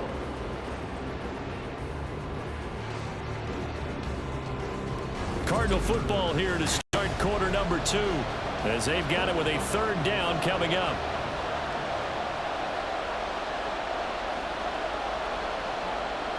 Throwing now is Murray. Screen pass to Conner. And he's not going to sniff the 1st down here. He stopped at the 25. Now a timeout called for by the defense. It's just their first, so they'll have 2 remaining here before we get to halftime.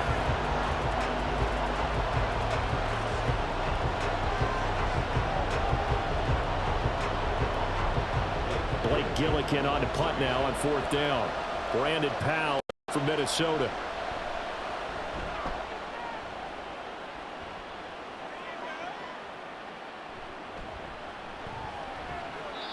A nice punt, but a good run back as well, 13 yards. And it will be Vikings ball, 1st and 10. The Vikings taking the field here for their 2nd drive of the game. They've been playing the field position game thus far. No score, 2nd quarter as they come up on 1st and 10.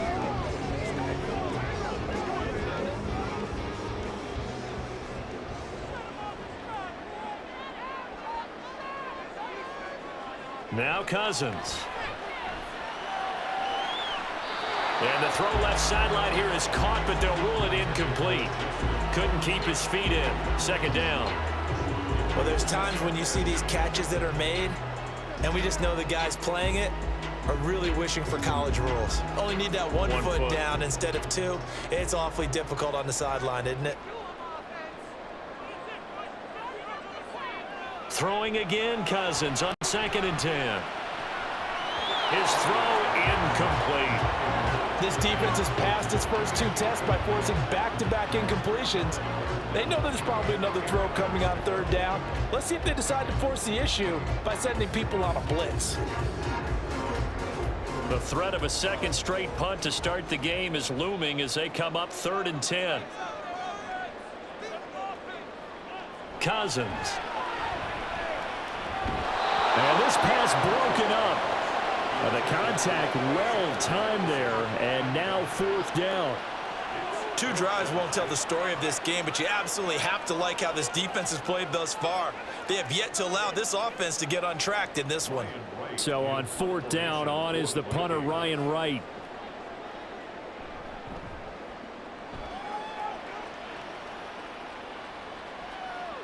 On the return, Dortch. So a solid punt, but also a nice return there of 14 yards. And the Cards will take over 1st and 10. So the Cardinals offense back onto the field here for their second drive of the game. Tie ball game, still a little more than a minute to go in the half. The question, can they put something together here, try to take that lead into intermission? I would have to think that would be the goal for sure. I don't think you sit on anything here. Here's your opportunity. Push it downfield. As you mentioned, it's a tie game. So minus a disaster on your part, you've got that in your back pocket. Go ahead and try and get some points and feel great going into the half. Meanwhile, Murray's throw complete here to his receiver, Brown. He'll be hit down at the 33, 5 yards on the play. A gain of 5 brings up 2nd and 5 at the 33-yard line. Creeping up on a minute to play in this first half. Out of the gun, here's Murray. That's complete to Michael Wilson. The Cardinals going to use the first of their timeouts as they get the stoppage with a little over 50 seconds to go in the first half.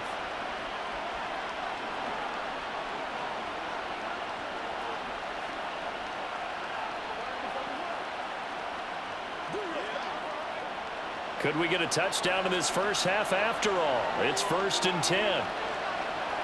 Here's Murray. And his throw is going to be incomplete.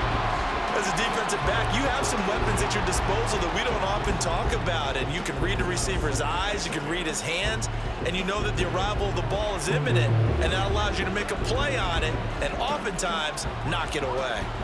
Now a 2nd and 10. Murray going to throw. Dancing to his left. And they'll wind up getting this to the 37. Gain of 9. They asked him to take charge and get them to a spot where they could at least attempt to kick before the half, and he does just that. Didn't trust what he saw downfield, so he took it upon himself to get them into field goal range using his legs. That's coming through with a play they needed in a big spot.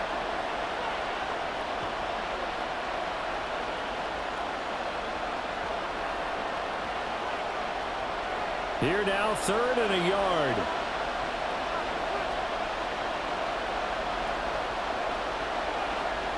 Murray now to throw.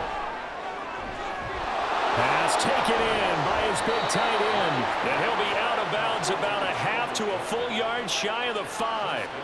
But forget the run on 3rd and 1. They shock the D and rip off a pretty big play. And the offense is saying to itself right now, if only they were all this easy, because he was wide open. And once he made the catch, plenty of room to work his way downfield. That was a breakdown on the defensive side of the ball, one that they want to fix immediately. Now a chance to make that big play really hurt. It's 1st and goal just outside the 5. Murray now. Toward the end zone, but that's going to wind up incomplete. But there's an incompletion, partner, and the struggles through the air continue because so far their lack of passing production has led to a lack of points. They come up here with another shot from the 6-yard line, and it's 2nd and goal now. Here's Murray. And he'll be brought down right on the edge of the goal line at about the 1-yard line. He'll end up getting 5 out of that, but now they're looking at 3rd down. Now a timeout signaled for, and they'll get it with 10 seconds to go before halftime.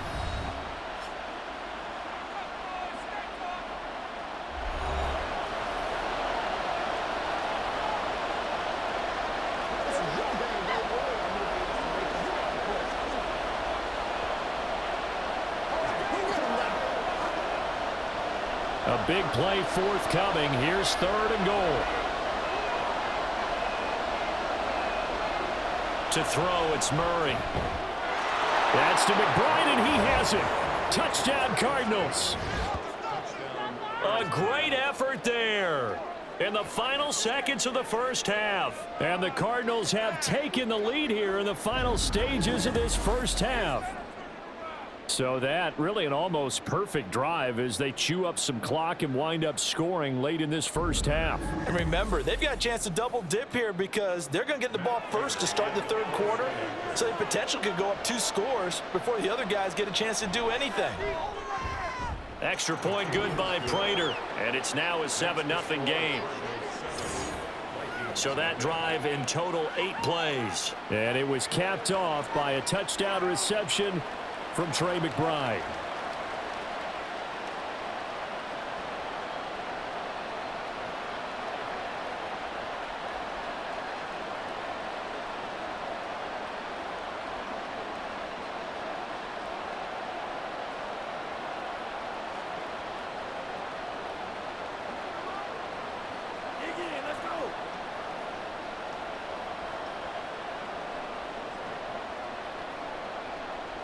So just 8 ticks remaining here in the first half as they'll kick this one away.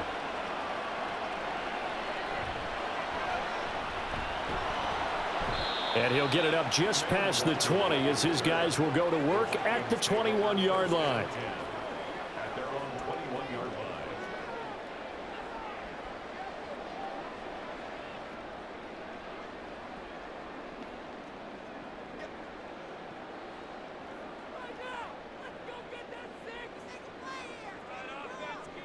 All that remains is to snap this once, and that'll do it for the first half of play. So we've reached halftime with just the lone touchdown here. 7-0 is our score. As we'll send you down to Orlando, and we check in with Jonathan Coachman for our EA Sports Halftime Report. Coach. Okay, Brandon, thanks very much, and welcoming everyone to our downtown Orlando studios in this EA Sports Halftime Report. This has been a hard-fought battle thus far. Just the one touchdown to this point is still anybody's game at 7-0, as both of these defenses have been out there trying to one-up one another. Okay, Coach, thanks as always. This one's still anyone's game as we welcome you back for quarter number 3.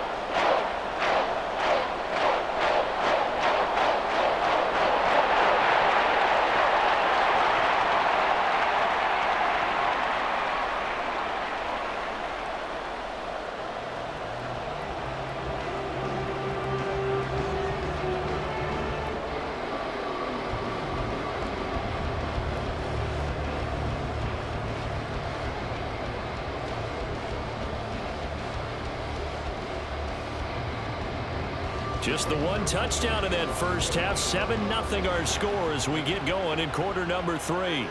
Taken at the goal line. And makes it across the 20 as his guys will set up shop at the 23-yard line. So here's the Cardinals offense now as they get set to start this 3rd quarter.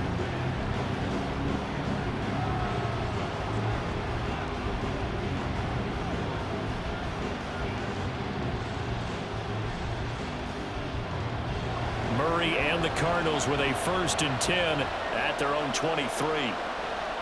They'll come out throwing here to start the drive. He's got the connection to Moore. And the result here, a pickup of 8. Leaves him with 2 to go on 2nd down. Timing is so important on a route like this because he's going to line up out right and then cut straight across the field. I think the ball might have come out a count or two too late because by the time he was able to secure it, not much of a chance to turn it upfield. And we've got movement by one of the big boys up front for Arizona. Flag comes in.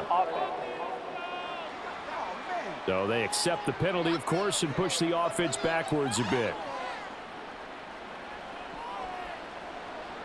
Still 2nd down. Now after the false start, here's 2nd and 7.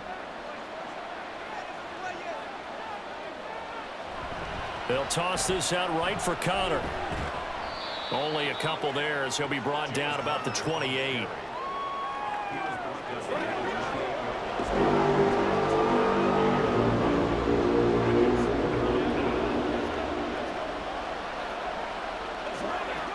Here is 3rd and 5.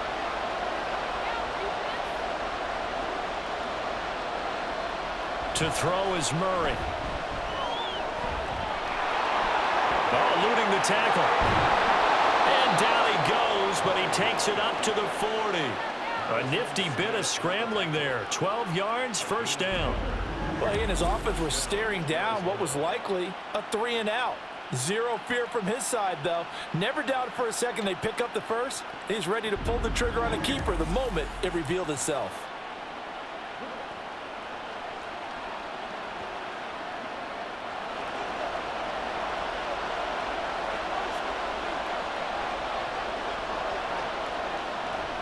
On 1st and 10 is counter. And he's going to get a solid gain of 9 before being brought down. 2nd and right at a yard. 9 yards is the pickup there, and they'll have a 2nd and 1.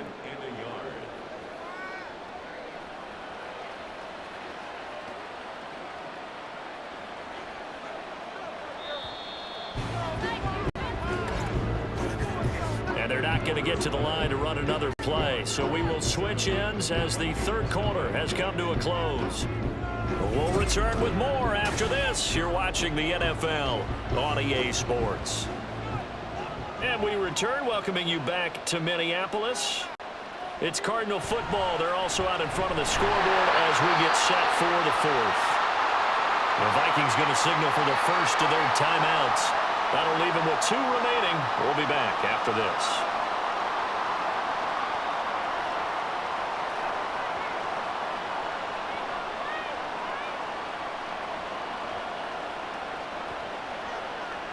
Not totally home free yet, but it's looking good as they come up 1st and 10. They stay on the ground. Here's Connor again. And he'll manage to pick up about 4. It's 2nd down. And quickly we're going to get another stop here with 1:54 left as they call the timeout defensively.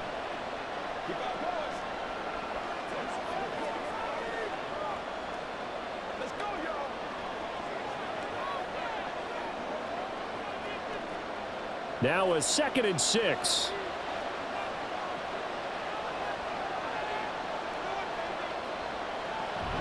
Murray a give. This is Connor.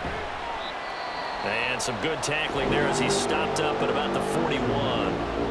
The Vikings going to use their 3rd and final timeout as they'll head to the sideline and talk over what to do next.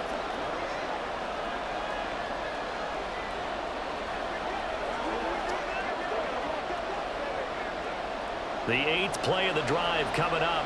It's 3rd and 3.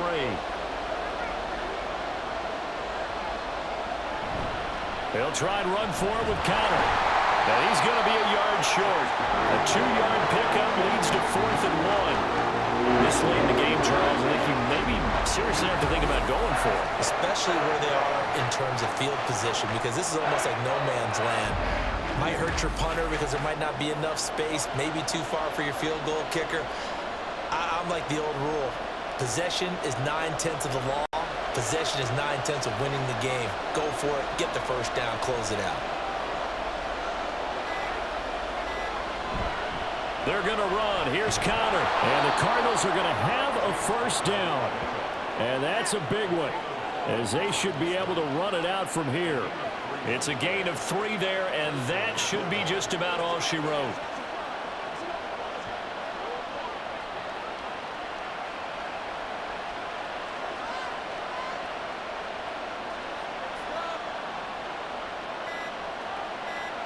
To a knee goes Murray, and that should just about do it. Brandon, I can just tell you from experience, there's nothing like pitching a shutout on defense, but even more so when it's a tight game.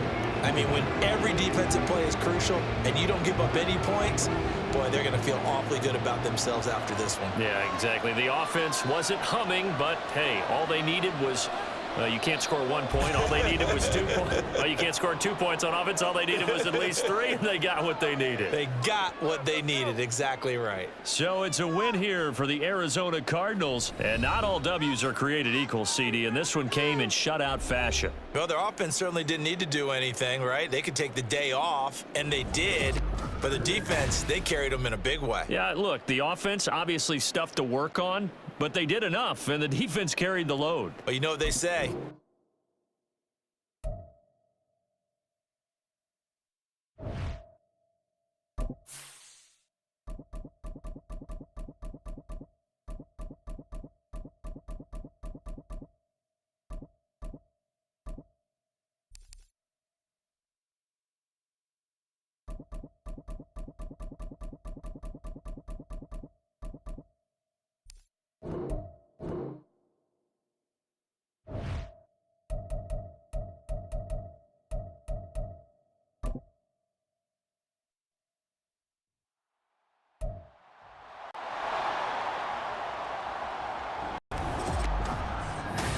It's Madden NFL24 on EA Sports. And if it's in the game, it's in the game. It's the Los Angeles Rams and the New Orleans Saints. And it's coming up next. We are down on the bayou as you get a look inside the Superdome here in New Orleans. Today we've got a solid matchup in store in the NFC as it'll be the Los Angeles Rams taking on the New Orleans Saints.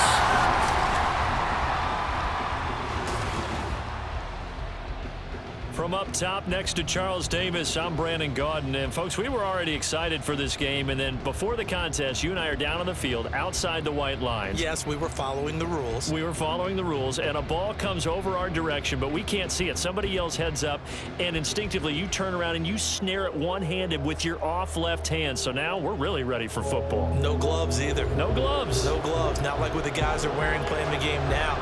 But wasn't that a whole lot better than that time we were down there? And I got the coffee spilled on me when I got nailed by the punt returner. That happened to the Vikings, right? Yes, a much better job of being heads up this time. Thank you for the notice.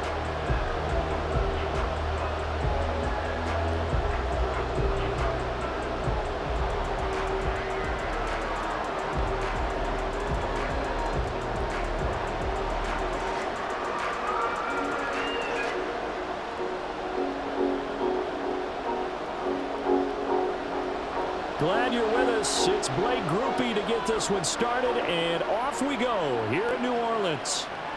And here comes a return from just beyond the goal line. And that decision to bring it out ends up not being a good one. Costs him about 5 yards as he's tackled at the 20. So out come the Rams now for their first possession. Leading the charge at quarterback, the former Georgia Bulldog, Matthew Stafford. And Matthew Stafford was taken first overall in the 2009 draft, and he certainly played like a top pick. Throughout his career, he's been one of the most prolific passers in the league, and there's no reason to believe he's going to slow down his production anytime soon. Not only that, he's also one of the tougher quarterbacks in the league as well.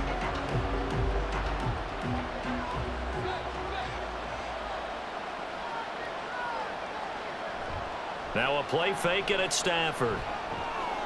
To the right, and Skoranek is there. 4 yards the result on the first play from scrimmage. Second down. It's now 2nd and 6 at the 24-yard line.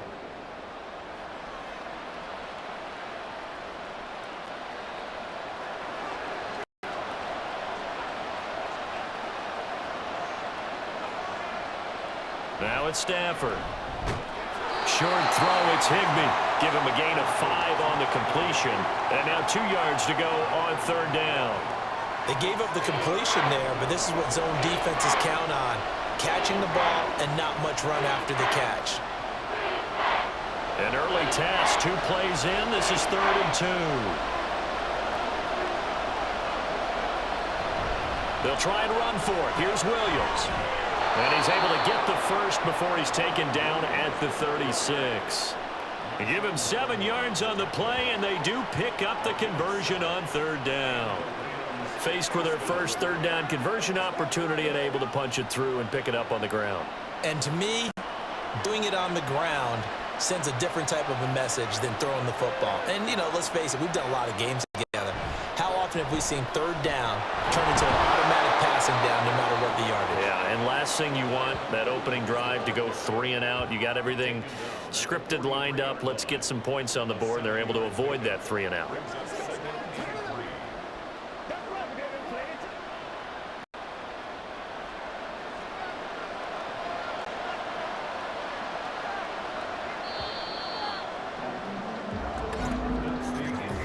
No score after one on EA Sports.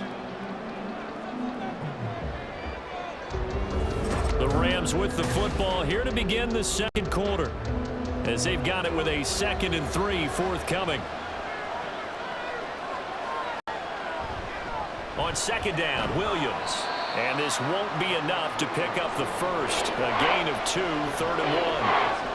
I think if we put together a job description for a middle linebacker, we'd start with being able to hold down things in the middle of the line of scrimmage and be able to take on blockers.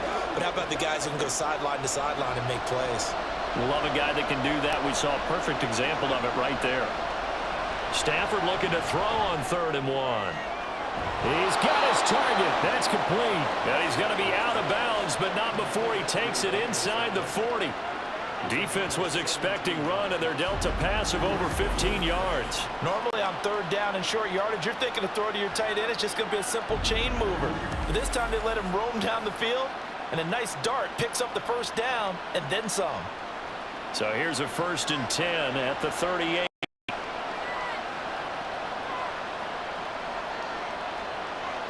Stafford. He'll get this complete to Cooper Kupp.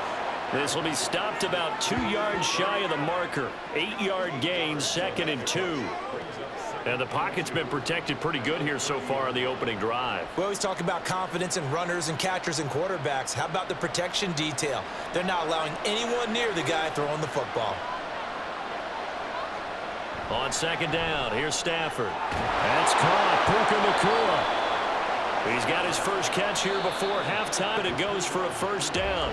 Now a timeout called for by the offense, as they'll stop with just over a minute to go before halftime.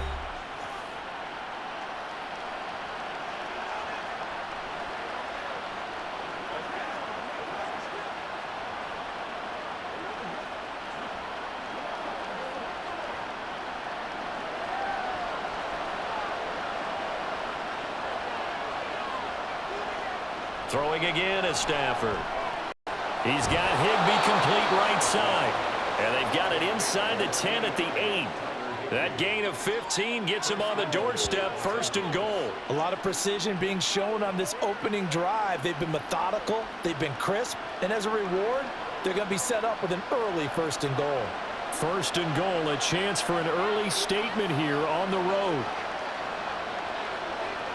Here's Stafford. And he's got it. That's Kupp for a Ram touchdown. 8 yards on the touchdown pass. And the Rams will take the lead here in the final minute of the 1st half. And that touchdown gives them a touchdown lead before they attempt the extra point. What a great way to end the half. Yeah, great job to put themselves in front. And now, see on the sideline, special teams defense scrambling, saying we want to preserve this for the final moments of this second quarter. Brett Maher on for the extra point.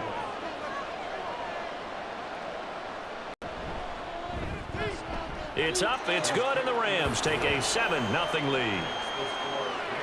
So that one a pretty time-consuming 10-play drive. And it ends with Cooper Kupp on the receiving end of the touchdown pass.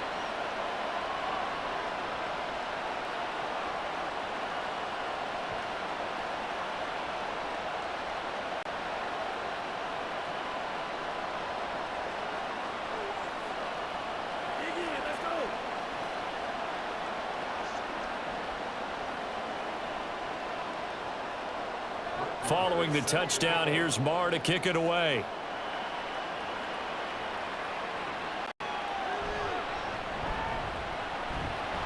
And he brings us out past the 20 to the 24.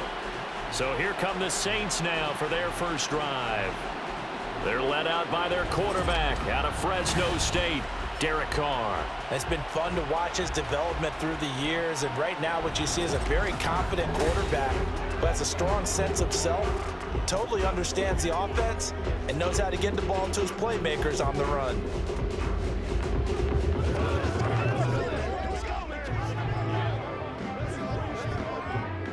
A little under 30 seconds to go. We'll see how they play it here on 1st and 10. To throw, it's Carr. Open man left side. Shaheed has it. The Saints going to call the first of their timeouts. as the stoppage will come with 23 seconds to go till halftime.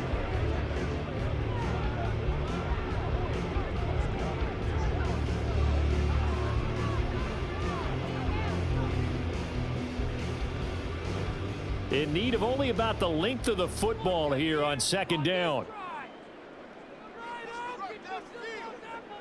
Carr now to throw. Gets this to a standout receiver, Thomas. Now we'll get a quick timeout called by New Orleans, number 2. So that means they're down to 1 remaining here as we head toward halftime.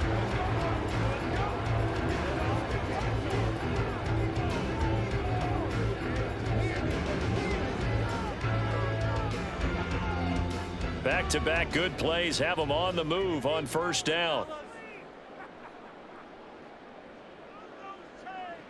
Carr. Throw out wide is incomplete.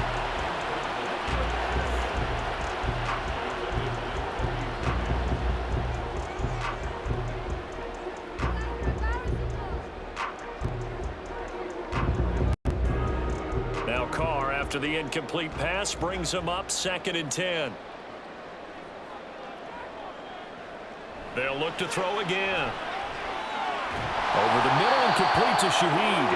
Now a signal and a timeout call as it comes with 9 seconds to go in this first half of play.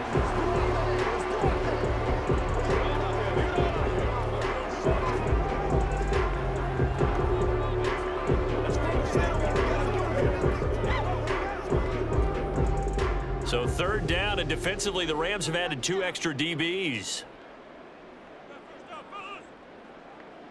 Now Carr again. And it's incomplete. Took a shot, couldn't connect.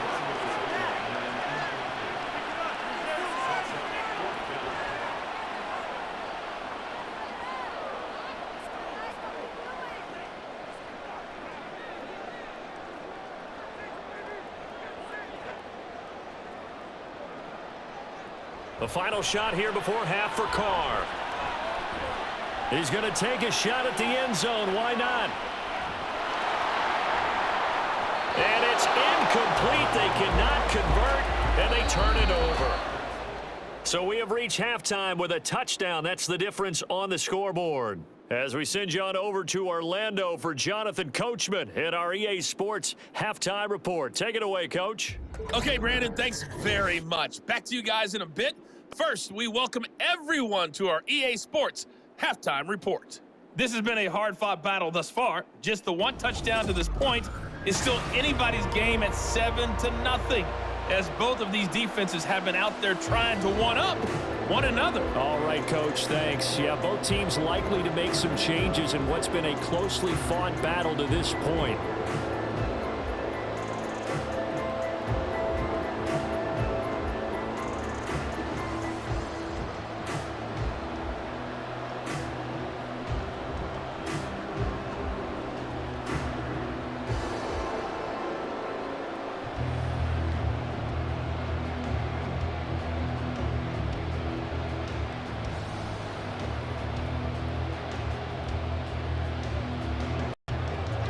Just the 1 touchdown in that first half. 7-0 our score as we get going in quarter number 3. From his end zone, here's Rashid Shaheed. And he'll be stopped right around where he would have been had he gone down to a knee, maybe a yard shy of there at the 24. Out come the Saints now. They'll go on offense first here to begin the 3rd quarter. As they begin their second half here, Charles, offensively, not where they want to be, obviously. They're losing in this ball game, but very much within striking distance. We'll see what adjustments they make in the second half. Is that the old glass half full, half empty type of a deal? And which way do you want to look at it? Because you're right, they're down on the scoreboard, but they're definitely opportunities now, because if they want to go ahead and get going in this one, get back to the running game. I think there are going to be some places to go with it, and I think the offensive line will appreciate the chance to fire out and hit people. That's a good point, because they virtually had nothing going in the ground game in that first half. That's a good start to the ball game. Maybe a little bit of a tone setter offensively. They come out throwing right away, and it's an early completion and a quick first down. So one play, and they're already just shy of midfield.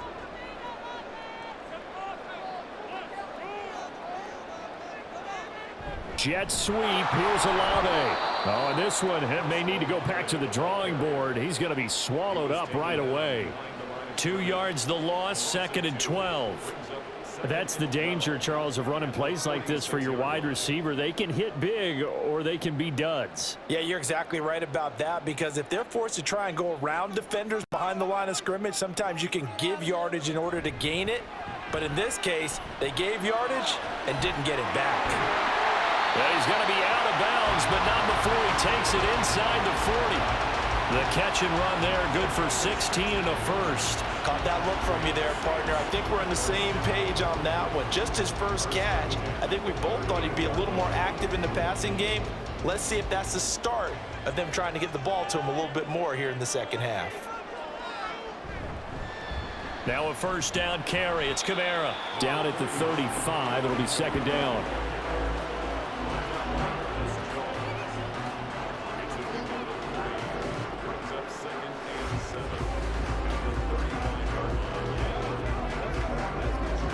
Second and 7.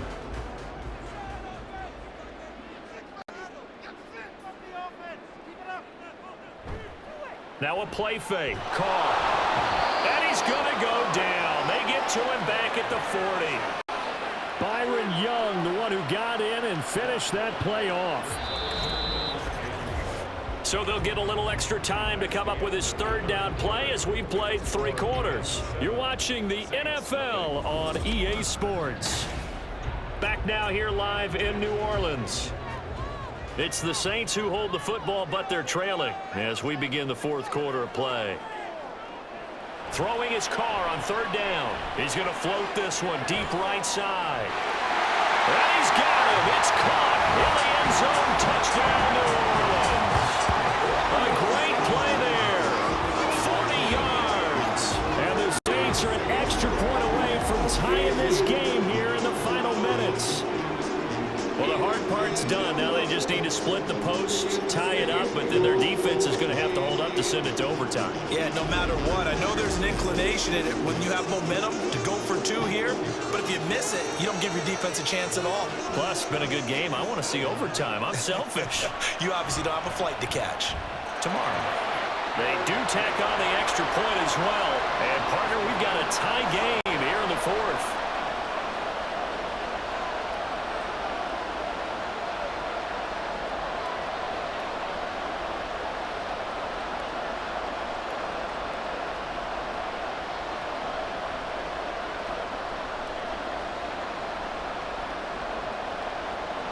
Now this one setting up for a great finish. All tied in the 4th as the kick's away. This taken in at the goal line. Now a crease here as he's past the 30. And good starting field position. He'll get this one all the way up to about the 35-yard line. So the Rams coming back onto the field, their 2nd drive of the game. The last time out, they had to march almost the full length of the field for their touchdown. So here, much easier, Charles, with this better starting field position. I love your sarcasm, but I love even more your observation, because, look, what they did last time out, now with a shorter field, they should have a lot of confidence that they're going to put more points up on the board. Pass complete there to Nakua. I don't know that those medium 5-ish yard gains are going to do it right now. Probably should have dropped it, right? Yeah, that way you save more time on the clock, but I know receivers, they think they can catch it and break a tackle and turn into a big gain. Here comes 2nd down and 5. Stafford. Now that'll be caught by Cup. And he'll be out of bounds up near the 45 at the 44.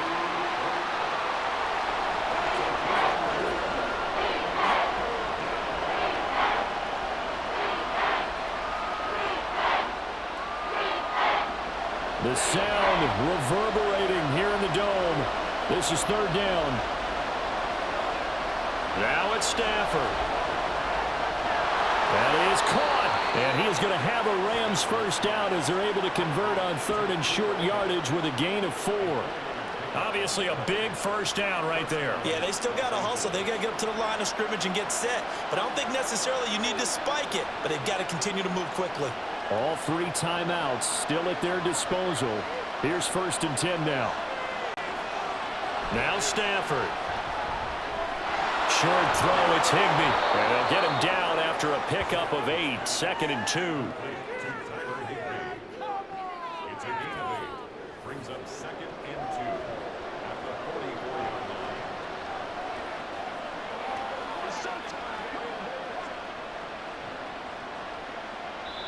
The Rams going to go ahead and use the first of their timeouts, as it'll come with 36 seconds to go in half number 2.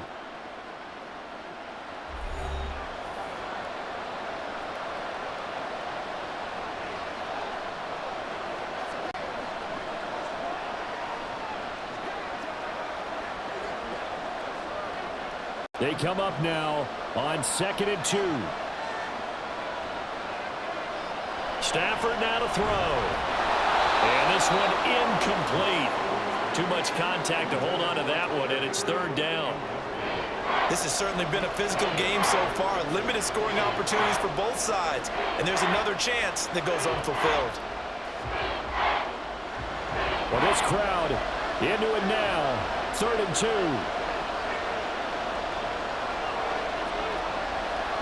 Stafford looks to throw again. And will find the open man. That's complete. Now the Rams will signal for a timeout, their 2nd, as they get it right at the 32nd mark of this 4th quarter.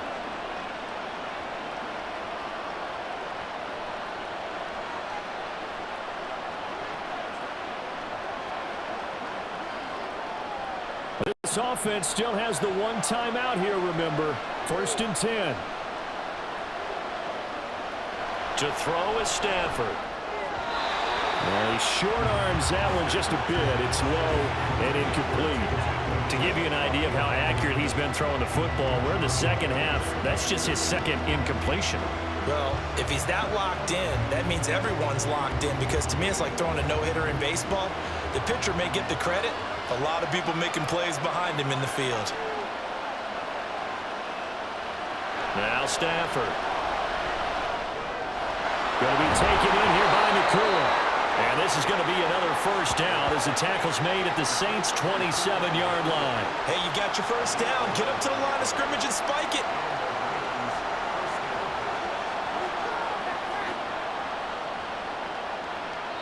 Now here's a timeout, as they will indeed call it with 5 seconds to go and a chance with a field goal to win the game.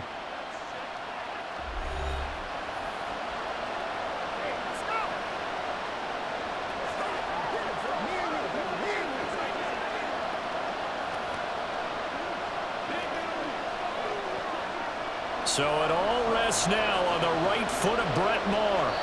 And the clock will now stop as a timeout is called with 5 seconds left.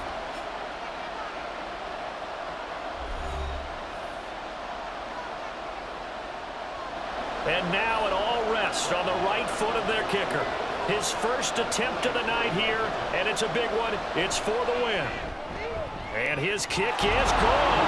And it's celebration time on that sideline as they have taken the lead in the final seconds. So they tried to ice him there, but it's fair to say it did not have the intended effect. And I've known kickers that take it as an affront. And there he says, you think you're going to rattle me? Think again.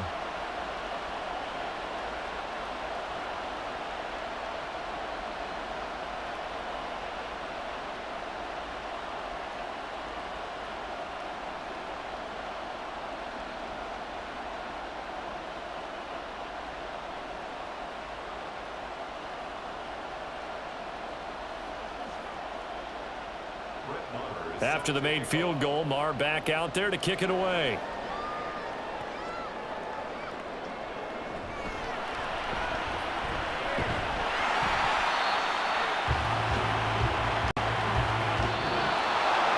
Well, this one, Parker, was fun down to the very end. They got the points late, right before the whistle. Then the ensuing kickoff. They were hoping for magic on the other side, but couldn't get that spark. Fun if you won. And fun for us because we got to watch it and call it. That magic that you were talking about didn't occur at the end, but what a game all the way through. So that'll do it for my part.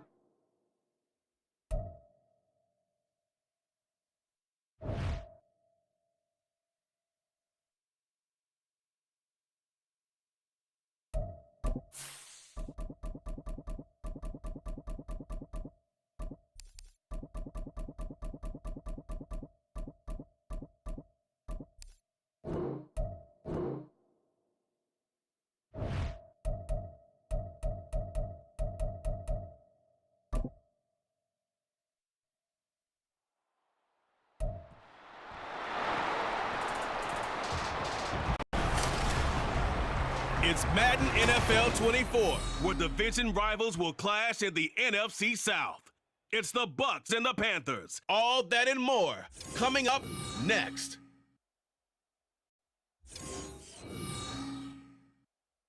A bit of a chill in the air, and temps supposed to drop about 10 more degrees, but otherwise a great night for football here in Uptown Charlotte at Bank of America Stadium.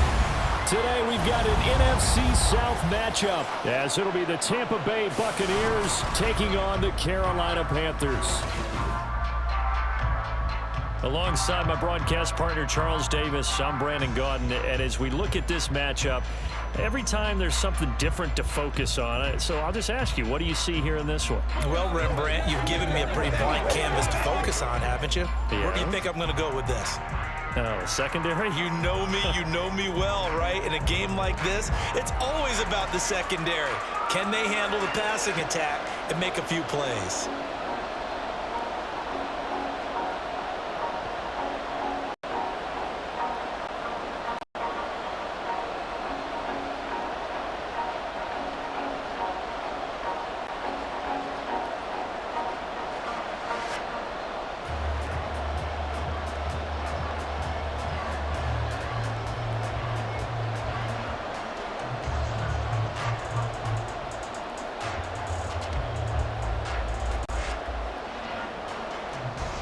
Here's the former Illini kicker Chase McLaughlin to get us started. And off we go from Uptown Charlotte. And he opts to not bring this one out. The first drive will start at the 25. So here are the Panthers now for their opening drive.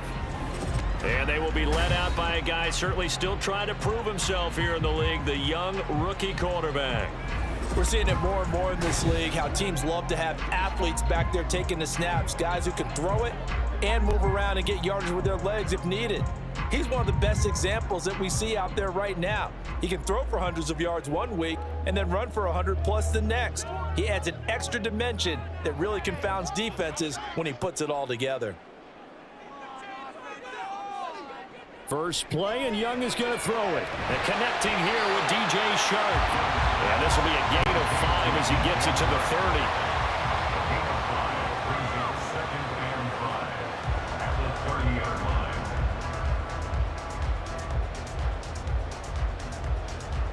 Ball on the 30. They'll come up with a 2nd and 5.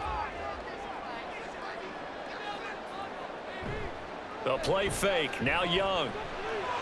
Short throw hauled in by Trimble. It'll go as a gain of 4.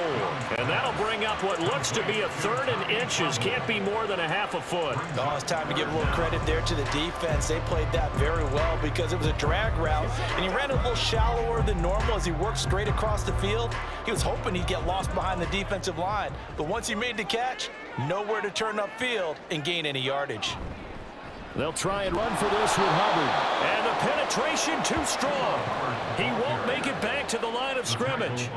A loss of a yard, and it brings up 4.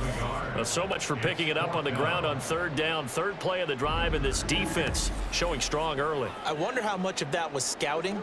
I wonder how much of that was a gut feeling like, okay, let's just go ahead and sell out here and get after them, thinking they're going to run the football and stuff them early, because they've now set the tone. They've set a precedent right here that if you're going to try and run the ball against us, it could be hard going throughout this game.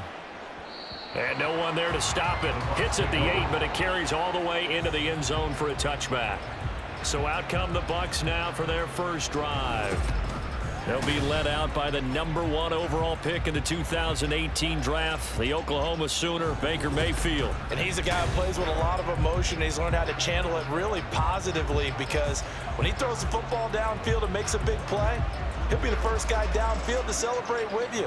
But also, when his team needs that confidence, when they need that jolt, they turn to him, and he's ready to provide it. Now Mayfield and the Bucs come up on 1st and 10 at the 20. They start to drive with White. And he goes nowhere. He'll lose yardage back at the 17. That's going to wind up a loss of a full 3 yards on 1st down. I like the strategy. Extra tight ends, extra beef. They want to run the football, but that means they probably want to run it inside. If you get strung out on the perimeter, you're in peril. Yeah, we saw the result, negative yardage. We're scoreless after 1.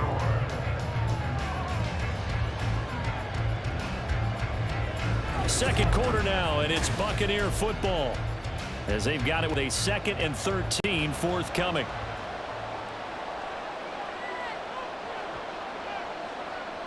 Mayfield now on 2nd down. He completes it right side of the lane. Now the Panthers going to use the first of their timeouts. So as they talk it over, we step aside.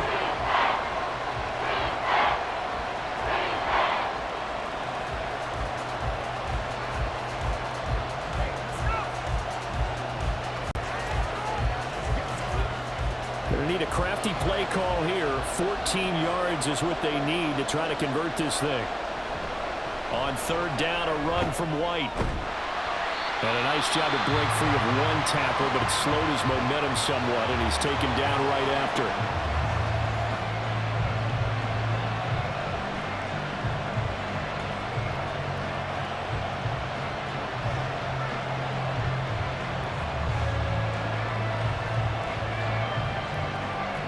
A 4th down. Here's Jake Camarda on to punt for the Bucs.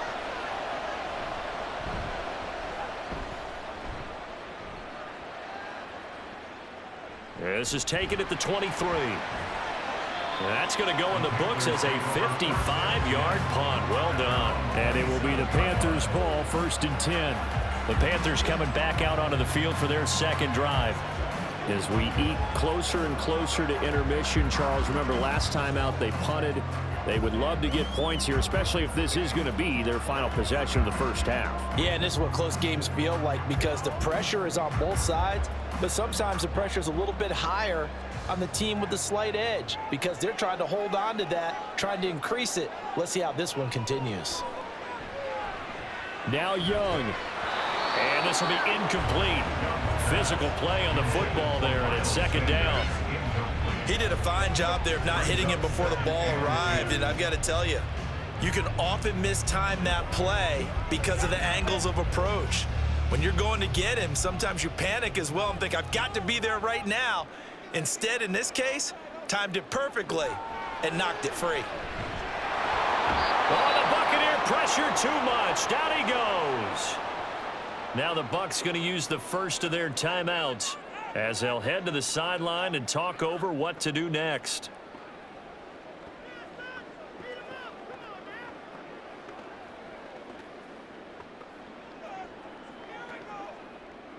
How to approach this. 3rd down and 16 yards to go. A give up the middle, Hubbard. And he will fight his way forward to about the 23-yard line. The Bucs going to go ahead and use the 2nd of their timeouts as they'll head to the sideline and talk over what to do next.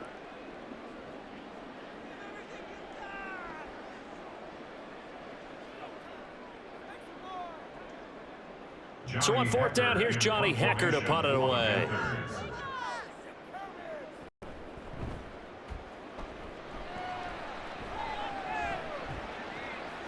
Pulled in at the 24.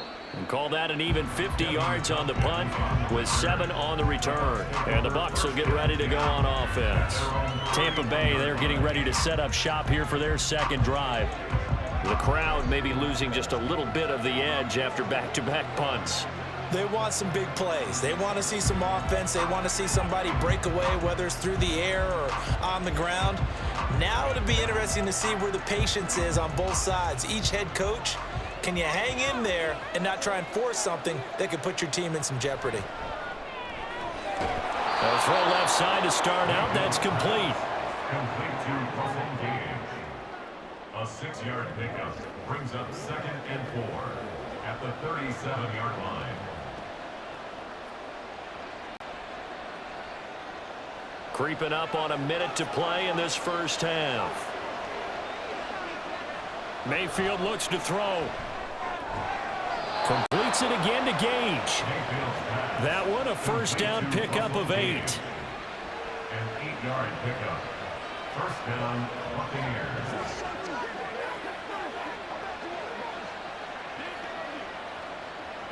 Mayfield trying to get him up to the line as fast as he can.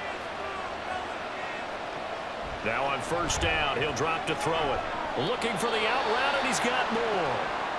The Bucs forced to use their 3rd and final timeout as they get it right at the 30-second mark of this first half.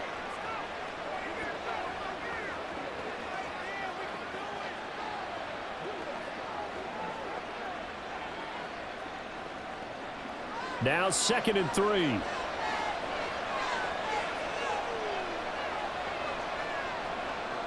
Mayfield now. It's caught by Mike Evans. And they're going to have another first down as the tackle's made at the Panthers' 33. 15 yards there on the catch and run. Boy, everything clicking on this drive. He's 4 for 4 now, and that throw, maybe the best of the bunch. This offense is really humming, and they pick up another first down. A 50-yard attempt. And this one is right down Broadway.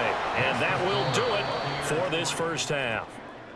So we've reached halftime. All we have to show for the first half, a lone field goal. 3-0 our score. As we'll send you down the coast now to Orlando, that's where we find Jonathan Coachman, ready with our EA Sports If you missed the first half, report. there's not much to get you caught up on. Just the lone field goal accounting for the entirety of the scoring. A 3-0 game to this point, as both defenses have been strong so far.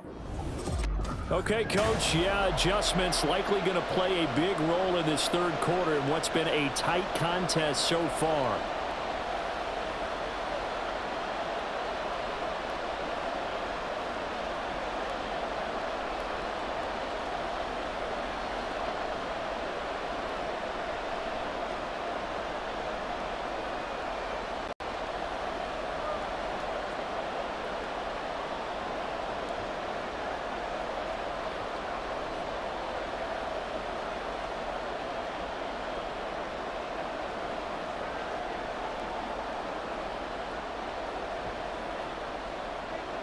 These offenses seemingly still back at the hotel for the first half. 3-0 our score as the second half gets underway. This fielded right at the goal line. And he won't get this to the 20-yard line as he's down at the 19. The Bucs offense set to begin this third quarter.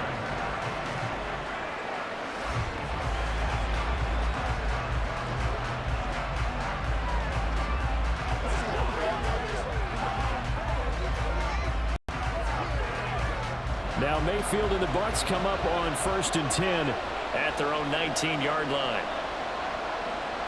They'll try and start this drive in the air.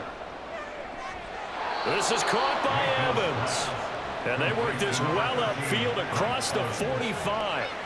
A very solid gain of 27. A great job pulling that one in from a guy, as we know, who can really blaze. He's got a lot of speed. And that speed can work for him so many different ways.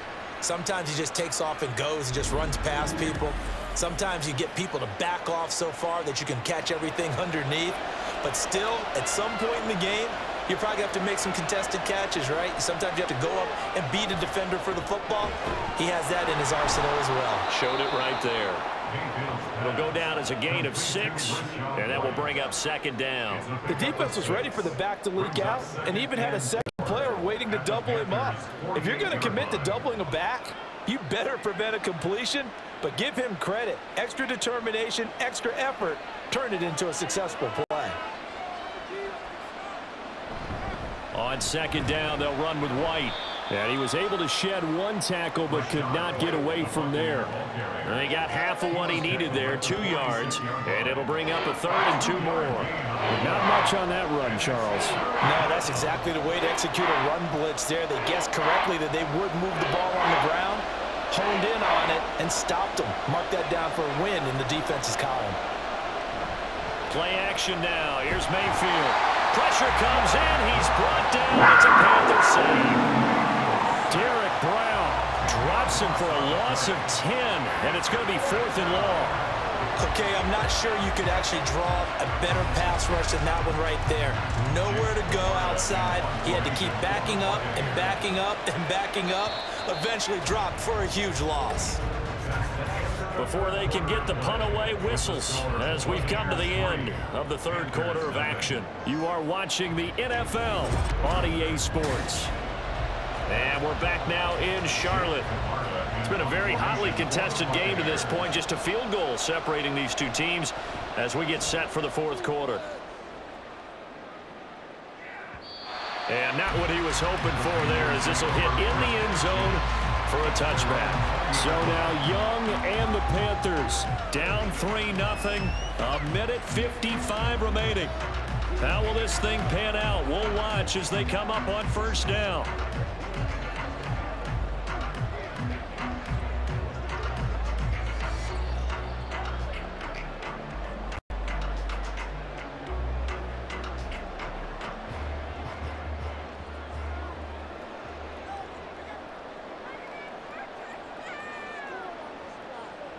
Young. Now a desperation throw deep downfield. And this is incomplete. Oh, it looked like he had a pretty good line on that one. That would have been a big play, but he could not pull it in.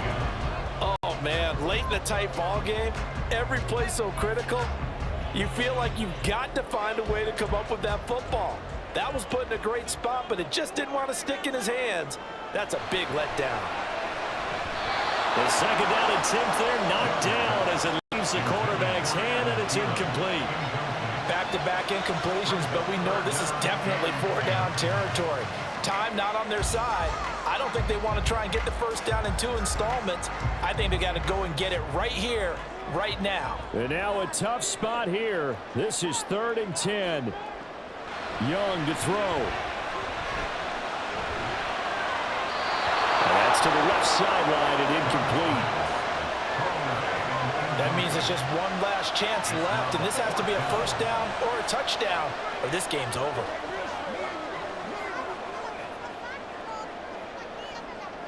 Here we go. This is 4th down.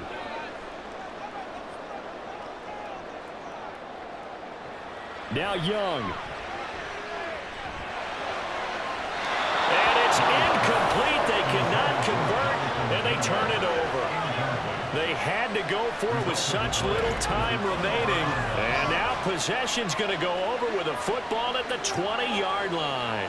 So now it may look bleak, but this one not over. They do have all 3 timeouts. Even at this point on the field, where it looks like, you're really backed up, hold them to a field goal. That's the mantra right now. You hold them to a field goal, you still got a chance to take care of business on the other end. But you're right, the 3 timeouts are going to be key.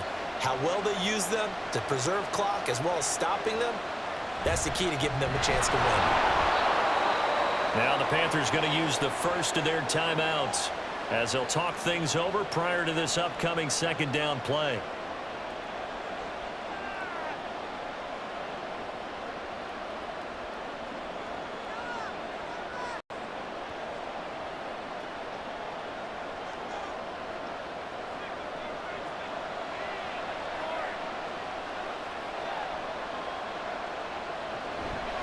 They stay on the ground with White.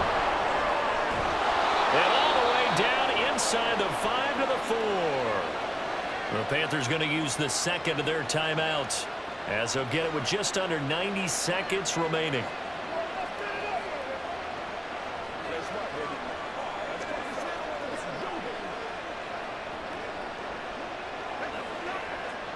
It's 1st and goal, and a late touchdown at this stage could officially salt this one away. White He is not going to advance very far. He'll be stopped right at the line of scrimmage. Now the Panthers going to signal for their third and final timeout as they'll talk things over prior to this upcoming second down play.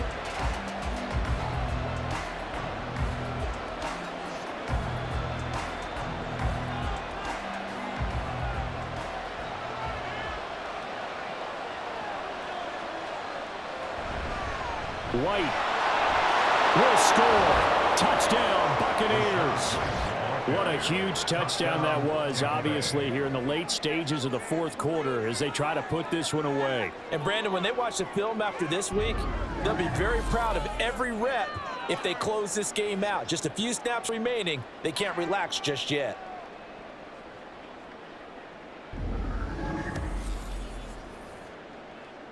Chase McLaughlin on for the extra point.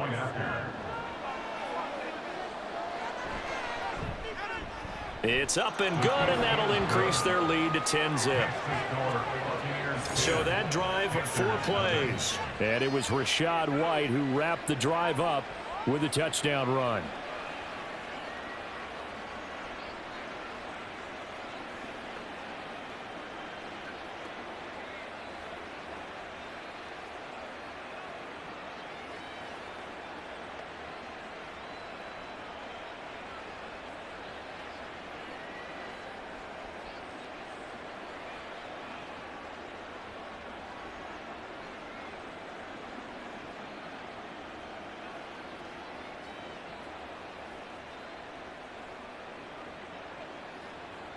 Following the touchdown, here's McLaughlin to kick off.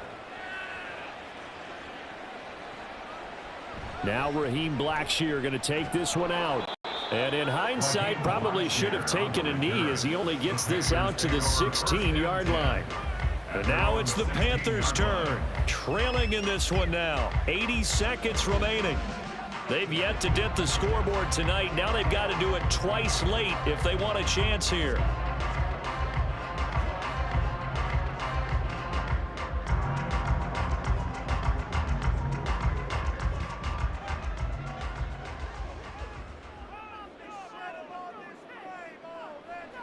Here's Young.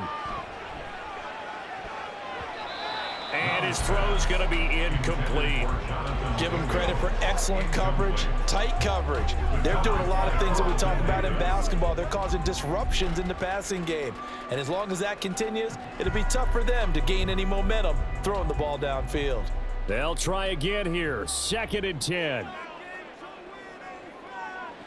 Now Young. He's going to let it fly.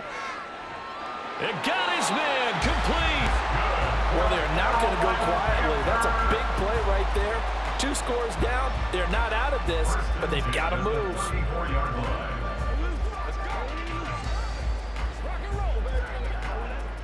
Here's 1st down. Young. Over the middle, held in by Sharp.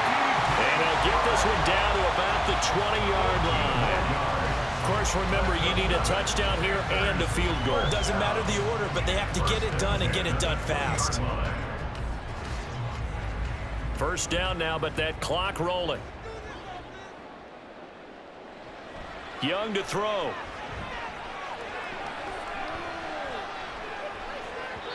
To the end zone, but it's incomplete. They were maybe hoping for a little bit of a back shoulder fade there, and that's a play that's been in vogue the last few years in all aspects of football. But they couldn't get the hook up there.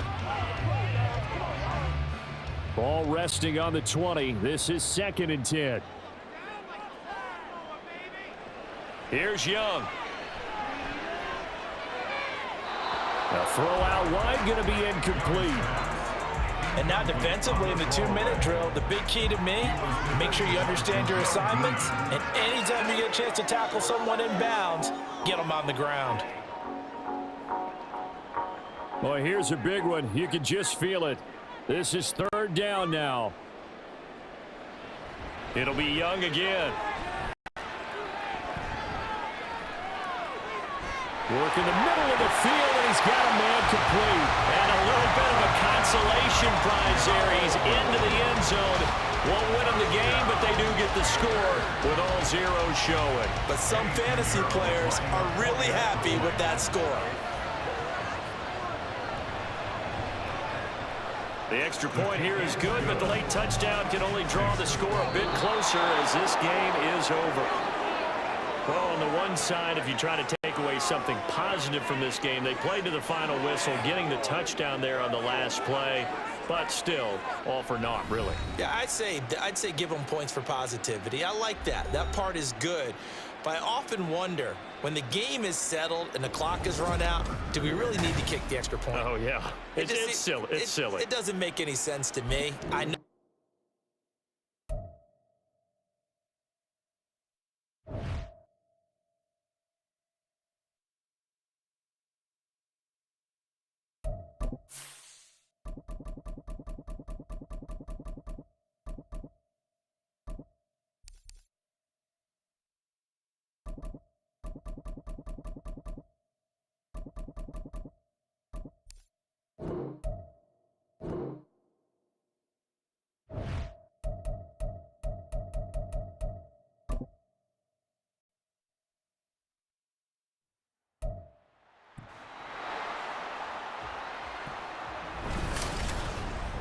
It's the NFL on EA Sports, and we'll see who rules the skies in today's battle.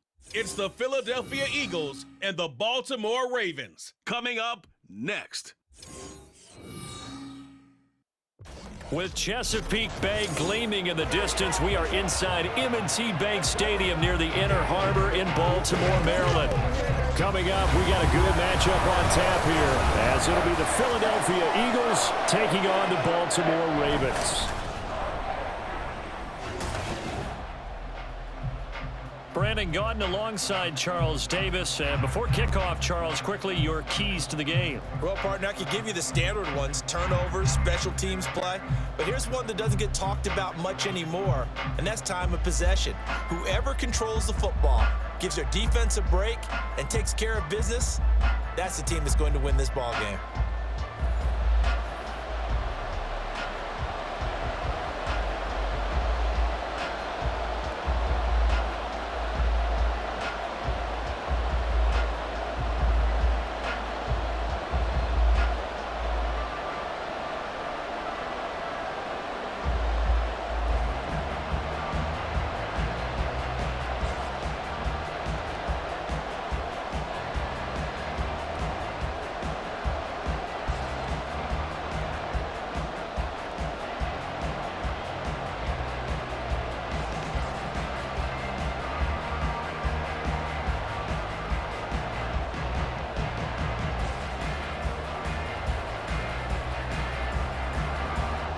Justin Tucker set to boom this one away. And off we go from M&T Bank Stadium. And no run back here, so they'll bring it out to the 25. Philly's offense getting ready, and Jalen Hurts ready to lead them. The second-round pick who started his career at Alabama, then finished with an electric senior season at Oklahoma. Tremendous production in college at two different universities, and this is a guy who was a finalist for the Heisman Trophy. Still much more of a runner than a thrower, but has plenty of arm and is capable of making the big throws downfield. And don't underestimate his ability to think the game. Remember, he's the son of a coach.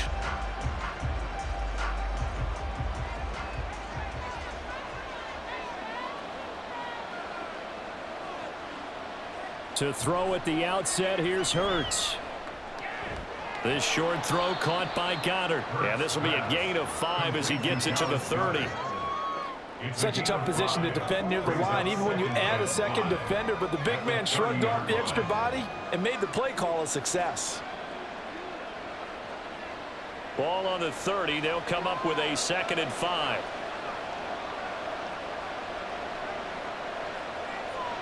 Hurts sets up to throw it.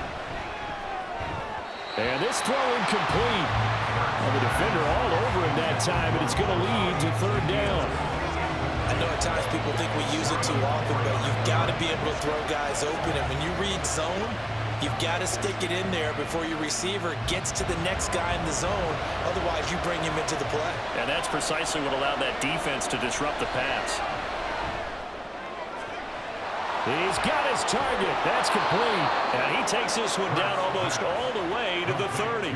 That's a gain of nearly 40 yards on 3rd and medium to pick up the first. All right, Charles, let me put you in the head of one of those defenders out there. You have a big play like that go against you so early. What does that shake your confidence? It shouldn't, but it often does, because your thought process all during the week is how you're going to get after that offense and make your plays. And when they make one against you, makes you a little bit hesitant. Time to regroup.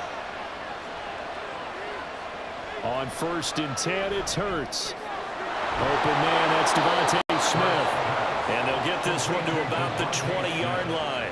They get 10 more there, and I believe that'll be enough for another first down. It will. 4 consecutive passes to begin this opening drive, and you can't argue with the results. They've already driven it into the red zone and a fresh set of downs here to play with. Which means there's a lot of trust by the play caller, by the quarterback, the receivers, you name it. Everyone locked in, everyone doing their job. I continue to go in that direction because right now they got the defense back on their heels. Credit him with a 1-yard gain there to make it 2nd and 9. At the 19-yard line.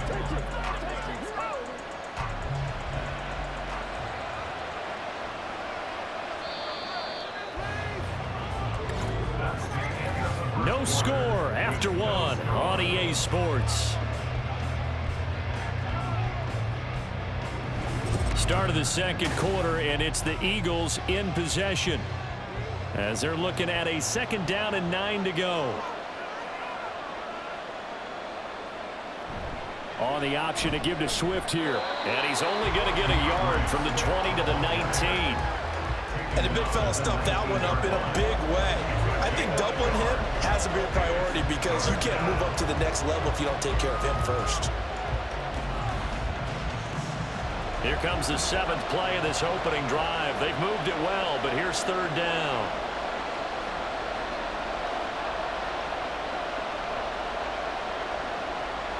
Throwing is Hurts. Under pressure, and he'll go down. Back at the 26-yard line. Now the Ravens going to use one of their timeouts as they'll head to the sideline and talk over what to do next.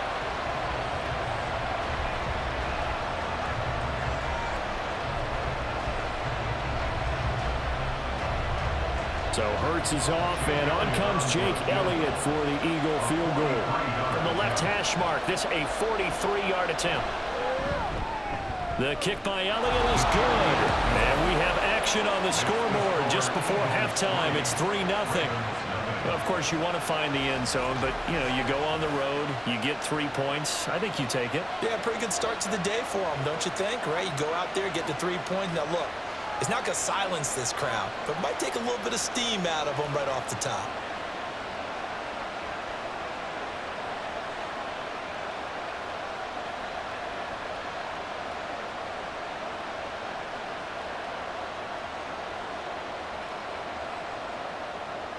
After the field goal, here's Elliott to kick it away.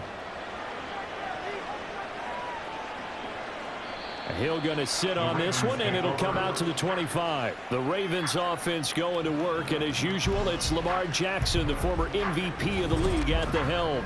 And the first possession isn't until the 2nd quarter, but what's nice about it, it's only down 3. So what you sell your team on is, look, 1 possession, 1 drive, we put it in the end zone. We're in the lead in this game. Let's go, guys.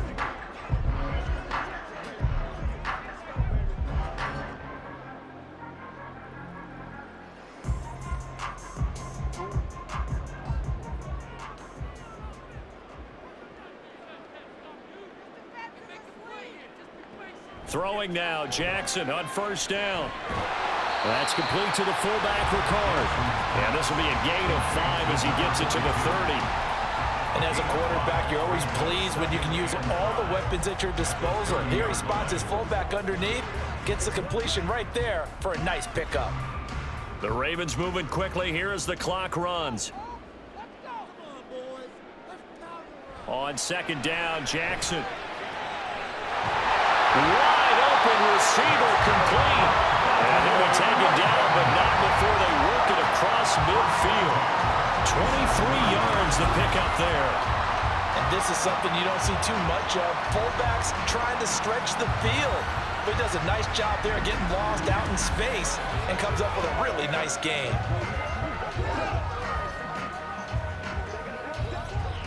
Could we get a touchdown in this first half after all? It's 1st and 10. To throw is Jackson. That'll be complete to Dobbins. The Ravens going to use the second of their timeouts as the clock will stop with 20 seconds to go in the first half.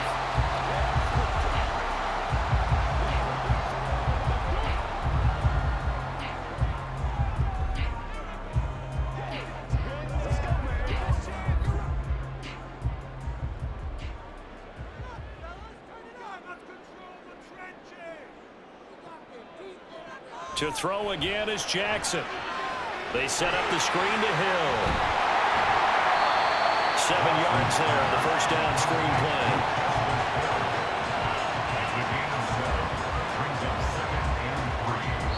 And with just 4 seconds left in this first half, a timeout call.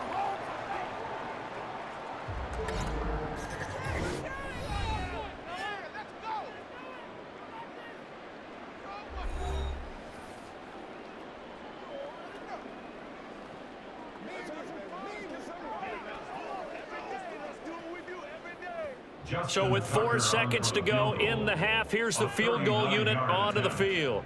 It's a 39-yard attempt, right hash. Tucker's kick is good, and that will tie us at 3-3. So a return of serve, so to speak, here on the second drive of our game as they respond to that opening field goal with 3 of their own. I like that, going a little tennis on me. I know you like to mix it up with sports. They crack a forehand back out, and they get a backhand. What was the return on? It was a backhand. I like that. Really good backhand. Get some nice top spin on the whole thing. I love it. Almost a mirror image when you really get down to it. I thought that was pretty good stuff.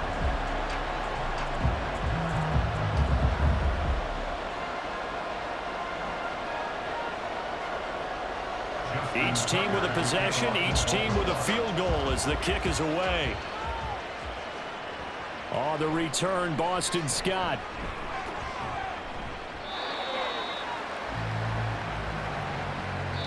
So we've hit halftime in what was obviously a very fast-moving first half of play. As we send you down to Orlando, where Jonathan Coachman has our EA Sports halftime report. Coach. All right, Brandon, back to you two in just a bit. But first, welcome everyone to downtown Orlando and our EA Sports halftime report. Not too much to show you scoring-wise in that first half. Just a couple of field goals make up all the scoring. But I wouldn't be surprised if we're close to a breakthrough, and things should open up as we move along. Okay, Coach, thanks as always. This one's still anyone's game as we welcome you back for quarter number 3.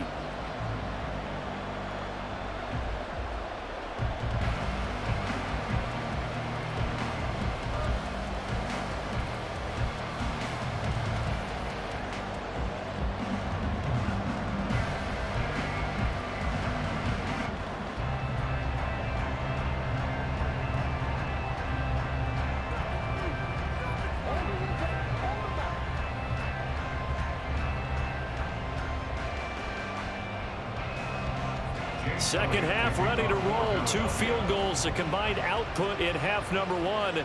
Could be first touchdown wins. From his end zone, here comes Justice Hill. And only able to get this to the 19, so probably should have opted for the touchback.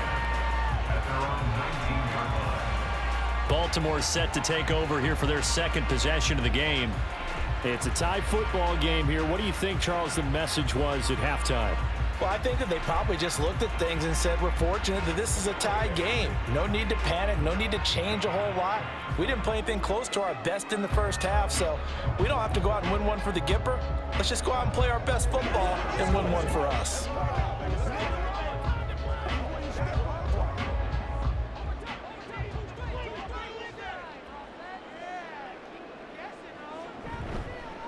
Second half starts with a run by Dobbins. And he sneaks his way forward only for a couple here. Second down. You've got to be impressed by that defensive front on reps like those. They were not being moved off the line, kept their shoulders square, and gave their teammates time to fight to the ball and limit that gain. From the 21, here's a 2nd and 8. Jackson from the shotgun. That's complete. It's Rashad Bateman. And he's got it past the 30 before he's hit and dropped. He was held without a catch in the first half, but he's got one here, and he also picks up a first down. First and 10 at the 33-yard line.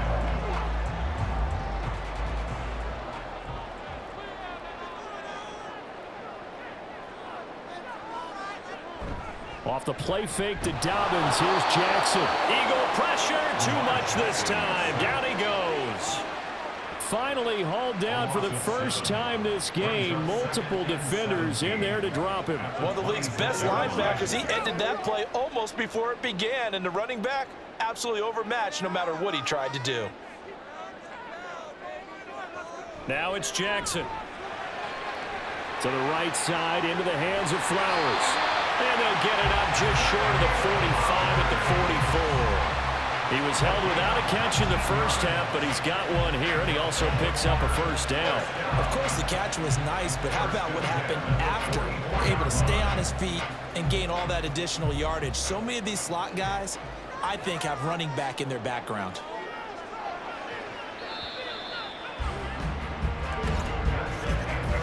And as they come to the line, they will not be able to get off another play as time has run out on this third quarter.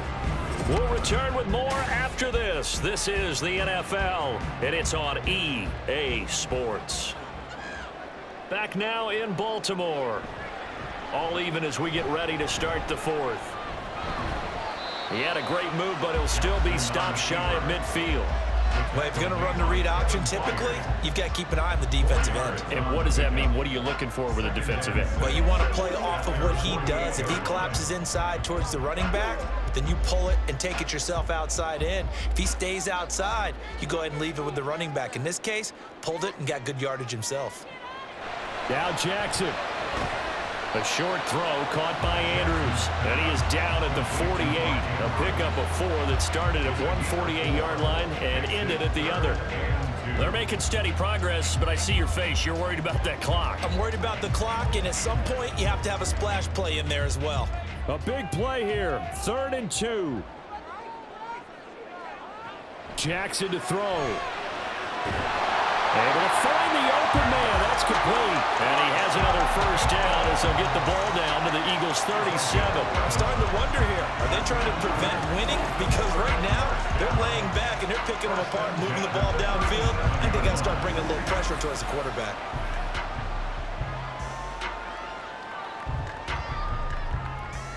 All 3 timeouts still in their back pocket. Here's 1st and 10. A handoff running left. It's Hill. And the play goes nowhere. Losing yardage back near the 40 at the 39. Now the Ravens going to use one of their timeouts as the clock will stop with 37 seconds to play. So statistically, both of these offenses having a rough time getting a running game going.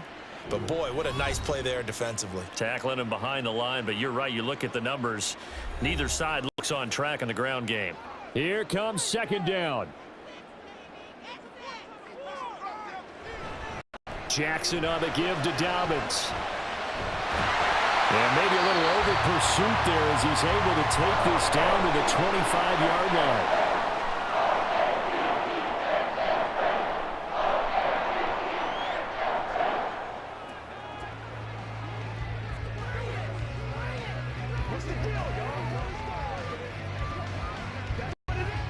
Two timeouts still available in this final minute. It's 1st and 10 now. Another run here with Dobbins. He's tackled a yard short of the marker. Good gain of 9 on 1st down. I think we saw the strategy there, how they moved it to the left hash so they could line things up for them to kick the field goal.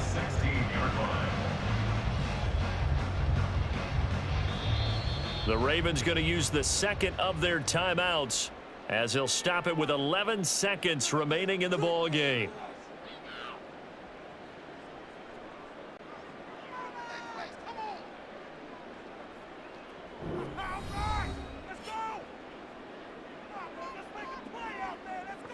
So it's up now to one of the most accurate kickers in NFL history, Justin Tucker. Now the Eagles will use the second of their timeouts. That'll leave them with just one remaining in this fourth quarter of play.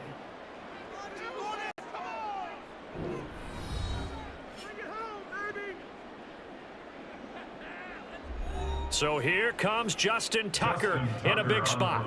This to almost certainly win the football game. And the 11-year veteran bangs it through, and it's celebration time on that sideline as they have taken the lead in the final seconds. The home crowd here absolutely loves it, as they should, getting the field goal in the closing moments and likely going to get out of here with a W.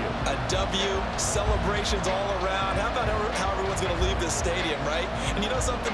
He probably makes more money than most of the 60,000 people here, but they're all willing to buy him dinner tonight, aren't they? Oh, they don't care. He's a man of the people right now.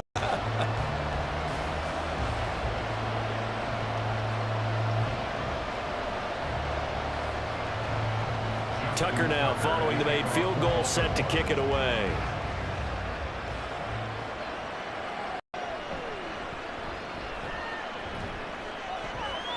And he returns this to the 22.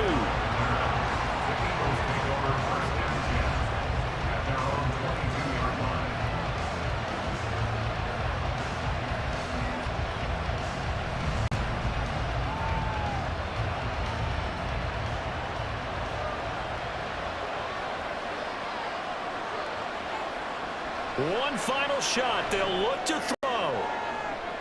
Able to find Jones. And he'll get this one way up just shy of the 45-yard line.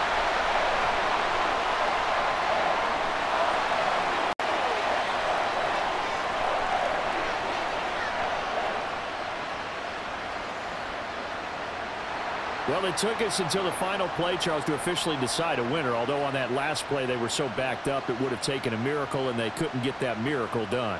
Well, I like how you stayed with it, because we both knew that this had to go down to the last play, and neither side was going to exhale until that play concluded, because we've seen the improbable before. A couple of laterals, maybe some poor defense on the back end. They might have gone all the way to the end zone. In this case, though, it didn't happen. Perhaps next time. So that'll do it for us.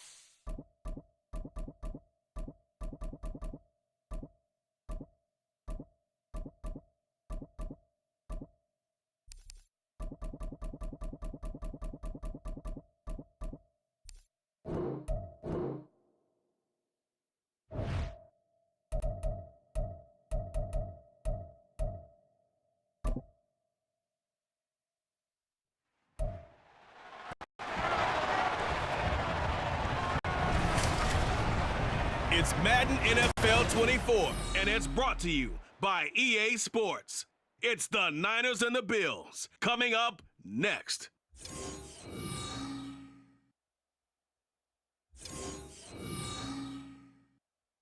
Winter is just around the corner as you get a look at Highmark Stadium just south of Buffalo, New York.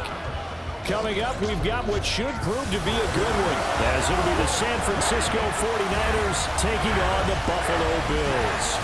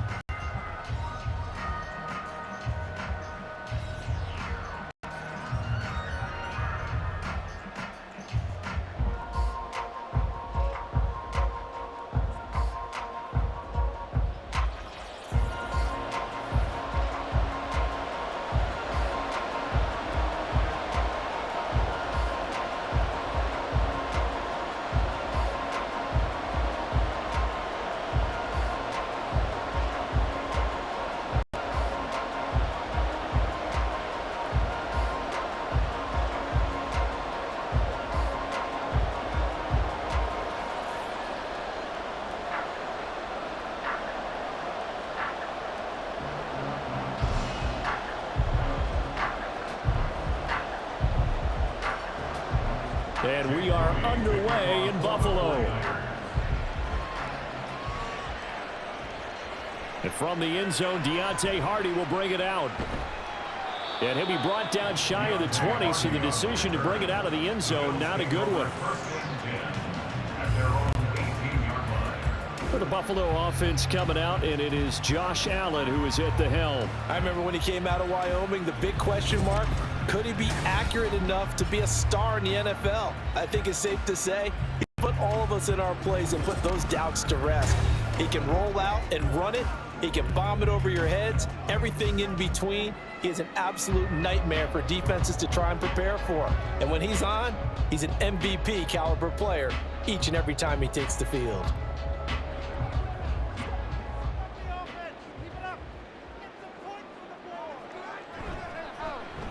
Here's Murray now as they run it to start the drive. He'll be dropped at the 25 after a gain of 6. A quick burst there, and he nicely bit off a pretty decent gain.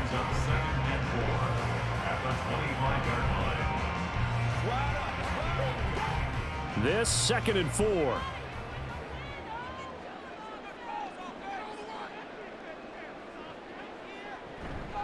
On play action, Allen. That's caught by Gabriel Davis. And they nearly get this all the way to midfield. Mark him down at the 49. It'll go as a gain of 25 on a play that started back at the 25. But one of the ways the quarterbacks keep all the receivers alive in a play, never lock in on any one guy. Make sure you keep your eyes moving, scan the field. And here he finds the open guy for a nice pickup.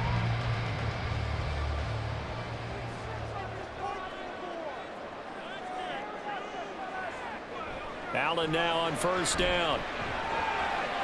He's got it complete to Stephon Diggs.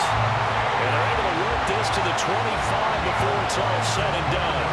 A good pickup there, 26 yards. Well, I think when they look at their offense, they think to themselves, weapons everywhere, and they want to move the ball around. They want to spread it to different people. But you absolutely know they want to get this man involved as well, and that's what they just did on that play. They run for the first time with James Cook. And he is brought down at the 22 after a gain of 2, and it brings up 2nd down. 2 yards on the carry there. It'll be 2nd down. At the 22-yard line.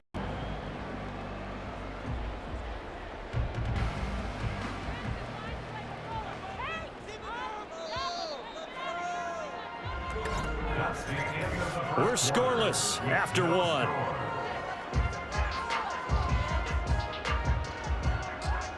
Second quarter now in Buffalo. It's the Bills in control of the football as they've got a 2nd and 8 forthcoming.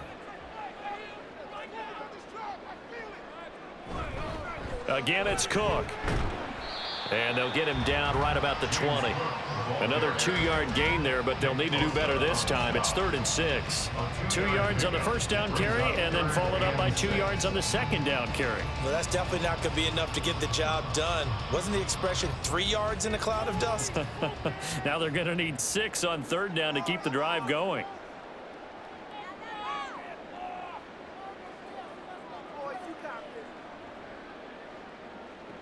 Throwing is Allen on 3rd. And this is going to be incomplete. 4th down now as San Fran's defense was strong in coverage. Sometimes the game is pretty simple. Put a few extra defensive backs on the field, give them nowhere to throw the football, force the incompletion, and get off the field on 3rd down. So on 4th down, off goes Allen. On comes Tyler Bass for the Buffalo field goal. Right hash, 37-yard attempt. The kick by Bass is good. And we have action on the scoreboard just before halftime. It's 3-0.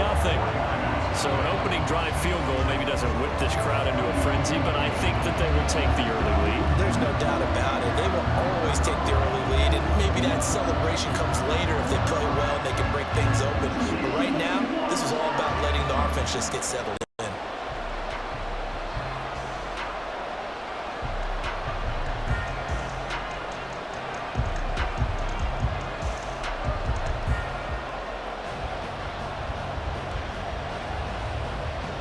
So after knocking through the field goal, here's Bass to kick it away.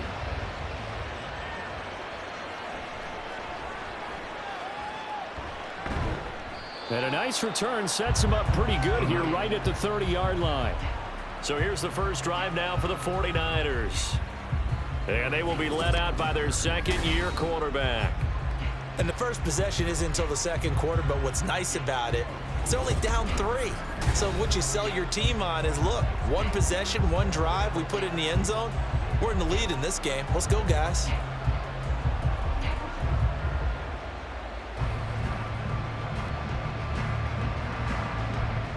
So 1st and 10 now from the 30. Purdy now to throw. Man open, that's Deebo Samuel. And they'll get it up just short of the 45 at the 44. First play of the drive going for 14 and a first down. That's a good start to the ball game. Maybe a little bit of a tone setter offensively. They come out throwing right away, and it's an early completion and a quick first down. First down now, but that clock rolling. Out of the gun, Purdy. And he slides and covers up at the end as he's going to be able to pick up decent yardage. The 49ers now going to use the first of their timeouts as they get the stoppage with just under 50 seconds remaining in half number 1.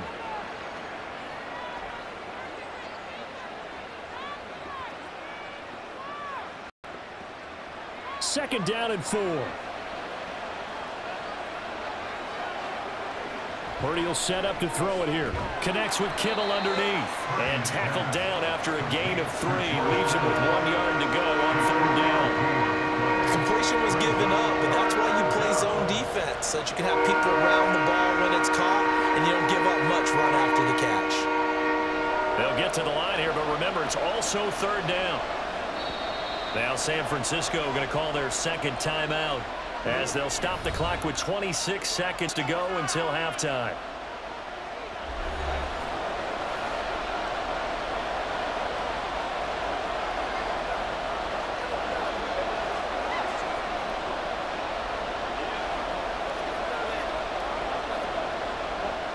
Here now, 3rd and a yard. Back to throw, Purdy. Work in the middle of the field, and he's got a man complete. And he's got a first down as the tackle made at the Bills' 31-yard line. Defense was expecting run, and they're dealt a pass of over 15 yards. First down, 49ers. And with just 4 seconds left in this first half, a timeout call.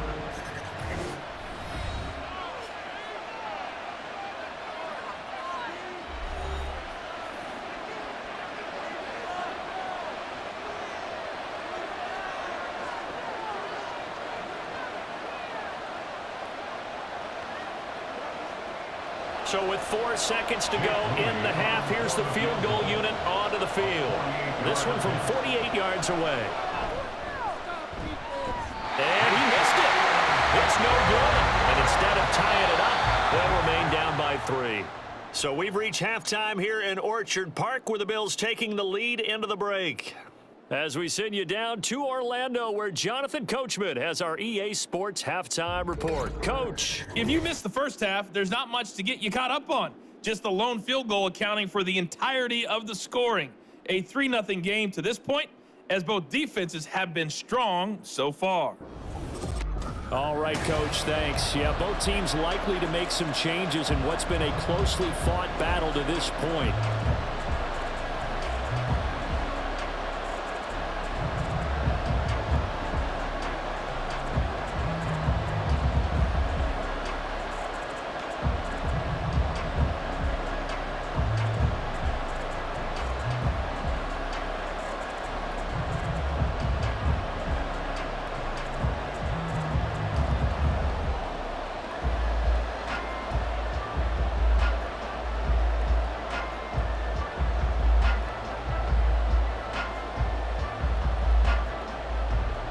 Just one field goal in a tightly played first half as we resume action here in quarter number 3. From a yard or 2 deep, here comes a return. And the decision to come out of the end zone is going to cost him 5 yards as he's taken down right at the 20. The 49er offense set to go to begin quarter number 3. Charles, it'll be interesting to see what adjustments this offense made in the locker room. Haven't really been able to get anything going offensively, virtually nothing in the ground attack either. So certainly something has to change here in quarter 3. And I'm pretty sure their friends from the defensive side of the ball told them exactly that, because those guys, the stop troops, they've been playing pretty well, and they've kept them around in this game. Now, they got some time. The running game struggled in the first half. Opposition knows how to focus on defending the pass here. They've got to re-energize that ground game and maybe open things up for a comeback here in this half. Not only was it a double move route, it was the dreaded post corner for any defensive back, because you think that he's going all the way to the post in a deep route, and then he breaks it off to the corner. That's hard to flip your hips and get there. Well, he didn't flip him in time. Big play. Purdy now to throw off the play action. And that one drops down, incomplete. Good coverage there, forced the ball free, and it's second down. We saw this a lot in the first half, and it continues. These receivers just not able to get much separation. So that means they have to win the 50-50 balls. They've got to go up with the defender and find a way to start coming down with them. And this time, contact and another incomplete pass. On second down, McCaffrey. And he'll be brought down at the 48-yard line. 9 yards, and that leaves him just short, so it'll be third and less than a yard. So from second and long, now we go to third and very manageable. Yeah, they love that phrase, don't they? Because as an offensive coordinator, you can keep people a little bit off balance and guessing, because you don't have to throw it. You can come back with a strong run game if you want to. And if you're in 4-down territory, that really opens things up for you. And I don't think he got there. No, they stop it right where it all started. They'll be marked inches short. No gain on the play, and that's going to lead them to fourth down.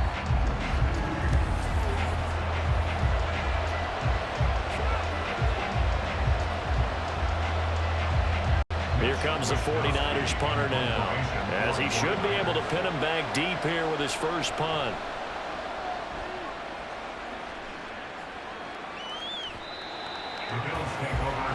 So here come the Bills out for their second drive.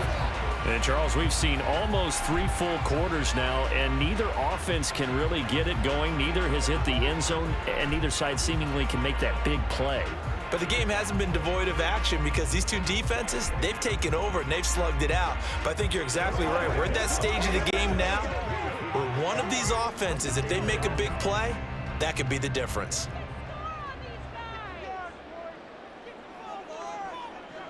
Here's Allen on 1st and 10. Little pitch and catch to the tight end, Knox. And he'll be tackled at the 23 after a gain of 3. It's a pickup of 3. Brings up 2nd and 7 at the 20-yard line. That's the end of the third 3 quarters Bears have come and gone. We'll return with more after this. This is the NFL, and it's on EA Sports. Back now in Buffalo. It's been a very hotly contested game to this point. Just a field goal separating these two teams as we get set for the fourth quarter. And a short gain there as he'll get it up only to about the 24. And now we'll see a timeout used on defense as they stop it right out of the break with 1:57 to go in the ball game.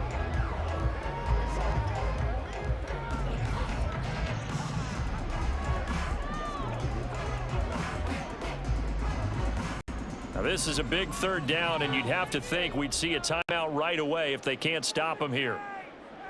Back to throw. Allen. He's got his target. That's complete. And he will have the Bills first down, and that should be that.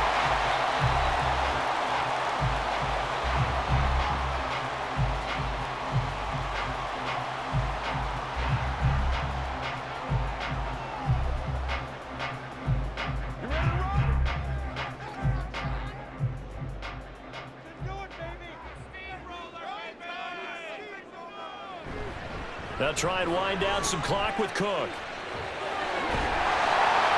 And he gets us to the other side of midfield across the 45 before going out. Correct me if I'm wrong, but I think they had 3 tight ends in on that set. And these guys are punching really well. I use boxing analogies a lot. A lot of coaches have told me that when you line up to run the football, it's 10 fistfights along the line of scrimmage, right? You've got to win your share. These 3 tight ends, they almost always win their fistfights. On first down, nothing opening up really on the running play. Give him maybe a yard, and it'll be second down.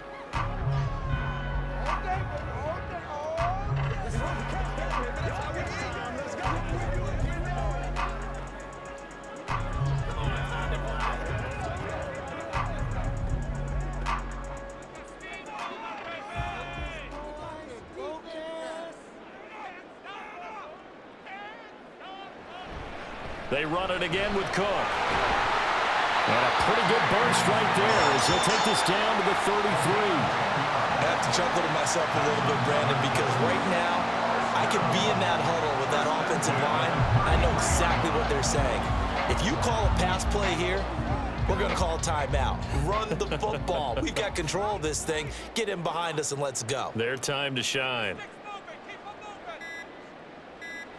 And they'll take a knee as the clock runs under a minute to play.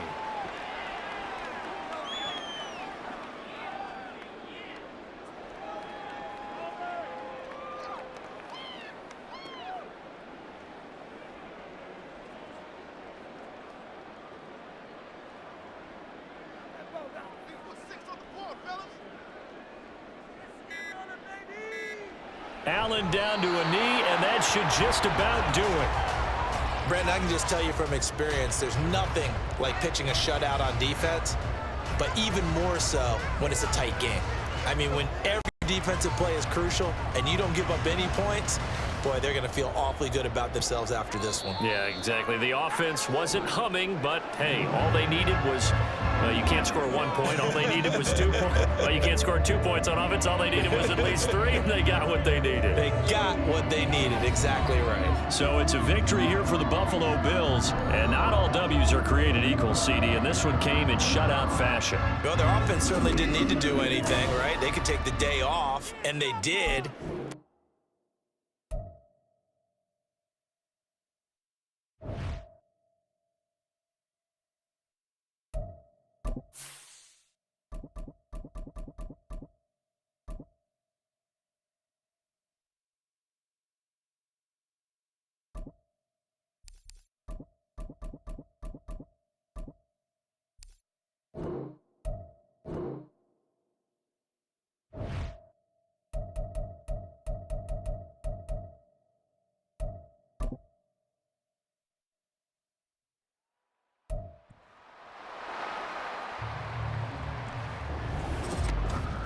It's Madden NFL24 on EA Sports, and the question is, are you ready for some football?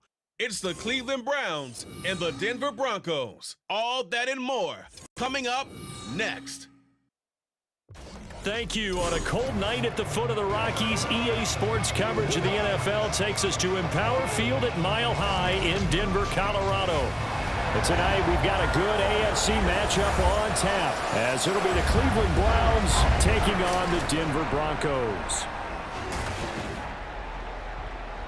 Happy to be on hand. I'm Brandon Gaudin with Charles Davis. And before we kick, partner, your keys to the game, please. Well, my keys are on the defensive side of the ball for both teams. And the big one, making sure you avoid giving up the big play.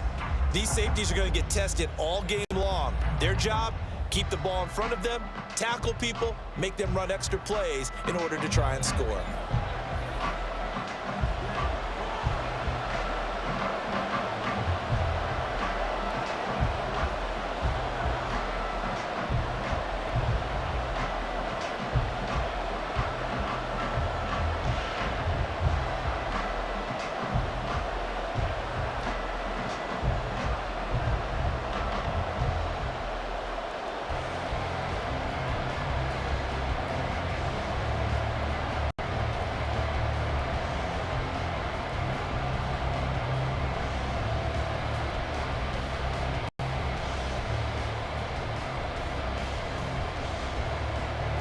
And off we go from Denver.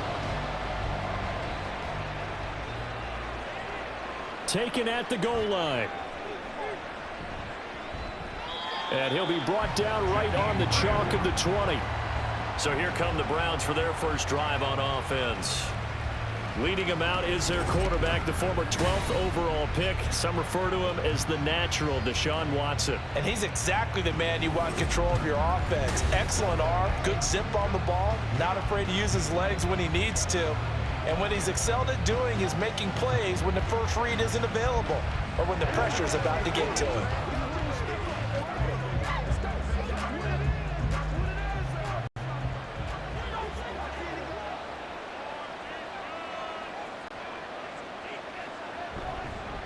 They start on the ground with Nick Chubb, and he'll be tackled at the 23 after a gain of 3. Give credit to the defense for stringing that play out, and they gave up no cutback angle. You know he was trying to dart through. No place for him to go. A nice job there, only giving up a 3-yard gain. Now 2nd and 7 from the 23. Here's Watson. Throwing over the middle, and it's incomplete. Anytime the ball's thrown in the middle of the field, it's popped up in the air, I expect someone to catch. Doesn't matter whether it's offense or defense, because there's usually a great amount of bodies in that part of the field. In this case, no one came up with it. A tough spot here on their opening drive. This is 3rd and 7. Now Watson. And he's going to get this one across the 30-yard line. Deshaun Watson, so multi-dimensional, able to scramble for the first. He's a talented runner, and that means he's always looking for bigger and bigger gains when he takes off. Certainly found some bonus yards there beyond the first down marker, and his early drive will continue with that extra jolt from his legs. On first down, they'll run with Chubb. And he stopped immediately there. Justin Simmons up from his safety spot to make the tackle. The free safety roaming all the way up to the line of scrimmage to make that stop. How about his ability to trust his eyes and figure out it was not a pass play and go fast towards the line of scrimmage in order to make that tackle. 2nd and 10. And again, it's Chubb. And he slips up past the 45 before being tackled. 14 yards, and it's a Cleveland first down. A gain of 14. First down, Browns.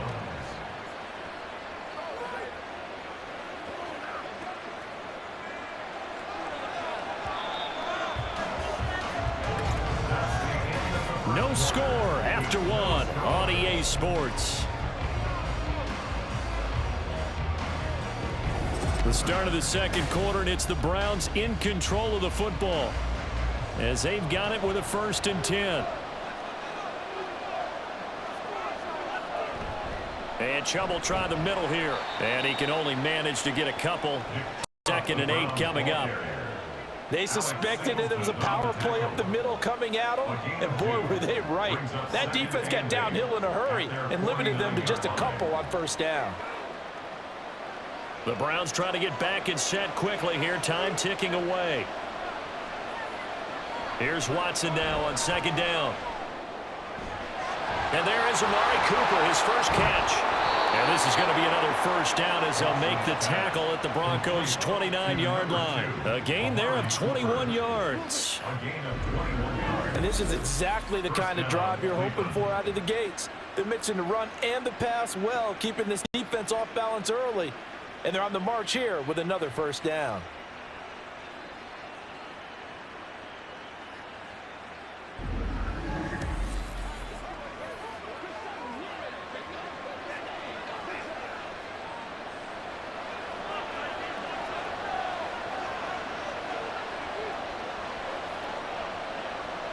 On first down, Watson. Got an open man. That's David Njoku, the tight end.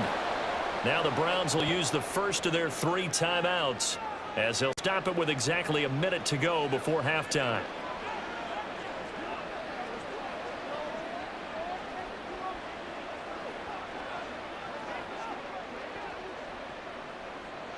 Second down and a little more than a yard here. Watson now to throw. And an incomplete pass. That'll stop the clock here with just under a minute to play in half number 1. That's already the 3rd time they've looked his way on this opening drive. He's caught one of the 3. That doesn't mean they won't continue to go in that direction. It feels like they think they've got something good going there, and they think those numbers are going to increase. To the air yet again, Watson. And he will slide to a stop. He does have the first down. Give him 6 yards, and they do convert on 3rd. Certainly not a positive sign if you're the D coordinator and you see your guys give up that space so early in the game. 3rd down, that's when the clamps are supposed to come out, but his ability to create things with his legs makes things difficult. Watson on first down. Toward the end zone, but that's going to wind up incomplete. My first thought is surprise because that's one of the better tight ends around, and I've seen him pull in balls like this before. But how about a little credit to the defense forcing that incompletion?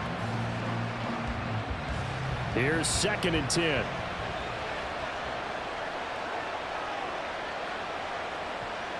Throwing again is Watson. And this one is going to be off the mark, too far out in front. And he's only hit on 2 of his first 6 passes. Time for a quick quarterback regroup here with a big 3rd down coming up.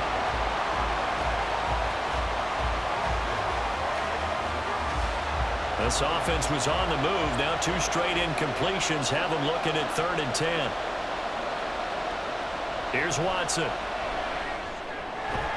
He's got his running back out of the backfield.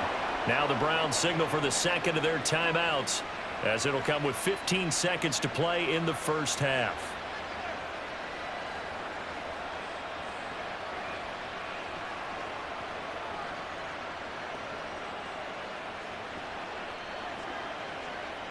First and goal, a chance for an early statement here on the road.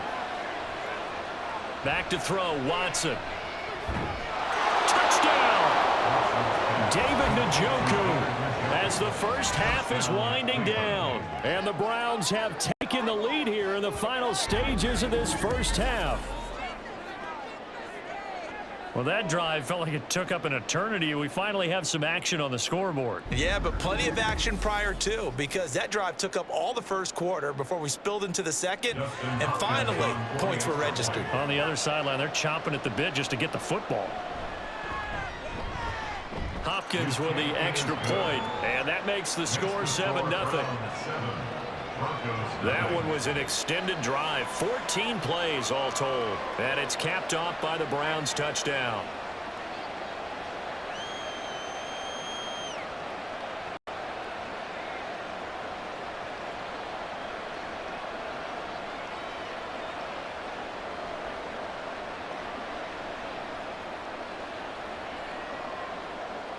So not much time to speak of remaining in this first half as the kick's away.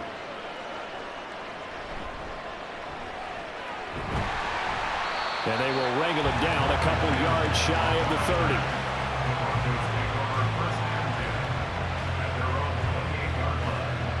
So here are the Broncos now for their opening drive. They'll be led out by their quarterback at 6'2" out of Auburn. It's Jarrett Stidham. For a brief time, he was thought to be a possible successor to Tom Brady while he was still in New England, but that didn't materialize. But opportunity may still knock for him to start in the NFL today. Definitely has the arm and mobility to make plays against NFL defenses. All he needs now is consistency.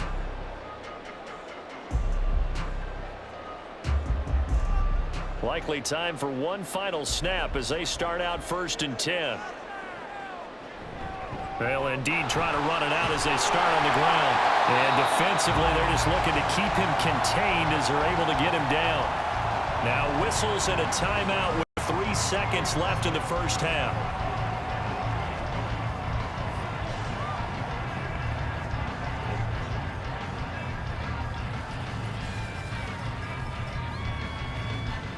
And they line up now for what will likely be the last play of the first half. Final play of the half, it's Stidham.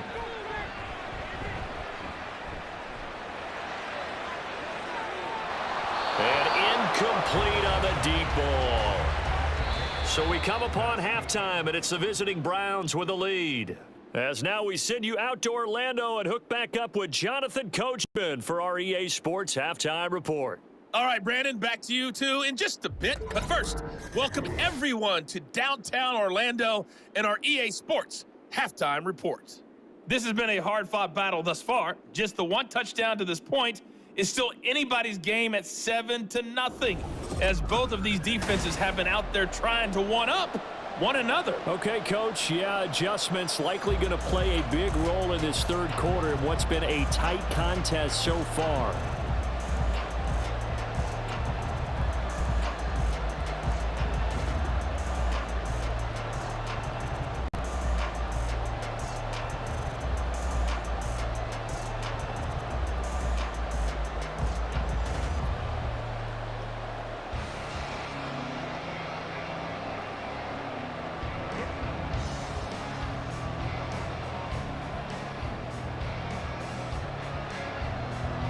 Just the one touchdown in that first half. 7-0 our score as we get going in quarter number 3. From his end zone, Marvin Mims. And that decision to bring it out ends up not being a good one. Costs him about 5 yards as he's tackled at the 20. Here comes the Broncos offensive unit here as they'll have it first to begin the third quarter. Well, Charles, we saw a pretty entertaining first half, close ball game. Remember there toward the end of the second quarter, the opposition scored to take the lead. Now we'll see if these guys can get a score of their own to regain that lead. Yeah, they want to have that type of a response, don't they? Because they want to find a way to take control of this ball game one more time. Gauntlet's been thrown down. They want to see if they're ready to answer it. They go play action now. Stidham. He's got his 6'5" receiver. That's Tim Patrick. He was held without a catch in the first half, but he's got one here, and he also picks up a first down. Play action here on the first play from scrimmage. They want to see how the linebackers are going to react. Are they looking to stop the run? Or are they going to sit back in coverage? A really nice job there of going in attack mode early, and they pick up a quick first down. So from the 36 now, 1st and 10. Now it's Stidham. Man open. He's got it complete to Cortland Sutton. And they'll get him down after a pickup of 8. 2nd and 2. 8 yards on the pickup.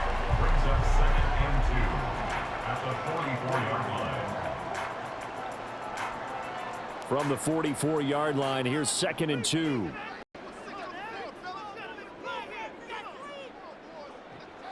They go play action with Stidham. This one complete to Jerry Jeudy. And they'll get him down as he's inside the 40.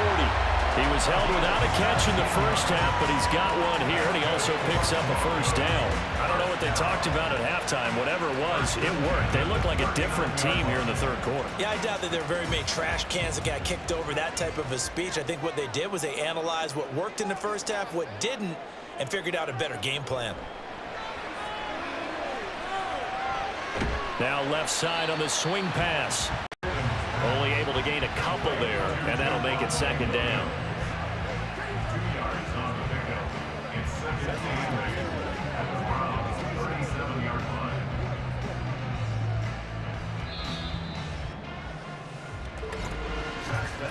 And as they come to the line, they will not be able to get off another play as time has run out on this third quarter.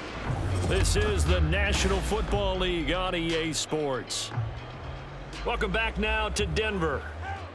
It's the Broncos trailing, but they do have possession of the football as we begin quarter number 4. Stidham's throw here into the hands of the receiver, Judy. And this will go as a gain of 7 as he gets it to the 30-yard line. It drives some people crazy to see those short throws underneath. They've got to find a way to gash the defense downfield. A big play in this football game. 3rd down and 1. They'll try and run for it. Here's Williams. And he works his way free all the way down to the outskirts of the red zone. Some big plays in the passing game on this drive. And here's one out of the running game. So the passing game loosening things up. Now there's room to roam. Plenty of time. All 3 timeouts still remain. Here's 1st and 10 now. Stidham. Well, this is caught by Williams. And they'll bring him down at the 13-yard line. Nothing open downfield. They went underneath. Yeah, see if you can get it to your running back. See if you can make someone miss in the open field. Here's 2nd down. Now Stidham. Screen play set up for Williams. And he'll get it here to the 10-yard line. Good reactions there defensively. That screen was a little slow in developing, and they shut that one down with little gain.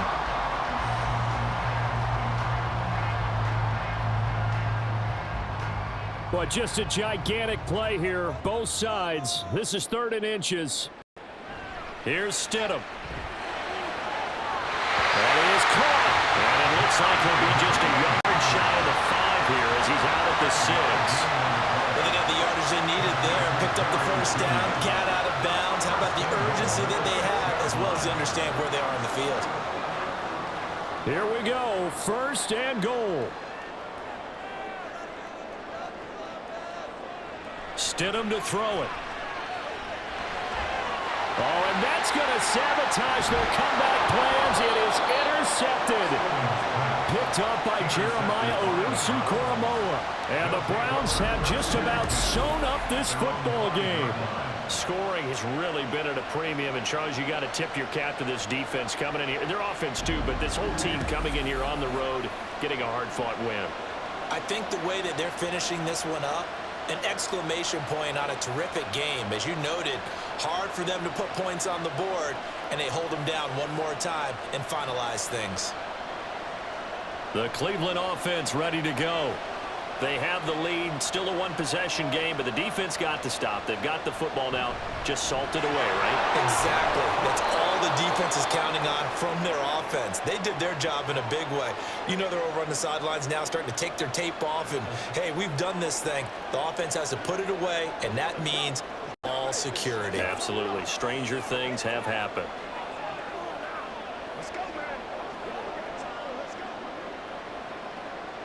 Now 2nd and 5.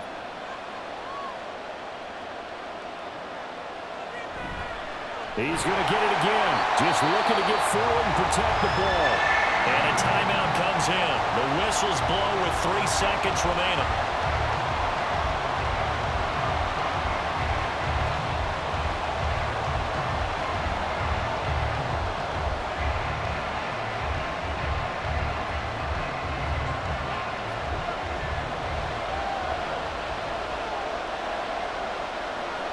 The Browns in victory formation now as they take the knee. Now the Broncos will use their third and final timeout. And as the two teams talk it over on their respective sidelines, we take a break.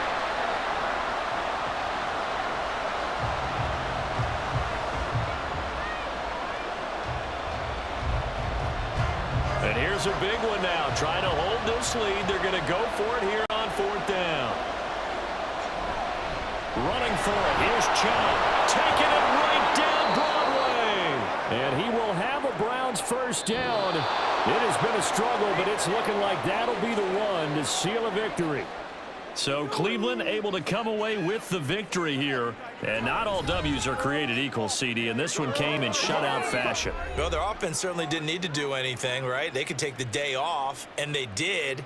For the defense, they carried them in a big way. Yeah, look, the offense, obviously stuff to work on, but they did enough, and the defense carried the load. Well, you know what they say. It's always fun to work on things. If it didn't go well in your game, with a victory in your pocket. And that's what they've got going forward. So that's a wrap for Charles Davis. I'm Brandon Gaudin. And this has been a presentation of the NFL on EA Sports. For more, check us out at easports.com. From Denver, good night, everybody.